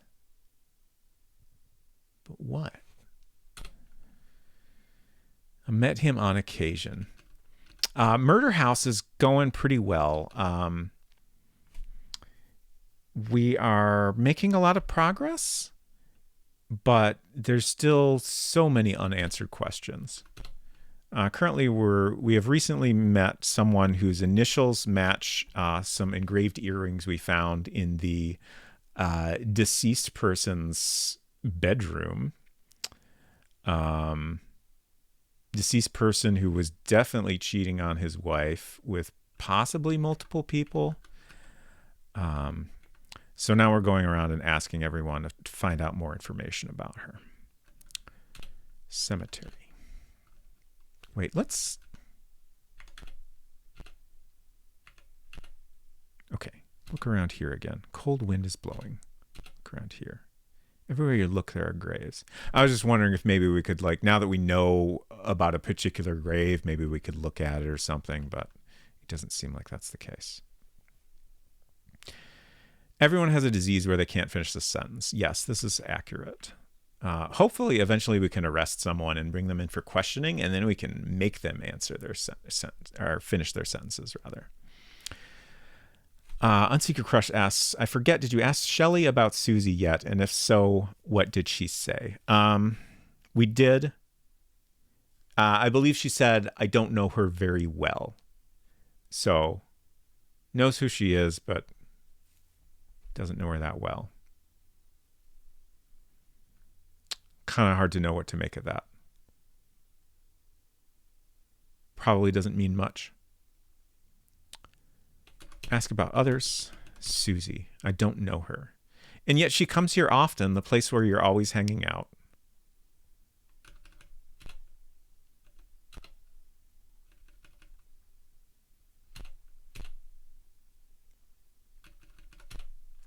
Nothing new from this guy. Red Tie Club. If only there were a membership list. I got it right here, buddy. I'm making my own.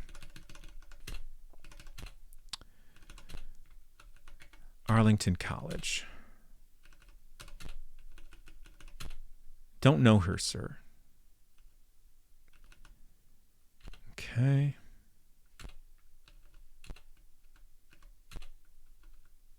Parking lot.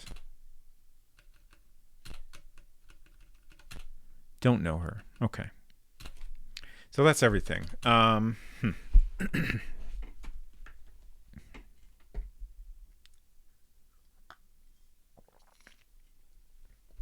no. My coaster fell on the floor. Continue to ponder over them possibly having similar hair if Susie recently cut it and Bill being seen everywhere with the woman with long blonde hair, but Shelley saying very little about going places with Bill. Yeah. I think that's all very notable and worth considering. I'm pretty much, like, we're definitely making a leap, but I'm pretty much convinced that Susie is the woman with long blonde hair that he has been seen with. I mean, we already got one confirmation of that he has been seen with Susie specifically. And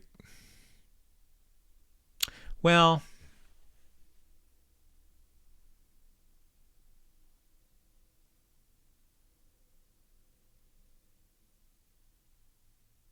sorry, my brain just went on a little journey there.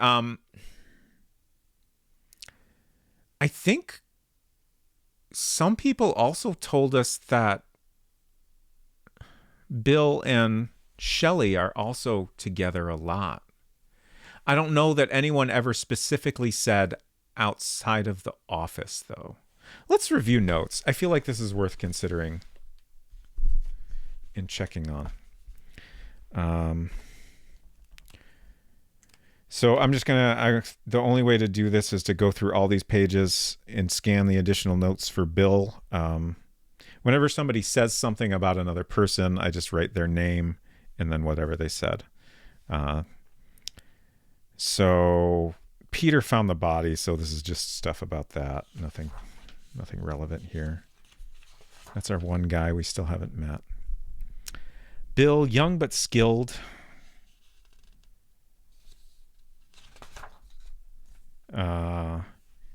Dave hated Bill.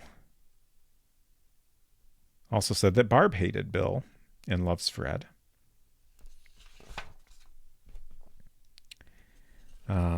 Rod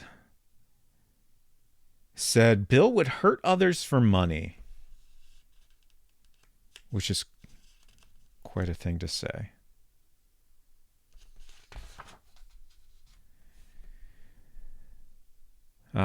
Brian said that Bill had a thing for Sarah Shields and was always nice to her.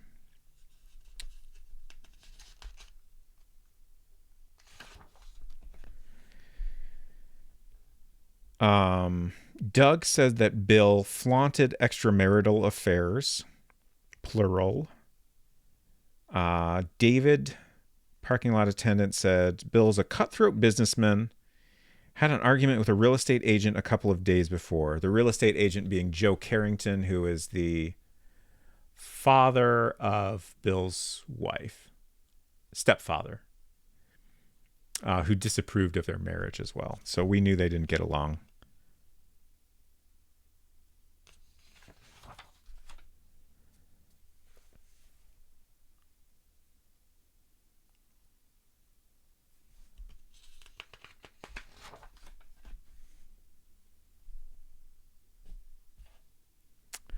Okay. Sarah said that Bill often came to the Hungry Fisherman with a woman with long blonde hair. So that's been the main woman with long blonde hair reference that we keep wondering about.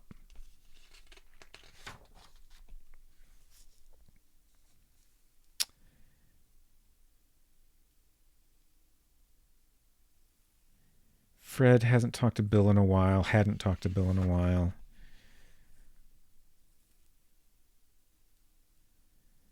Michael told us that Bill used to be president of the drinking club. He's the one that said that Bill said he knew who assaulted Sarah and was strange about it, but Michael, for whatever reason, didn't take him seriously and just kind of laughed it off. He also told us that Dave didn't like Bill.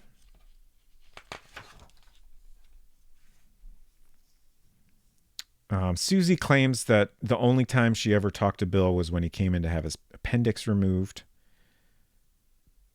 And she also mentioned that Barb didn't seem to care about Bill at all. Like, she didn't call or anything when he got his appendix removed. And to me, that seems notable because, like, maybe she just happened to know that Barb is like kind of a mother in this family, or at least, you know, a close part of the family.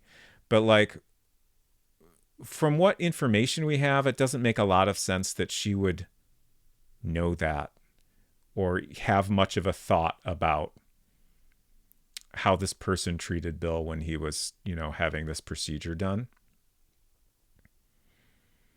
I don't know. I could be wrong. It just kind of stands out like she's maybe saying a bit more than she should have if she was trying to hide that she didn't know Bill at all.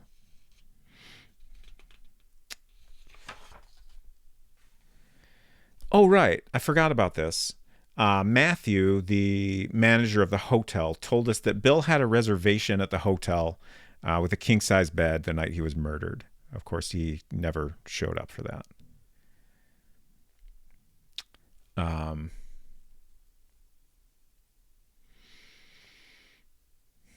I mean, that pretty strongly suggests that he was planning to take someone he was having an affair with to that hotel room.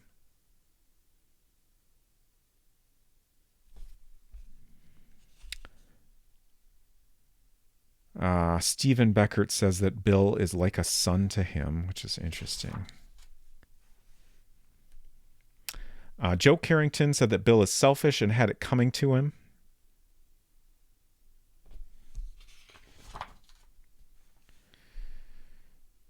Russell told us that Bill has been fooling around, quote, a lot.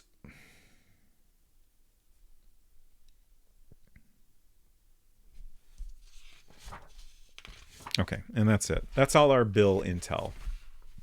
And now I don't even remember what I was trying to refresh my memory on. I think just whatever references to him being seen with a woman, which there were actually less than I remembered. So yeah, the thing I was trying to confirm was whether or not anyone had commented on him being seen with his secretary specifically outside of work. I feel like there must have been people that commented on them, or at least one person that commented on them spending a lot of time together. It didn't feel like the comment was worth writing down. Oh, Unsecret Crush said, I'm wondering if it's possible people mistook Susie for Shelley or something. Sure, it seems possible. Okay. So we've now gone through and asked everyone about people we haven't been able to ask about before.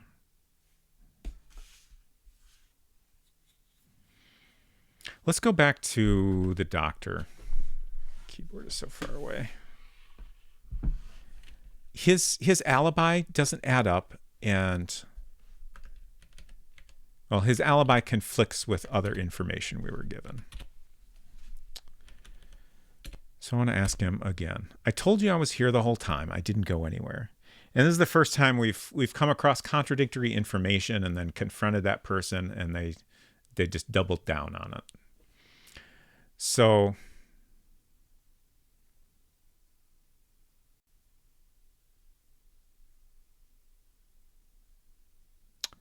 just given all the information we have, like, we've gotten lots of information from various people. I feel pretty confident that he was, in fact, part of this red tie club. That doesn't necessarily mean anything, but I feel like I feel like he's definitely hiding something. And I feel like he's probably lying about having been at the clinic all night. I'm going to save again just because I'm very nervous about screwing up in a way I didn't even know I could screw up. Up to 44 points, vital information. That's interesting. We were at 42 before. I'm just curious what we got since then. Oh, we got a new comment from Judd. Where's the spirit and dedication you had when we used to work together? You can't quit now. Okay. That's kind of interesting. Like, it's just like encouraging me.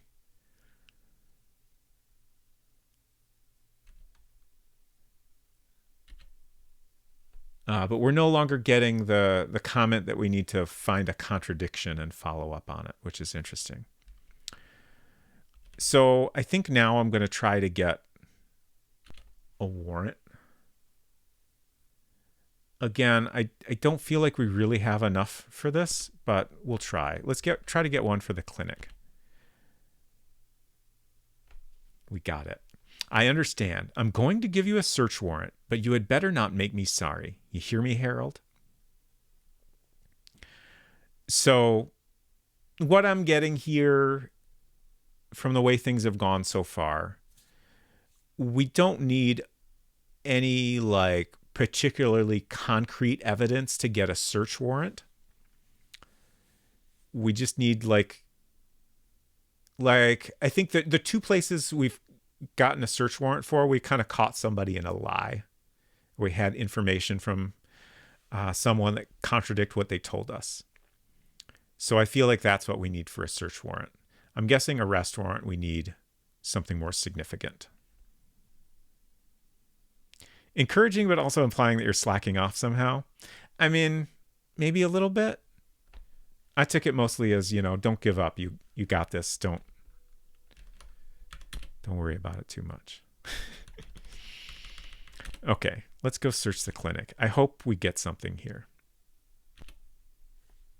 It's in residential. Okay. Show warrant. You flash your search warrant and begin to look around. Search for clues. You find nothing but People magazines in here.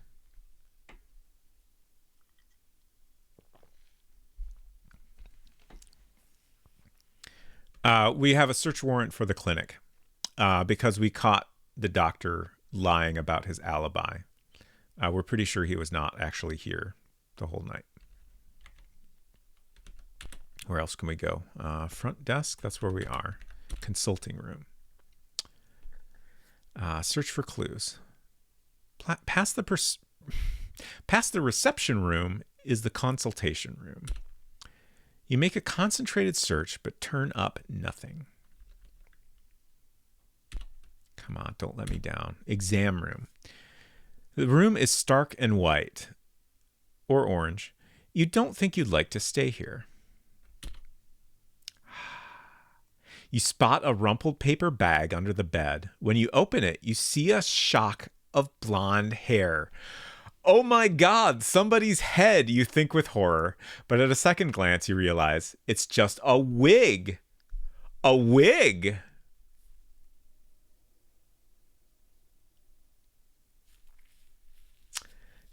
Okay, wig is not what I was expecting. Interesting. Fermented triangle, hello. I hope you're doing well. A wig. Take item, wig. You seize the wig. Okay, this was great. Yeah,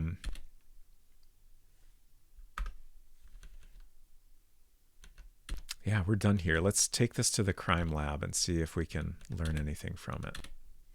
Present evidence, wig. This is a blonde, long-haired wig. There's nothing special about it. No blood, no prints. Son of a bitch.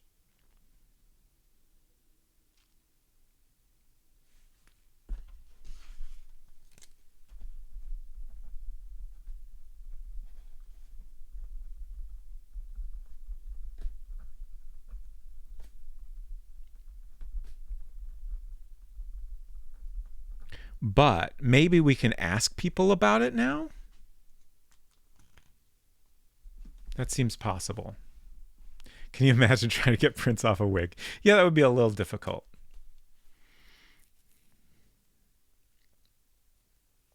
My hope for the wig, like the first thing I thought of was, oh, maybe we can find a strand of hair in the wig. Like that feels probably pretty realistic.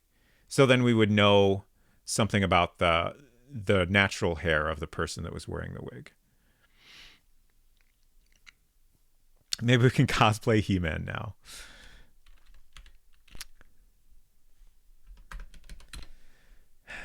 Okay, so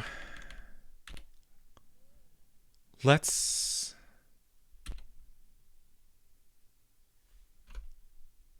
go to...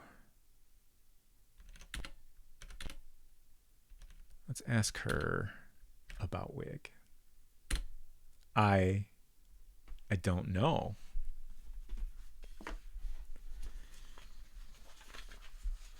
Kind of a suspicious response, if you ask me.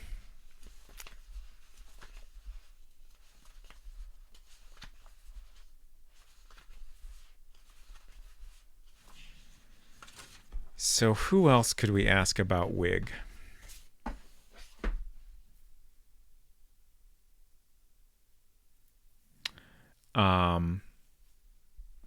Sarah is the person that saw Bill with a woman with long blonde hair, so maybe she would, you know, be like, oh yeah, that's the hair of the person I saw.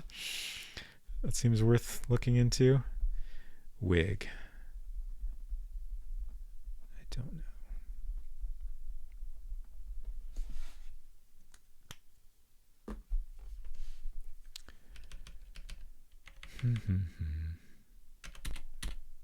Didn't go anywhere that night. Let's ask about Bill again. Same response.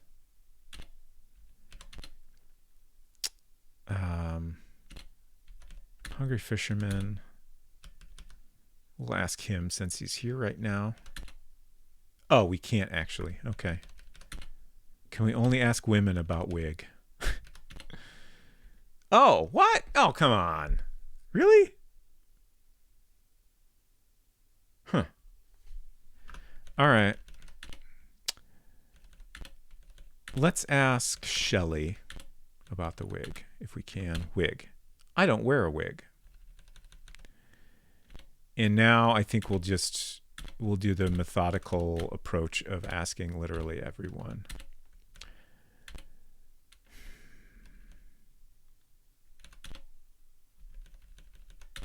Oops. I feel like it's probably going to be only women we can ask about wig. Just based on the way things have gone.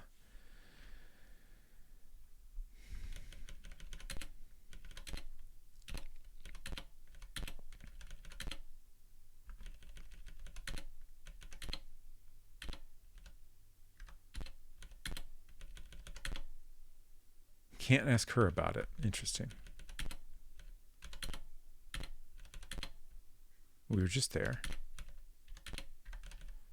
Bank.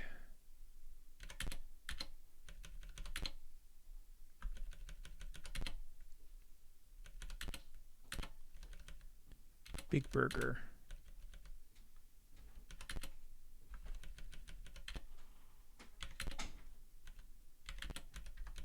Hotel.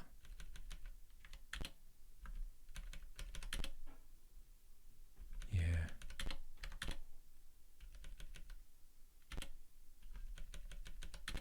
Okay, I think at this point I'm convinced we can only ask women about the wig.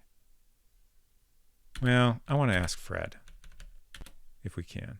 Okay, we can't. Oh, it's interesting that we could ask Fred about the earrings, but I guess they were found here, so that kind of makes sense. Holding a town meeting to yell at everyone, have you seen this wig? That's a great idea. We should be able to do that. Edward Robin's house. I imagine we can ask her. No. Okay. Huh. Carson's house. No. Judy? No. I'll ask Doug if I can, just to see. Okay. So there are very few people we can ask about this wig. Can we ask the doctor? We can. That doesn't belong to me, he says. But have you seen it? Do you know who it does belong to?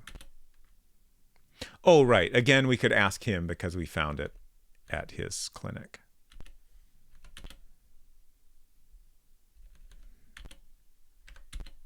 I don't know. Didn't go anywhere. Oh, wait, what? That wasn't there before. About father. My father died of cardiac arrest when I was only 4 years old. It was just after he moved into town.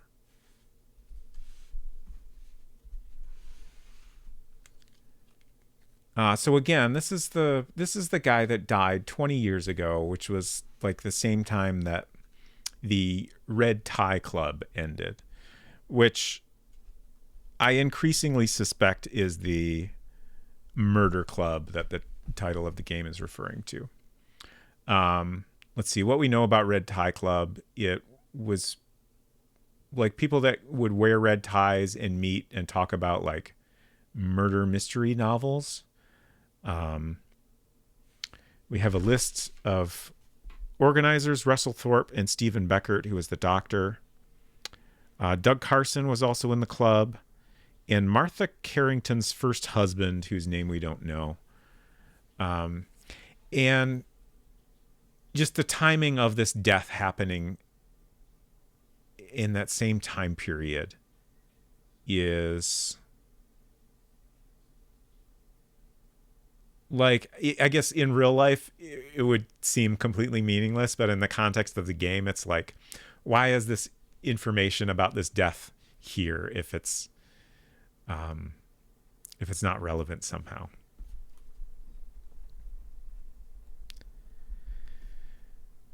Died of cardiac arrest is interesting.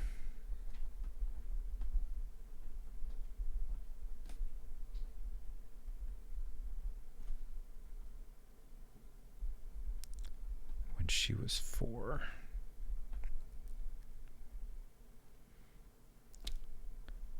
Just after he moved to town. We still know almost nothing about who her father was. We don't even have a name. We don't know like what he did, anything about him.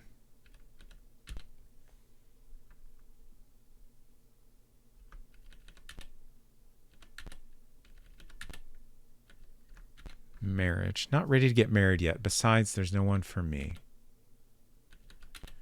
Don't have a car. Of course we do. It's Rand McNally. He made maps. You're right.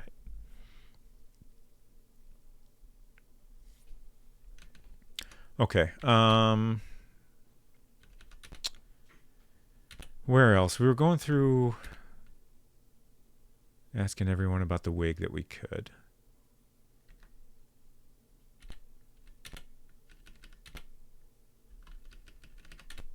But most people we can't even ask about it.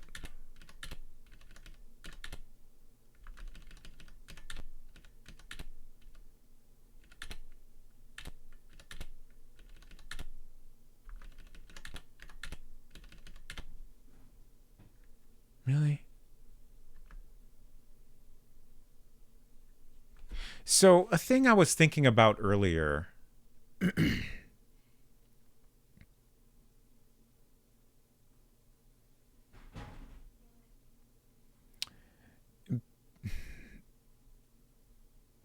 Bill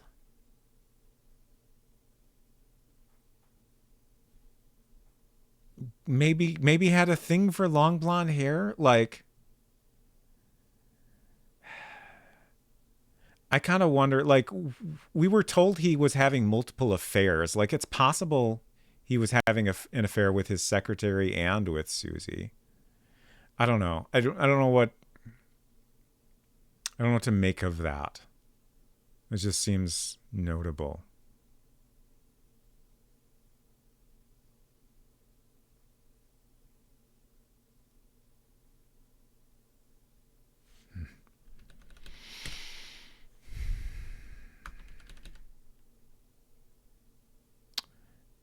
Lightly brushed a stack of boxes in the office and they collapsed, Jenga-like. Yeah, that'll happen.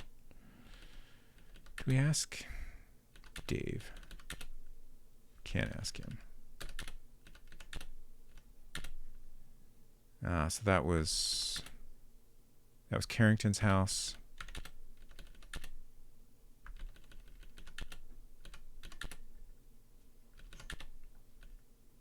We talked to Shelley already. The church. Oh, what? Whoops, didn't mean to go back there yet. What are we going to do if this gets us nowhere?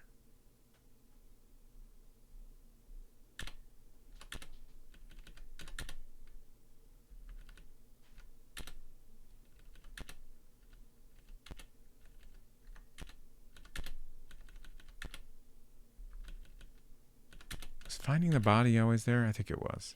Yeah, okay. Oops.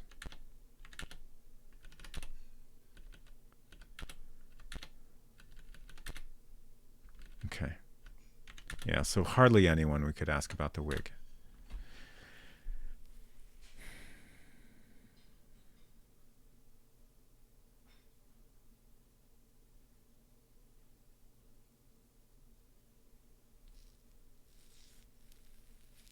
What was my last save file? Was it 8? I'm just thinking if I maybe want to do another save. Yeah, it was 8. Okay.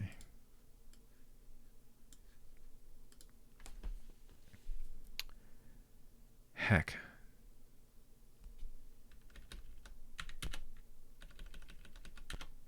I'll save. Sure. Okay, so that the game is basically confirming that what we did was useful and important. We got 2 more vital information points for either finding the wig or going and talking to people about it, or both. So that's actually good to know.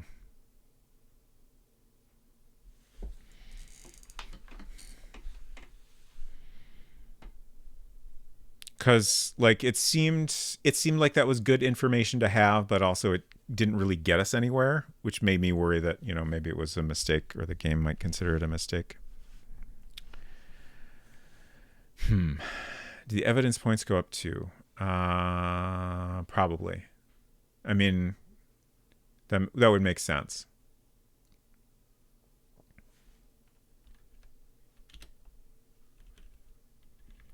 So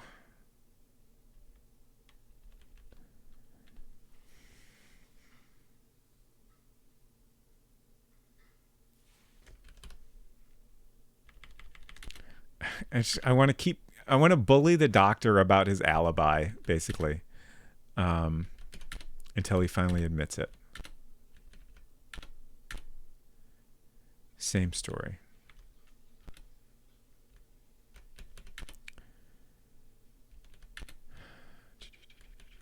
Let's see. Let's ask him about people that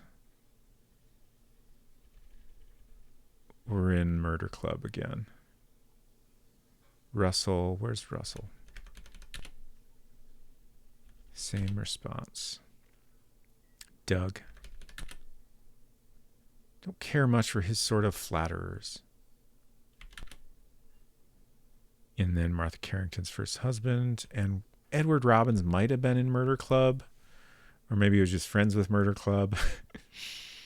Stubborn old geezer. If he gets an idea into his head to do something, he won't quit until he's done it.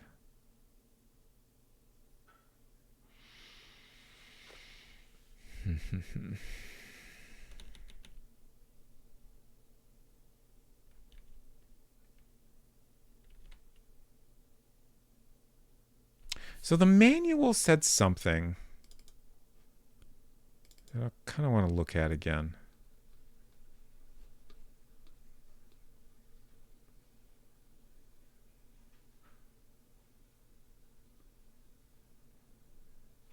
I don't remember exactly where it was.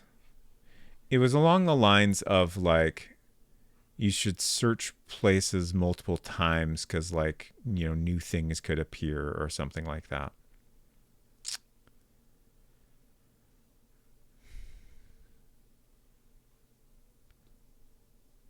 And it's going to take too long to find this.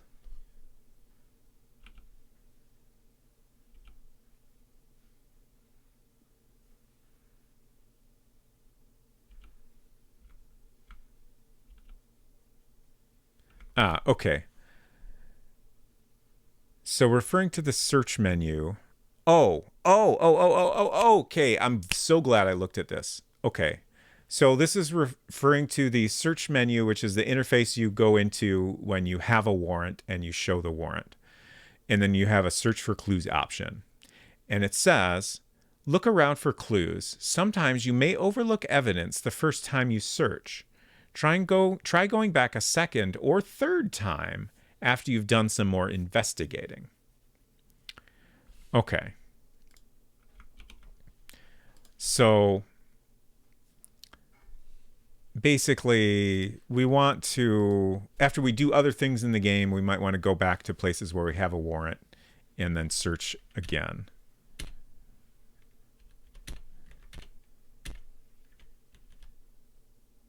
I also kind of wonder... Okay. So nothing new there. Let's go back to Bill's house.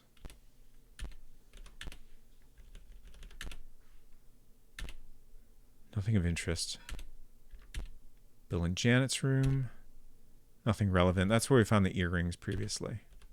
Study. Nothing relevant. Kitchen. This is where we found the knife in a closet. Nothing relevant. Okay. So I'm reminded of, excuse me. We got a search warrant for, I believe it was the Carson's house at one point, and we didn't find anything. So I believe I restored the game and backed up to before we had gotten that warrant, just in case that was like wrong somehow. But I'm kind of wondering if it's possible we wanted to get a search warrant there. It was just at that point in the game, we didn't have enough other things unlocked to find what we needed there.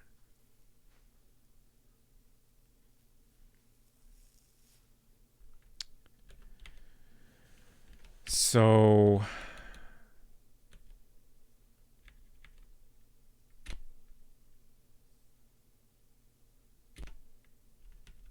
Carson's house. Right, because Doug Carson is the other person we caught in a lie. Okay, so we're getting the warrant again. Let's see, that's here. Show warrant. Search for clues. You find nothing here. Doug and Judy's room. Search for clues. In the closet are heaps of dresses, tacky dresses. You spot nothing suspicious. Michael and Kate's room. Michael and Kate's bedroom is simply and tastefully decorated. Search for clues. Nothing of interest. Guest bedroom. It is a plain room with 2 single beds. Search. You search every nook and cranny of the room but find nothing. Kitchen.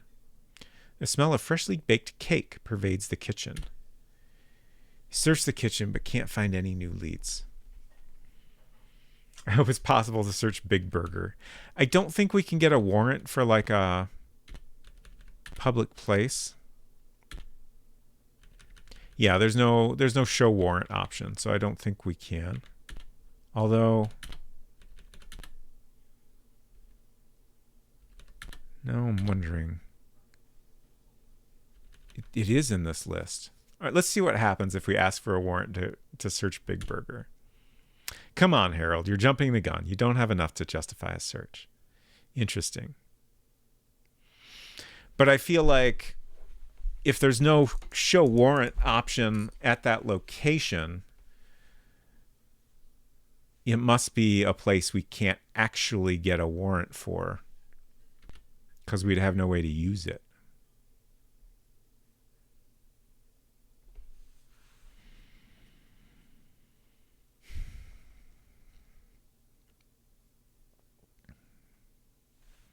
I'm just going to go through this list and think about whether or not we might be able to get a warrant for any of these places. Robbins Trading Company. Edward's been a little suspicious, but I don't know if he's been search warrant suspicious. Lee Cosmetics Company, we've heard.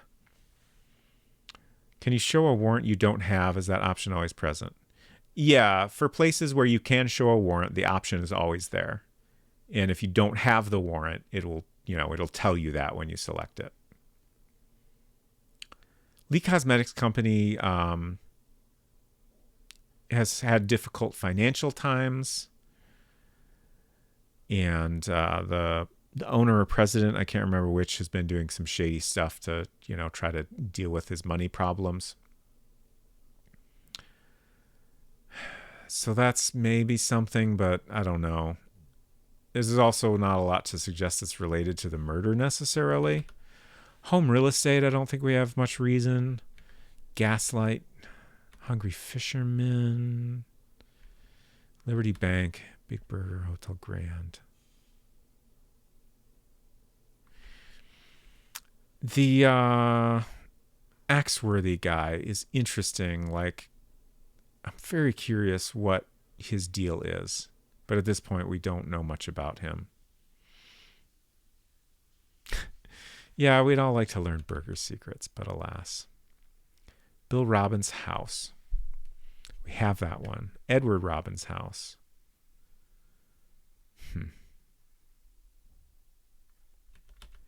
Carson's house we just got. Beckert's clinic we have. Stephen Beckert's house. So that's where Susie is. I feel like it would be interesting. I feel like we might find something there. Subpoena their burger recipe. I'm relatively convinced that Susie is hiding things from us.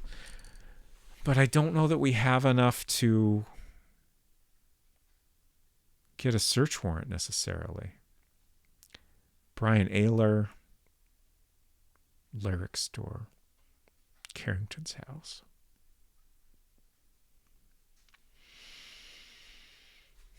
Carrington's house, we do. Dave Carrington did write a paper or something on how to commit the perfect murder and has been acting a little suspicious. That might be cause to get a search warrant. Shelley McDonald's house. Not really, I don't think. Russell Thorpe's house. That might actually be the best one.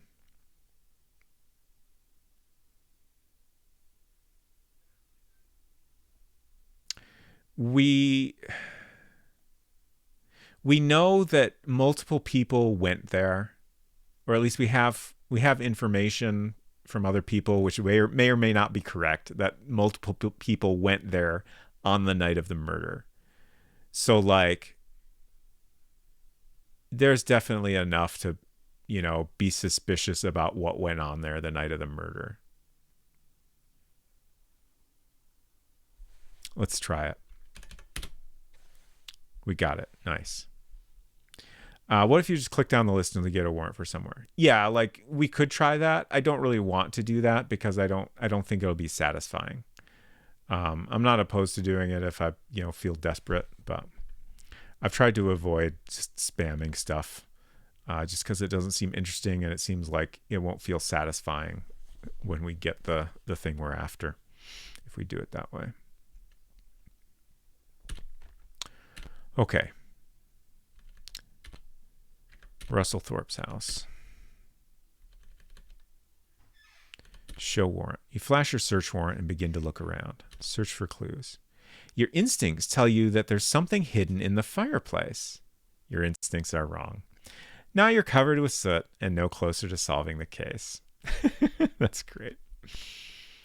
Oh, we only have 2 rooms? Russell's room. The bedroom is large, luxurious, and messy. On your second search of the closet, you turn up an old notebook. Yes, Red Tie Club membership is written on the cover. I knew we were going to find that here. Take it. List of members. You put the notebook in your pocket. Can we ask him about it? List of members. All right, let's go have it analyzed. I assume that is the only way we would be able to read it, if that's even possible. Present evidence. List of members. Okay. There's a membership roster for the Red Tie Club. There are only 4 names listed. Russell Thorpe, who we already have. Edward Robbins, who we kind of suspected. Edward Robbins. Stephen Beckert and Henry Klein. Okay, so Henry Klein is probably Martha Carrington's first husband. Interestingly, I had added Doug Carson to this list, to my own list, but he's not included here. I don't know what to make of that.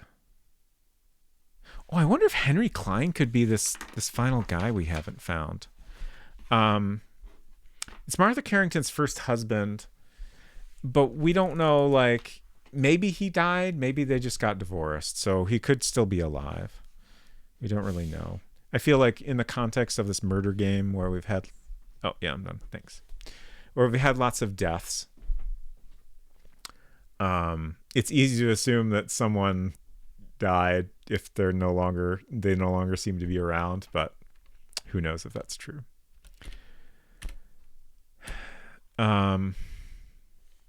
So let's go back to Thorpe's house and let's ask about the Red Tie Club again. It was just for fun, no big deal. It's just a bunch of buddies who shared a common interest. Oh, really? We can't even ask about Henry Klein.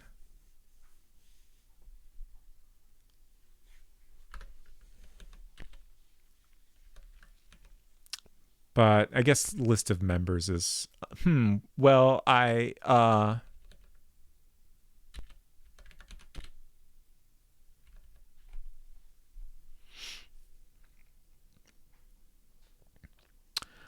Culinary says, by the way, the ellipsis thing is an artifact of a Japanese cultural custom. When someone would prefer not to answer, they might give a trailing sentence like, that's a bit ... to indicate they don't want to discuss the subject further. Yeah, I totally get that.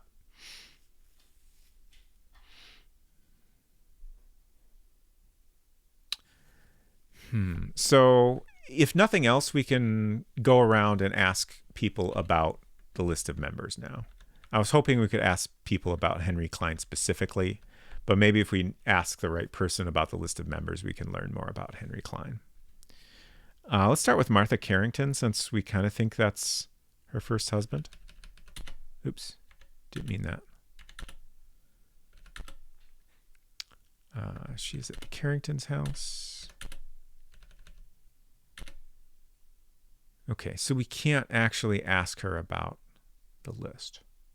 Heck. First husband was a member of the Red Tie Club.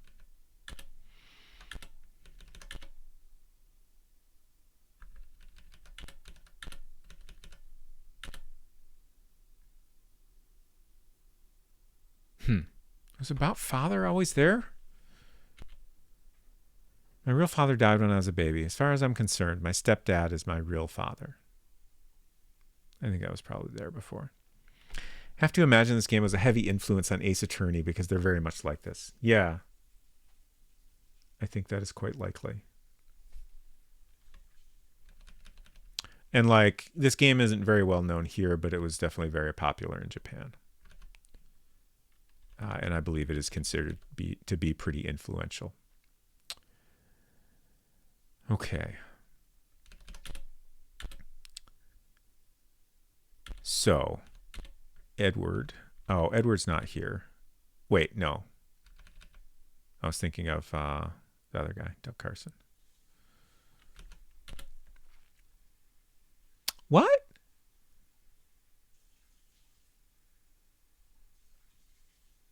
His name is in the book and we can't ask him about it? What happened? Yeah, what happened indeed?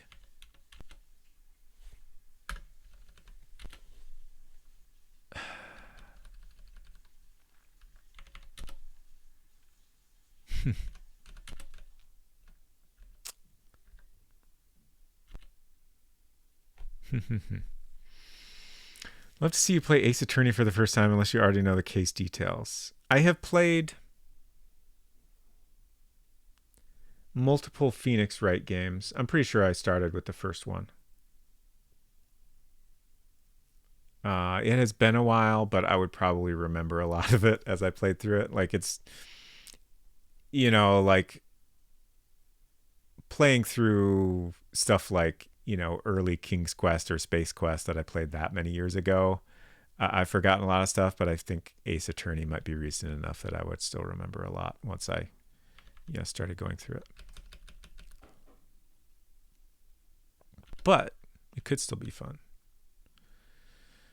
Heck, I can't believe that got us nothing. The doctor. Let's talk to the doctor.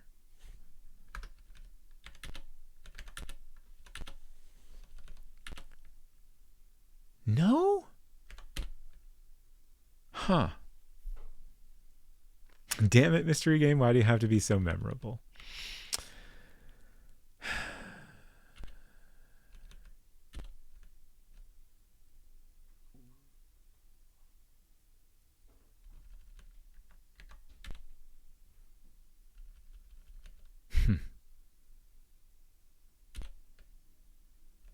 This is puzzling.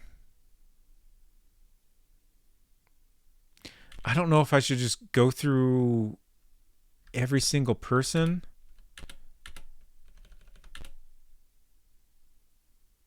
Or if I should assume that there's almost no one I can ask about the list. So we talked to Russell, we talked to Steven, that's everyone on the list that we know. And then there's Henry Klein. Obviously we can't talk to him because all we have is his name. And we can't even ask Martha Carrington if that was her first husband's name, which sucks. I guess the one thing to consider, is it possible that this list is enough to get an arrest warrant for someone?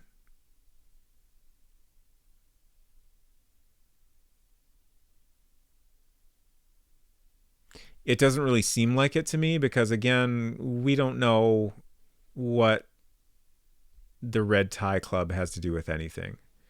As far as any like concrete evidence, it was just a club where people talked about novels 20 years ago. Like, we have very little concrete to suspect it was more than that. Very much just a hunch.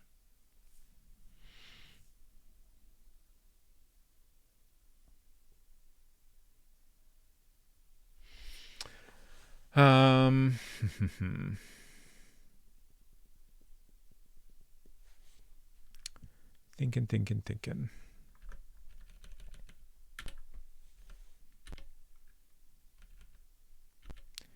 Is it possible?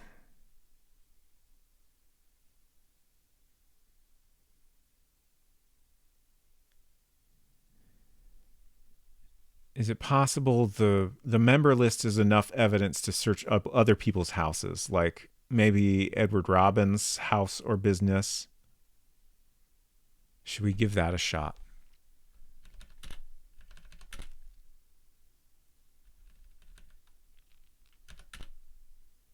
I keep wanting to save anytime I do something that I don't feel super confident about. Yeah, let's see how we're doing here. Okay, so we got more vital information points and more collecting evidence. We're almost halfway there on vital information. Did Catherine's message change? Oh, I missed that. Judd's message is the same. This is the same, unless it was different when I came in.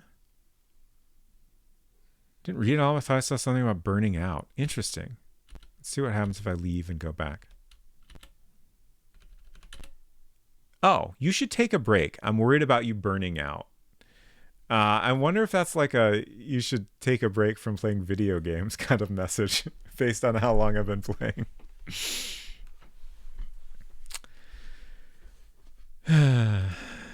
I do. It's 2 a.m., huh? I'm going to take a short break and then I'll come back and we'll do a little bit more before I wrap up.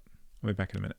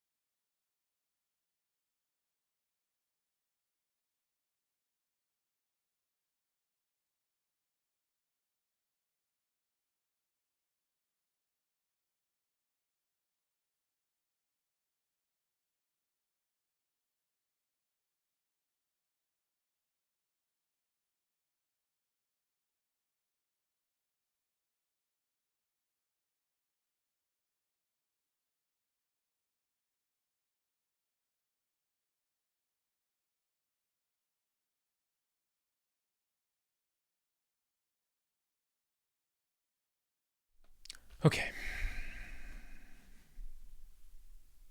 So,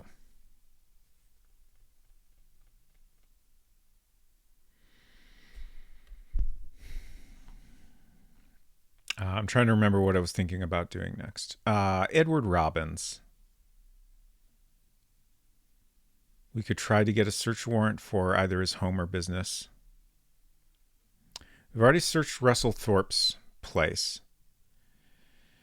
We could also potentially try to get a warrant for Stephen Beckert's home.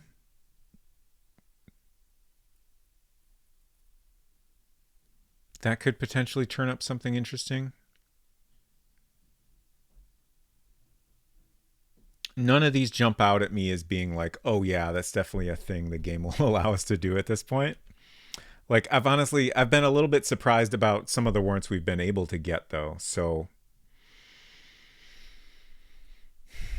who knows?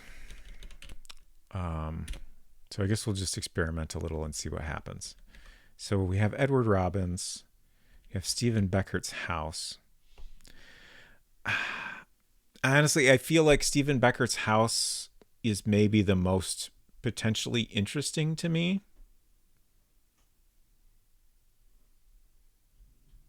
So let's try that. We got it. Interesting.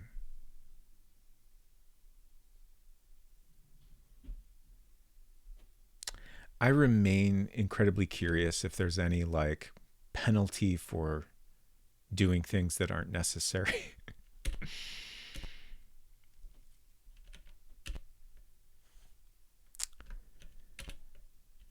Stephen Beckett's house. Show warrant. You flash your search warrant and begin to look around. Search for clues. You find no clues here. Stephen's room. The room is filled with art, paintings, drawings, sculpture. Yeah, I think he said his hobby was art collecting. You take your time searching the room. In a desk drawer, you notice a narrow object wrapped in cloth. It's a gleaming scalpel.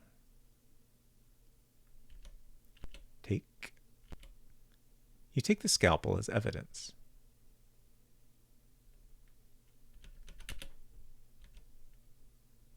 That's interesting. I don't know what to make of that. Like, I don't think it would have been the murder weapon.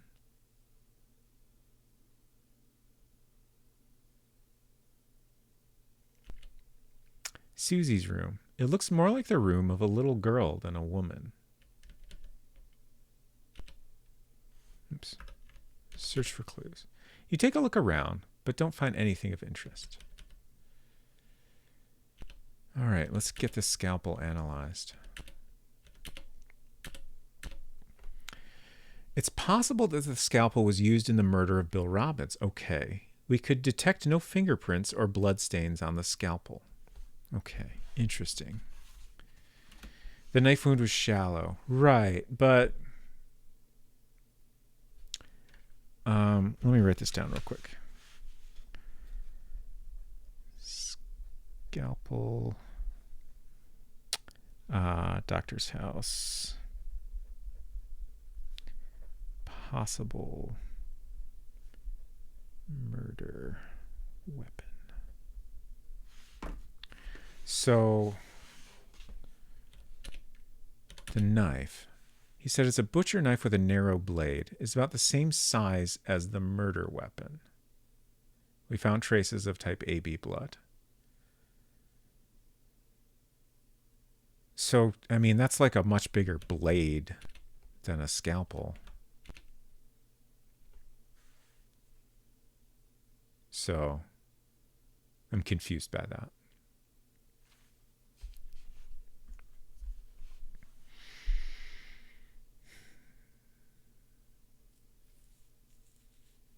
It also has no fingerprints or bloodstains. Like, elaborate more on it's possible, because this doesn't seem to add up to me. Yes, the doctor's comment about the wound being shallow might be a red herring. Yeah, I mean, that's certainly possible. Especially if the doctor's in on it.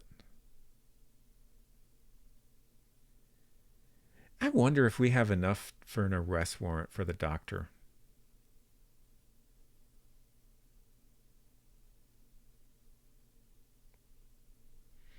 Like, there's not a ton to go on here, but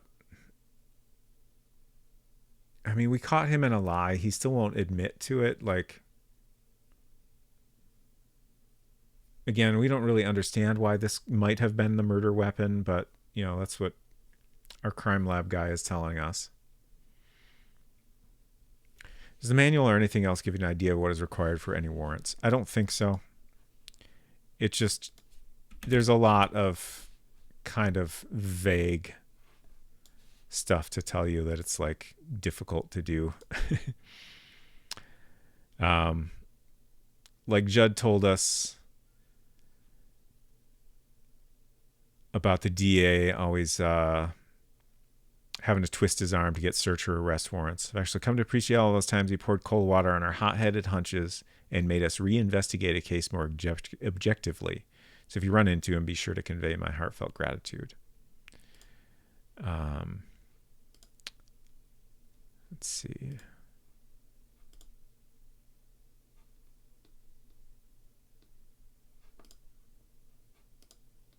I don't know. I don't think there's a lot more information. Grizzleby, hello. Could the murder weapon be the clipboard? Maybe. I'm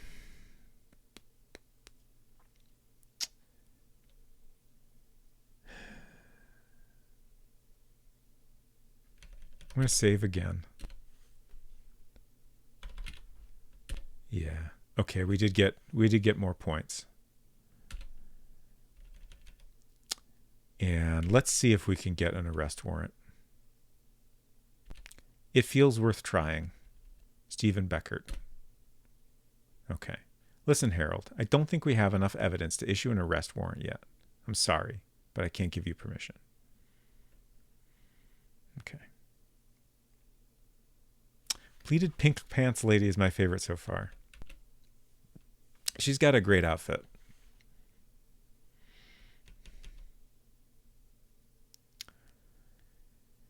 You look dead, excuse the expression. Are you close to putting a lid on this case? That's a response from her I haven't noticed before. That's interesting. I would not say we're close to that yet. But we're making progress. Catherine is escalating her comments. Yeah.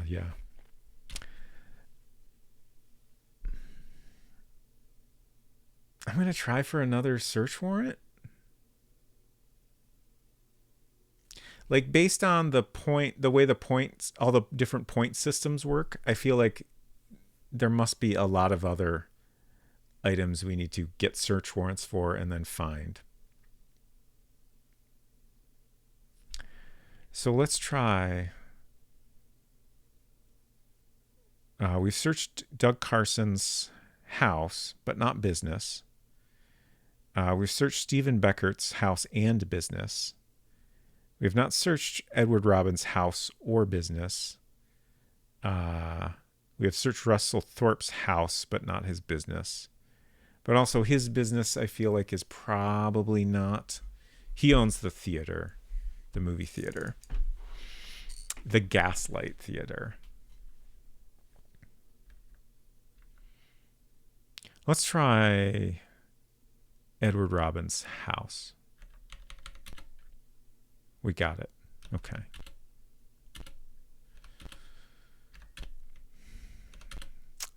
Show warrant. You flash your search warrant and begin to look around. You take a thorough look around but find nothing. Ooh, lots of rooms here. Edward's room. You enter Edward Robbins' bedroom. It's a very long table. Search. It's a nondescript room. Okay, interesting. Fred's room. Apart from a few posters, the walls are bare. It's interesting, like, there's multiple things hanging here. I would not look at this room that we are being presented and think, well, aside from this stuff, the walls are bare. You notice a white envelope on the bed near the pillow. It looks like a personal letter. Yes.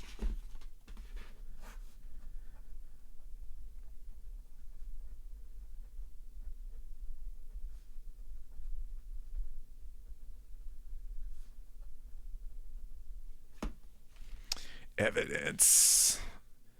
Okay, take letter. You put the letter in your pocket. Barbara's room. The room is small but homey. They treat her like a member of the family, but of course she has like the smallest room. Search. On the shelf is a deck of tarot cards. On the top of the deck is the death card, face up. Interesting. That's like ominous, but I don't know that it's really evidence. Oh, okay. I figured I'd try to take it, but it says you don't find anything relevant to the case in the room. In your pocket, not like an evidence bag? Yeah, no, we don't have those. We just put it in our pocket. It's fine. Don't worry about it. She's good at fortune telling, I guess. Yeah, it seems that way. I do appreciate that they added that little detail to find. Guest bedroom. guest room is scrupulously clean. Barbara Davis's face flashes in your mind. This looks bigger than her room, which is just kind of depressing. You find nothing of interest here. Kitchen. Search for clues. There's a large, bright room. You examine all the knives in the drawers. None of them matches the murder weapon. Okay. Feeling hungry? Maybe a little bit. All right, let's get this letter analyzed. Oh, it's a letter addressed to SM, my love. It starts off, "What do you see in a man like him?" and goes on to say, "I'm the only one who really loves you, and I would kill for you." The letter was written by Fred Robbins, who we are now going to arrest.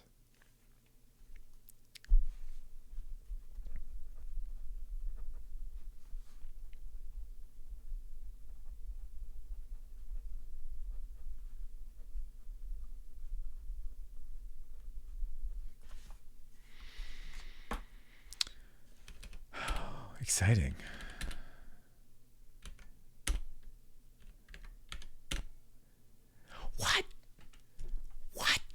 What? We have a letter saying he would kill. Come on.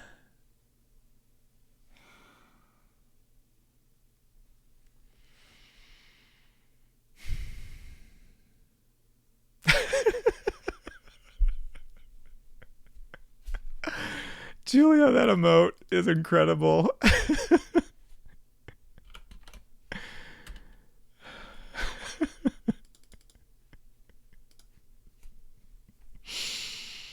So good.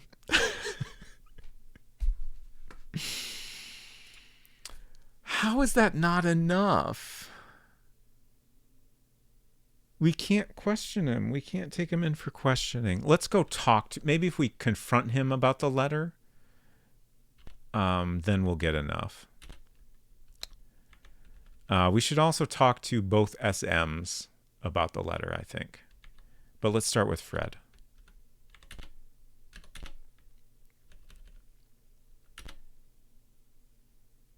Letter.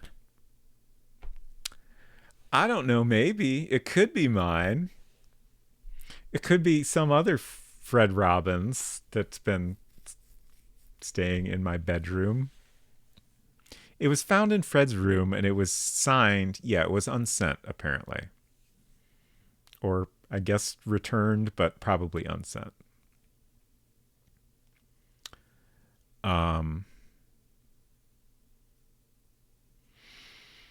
But it was signed by him and in his room. Let's ask his alibi again. Drove around for a little while after the movie, about an hour. Marriage. There's someone I'm interested in, but she was involved with Bill. So whoever SM is, it seems very clear that she was involved with Bill. Fred was also interested in her, but it sounds like she did not reciprocate. And I think what I'm getting here is that there's at least some possibility that he was contemplating murdering Bill to get him out of the way, thinking that SM would fall for him then, which is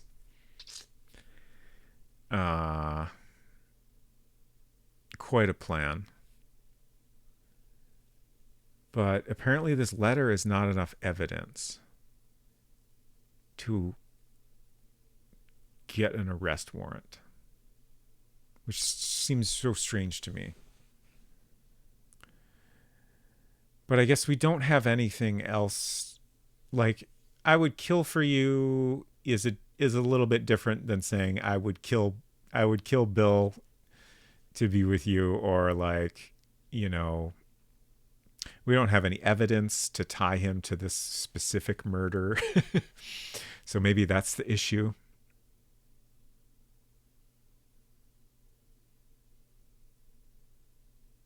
Yeah, Kylanera said you've searched his place, so you found it in a house. Yeah, so just to clarify, the letter was found in the Robbins house owned by his dad, Edward Robbins, which is where he normally lives. Currently, he's staying in Bill's house. He's just kind of watching over the place, I guess. I can't remember exactly how it was described. I feel like people have been arrested over less. Yeah, like it seems weird to me.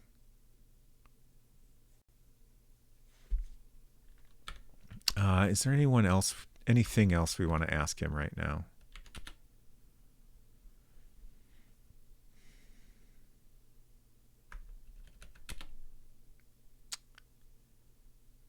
Something else. Nothing to tell you. I haven't talked to Bill in a while. Okay. Let's go talk to both SMs and see if they have anything to say. Shelley.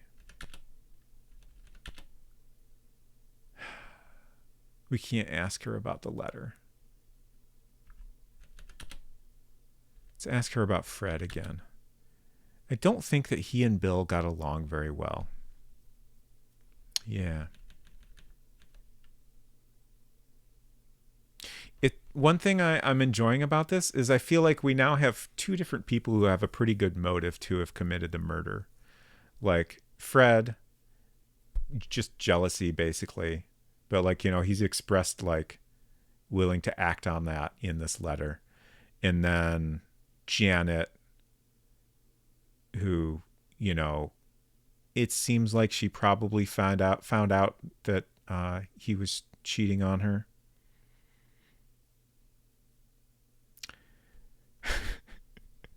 Hope her hair is like one big cheese puff.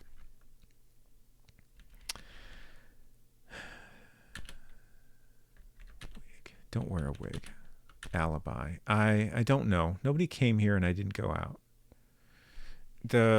I don't know is a little... I don't know what to make of that.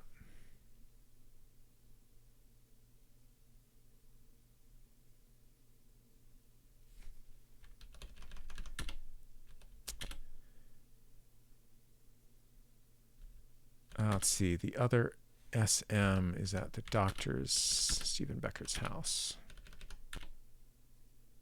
We can't ask her about the letter either. Oh, we can ask her about the scalpel. Did we do that already? Okay. Funny, isn't it? That's the only time I remember Stephen bringing a scalpel home from the hospital.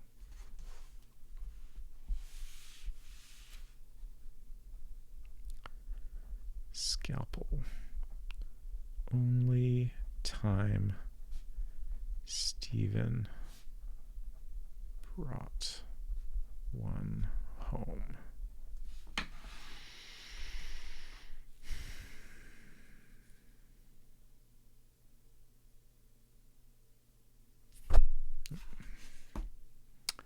Okay.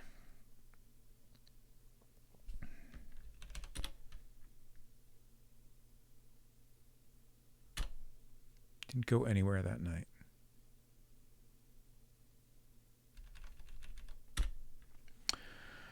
Okay. I think that's going to be it for tonight. I could easily play this game for much, much longer, but this feels like a good place to stop. I'm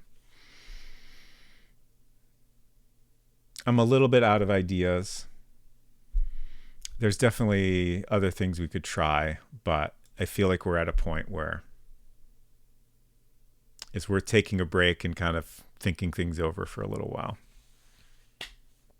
We did great. We made a lot of progress. Oh, before we should save and take a look at our final results here.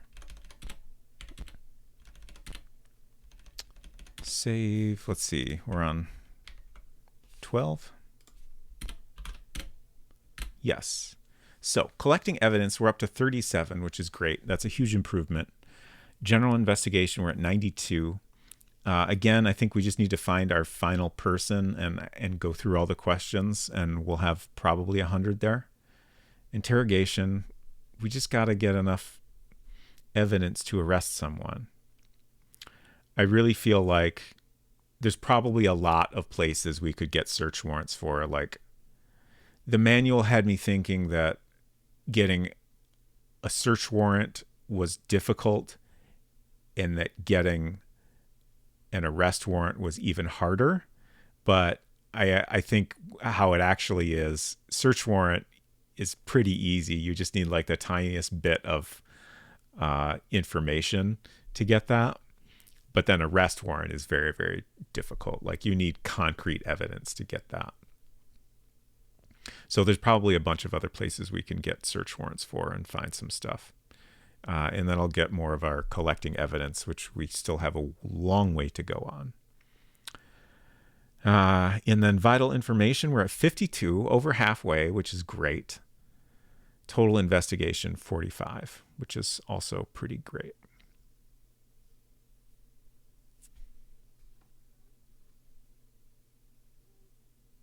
I almost hit the wrong button, proving I'm too tired to continue. Okay. Thank you all for hanging out. That was great. I really enjoy this game a lot. So, schedule. Oh, on Friday, I said that I was probably going to start Trev to the Rescue on this Friday, but I think I'm going to put a pin in that for just a little bit, for reasons. I'll probably play that, start that sometime in September, I think, but I'm not quite ready yet. So I think on Friday we'll do more world building. And then a week from today, we will continue investigating murders. Also, Unsecret Crush has been streaming again. I haven't added her back to my schedule notification, but she'll be streaming on Thursday, playing more Genshin, I imagine. She's been trying to get all caught up on Genshin, so focusing on that for the time being. World Builder is coming along great. Thank you for asking. We have, I think, a name for our game, which is exciting. It's called Transfer Point. I think it's probably called Transfer Point. Maybe Point of Transfer, but I think folks have convinced me that Transfer Point is a better name. So it's both a transportation term, referring to like switching, bus lines or whatever, and also is appropriate for the other things going on in our game. I'm trying to not be too spoilery. Also investigating murders in Genshin lately. That is true. Very good point. That whole mechanic has been very interesting and fun.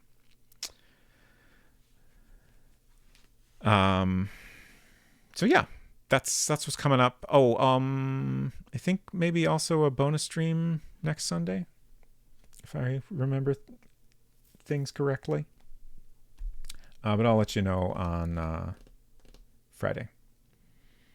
Thanks. And, I almost forgot. This is very important. Thank you for the thanks, Grizzleby, and you're welcome. I finally have a raid message. I still need to find someone to raid, but I want to do these before I forget.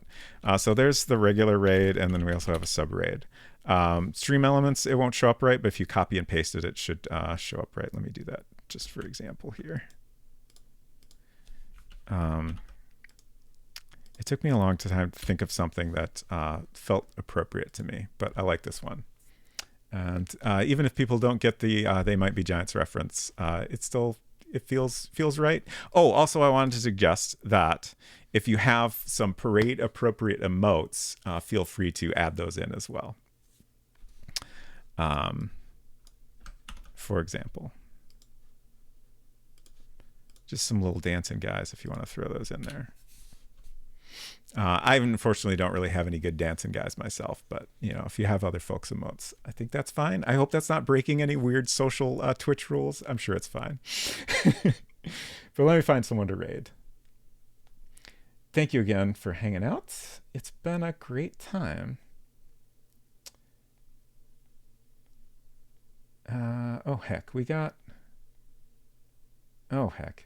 There's so many choices. But I think... Let's check here.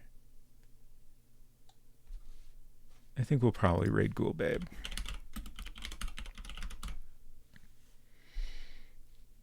Ads. I just want to make sure she's not like wrapping up or something.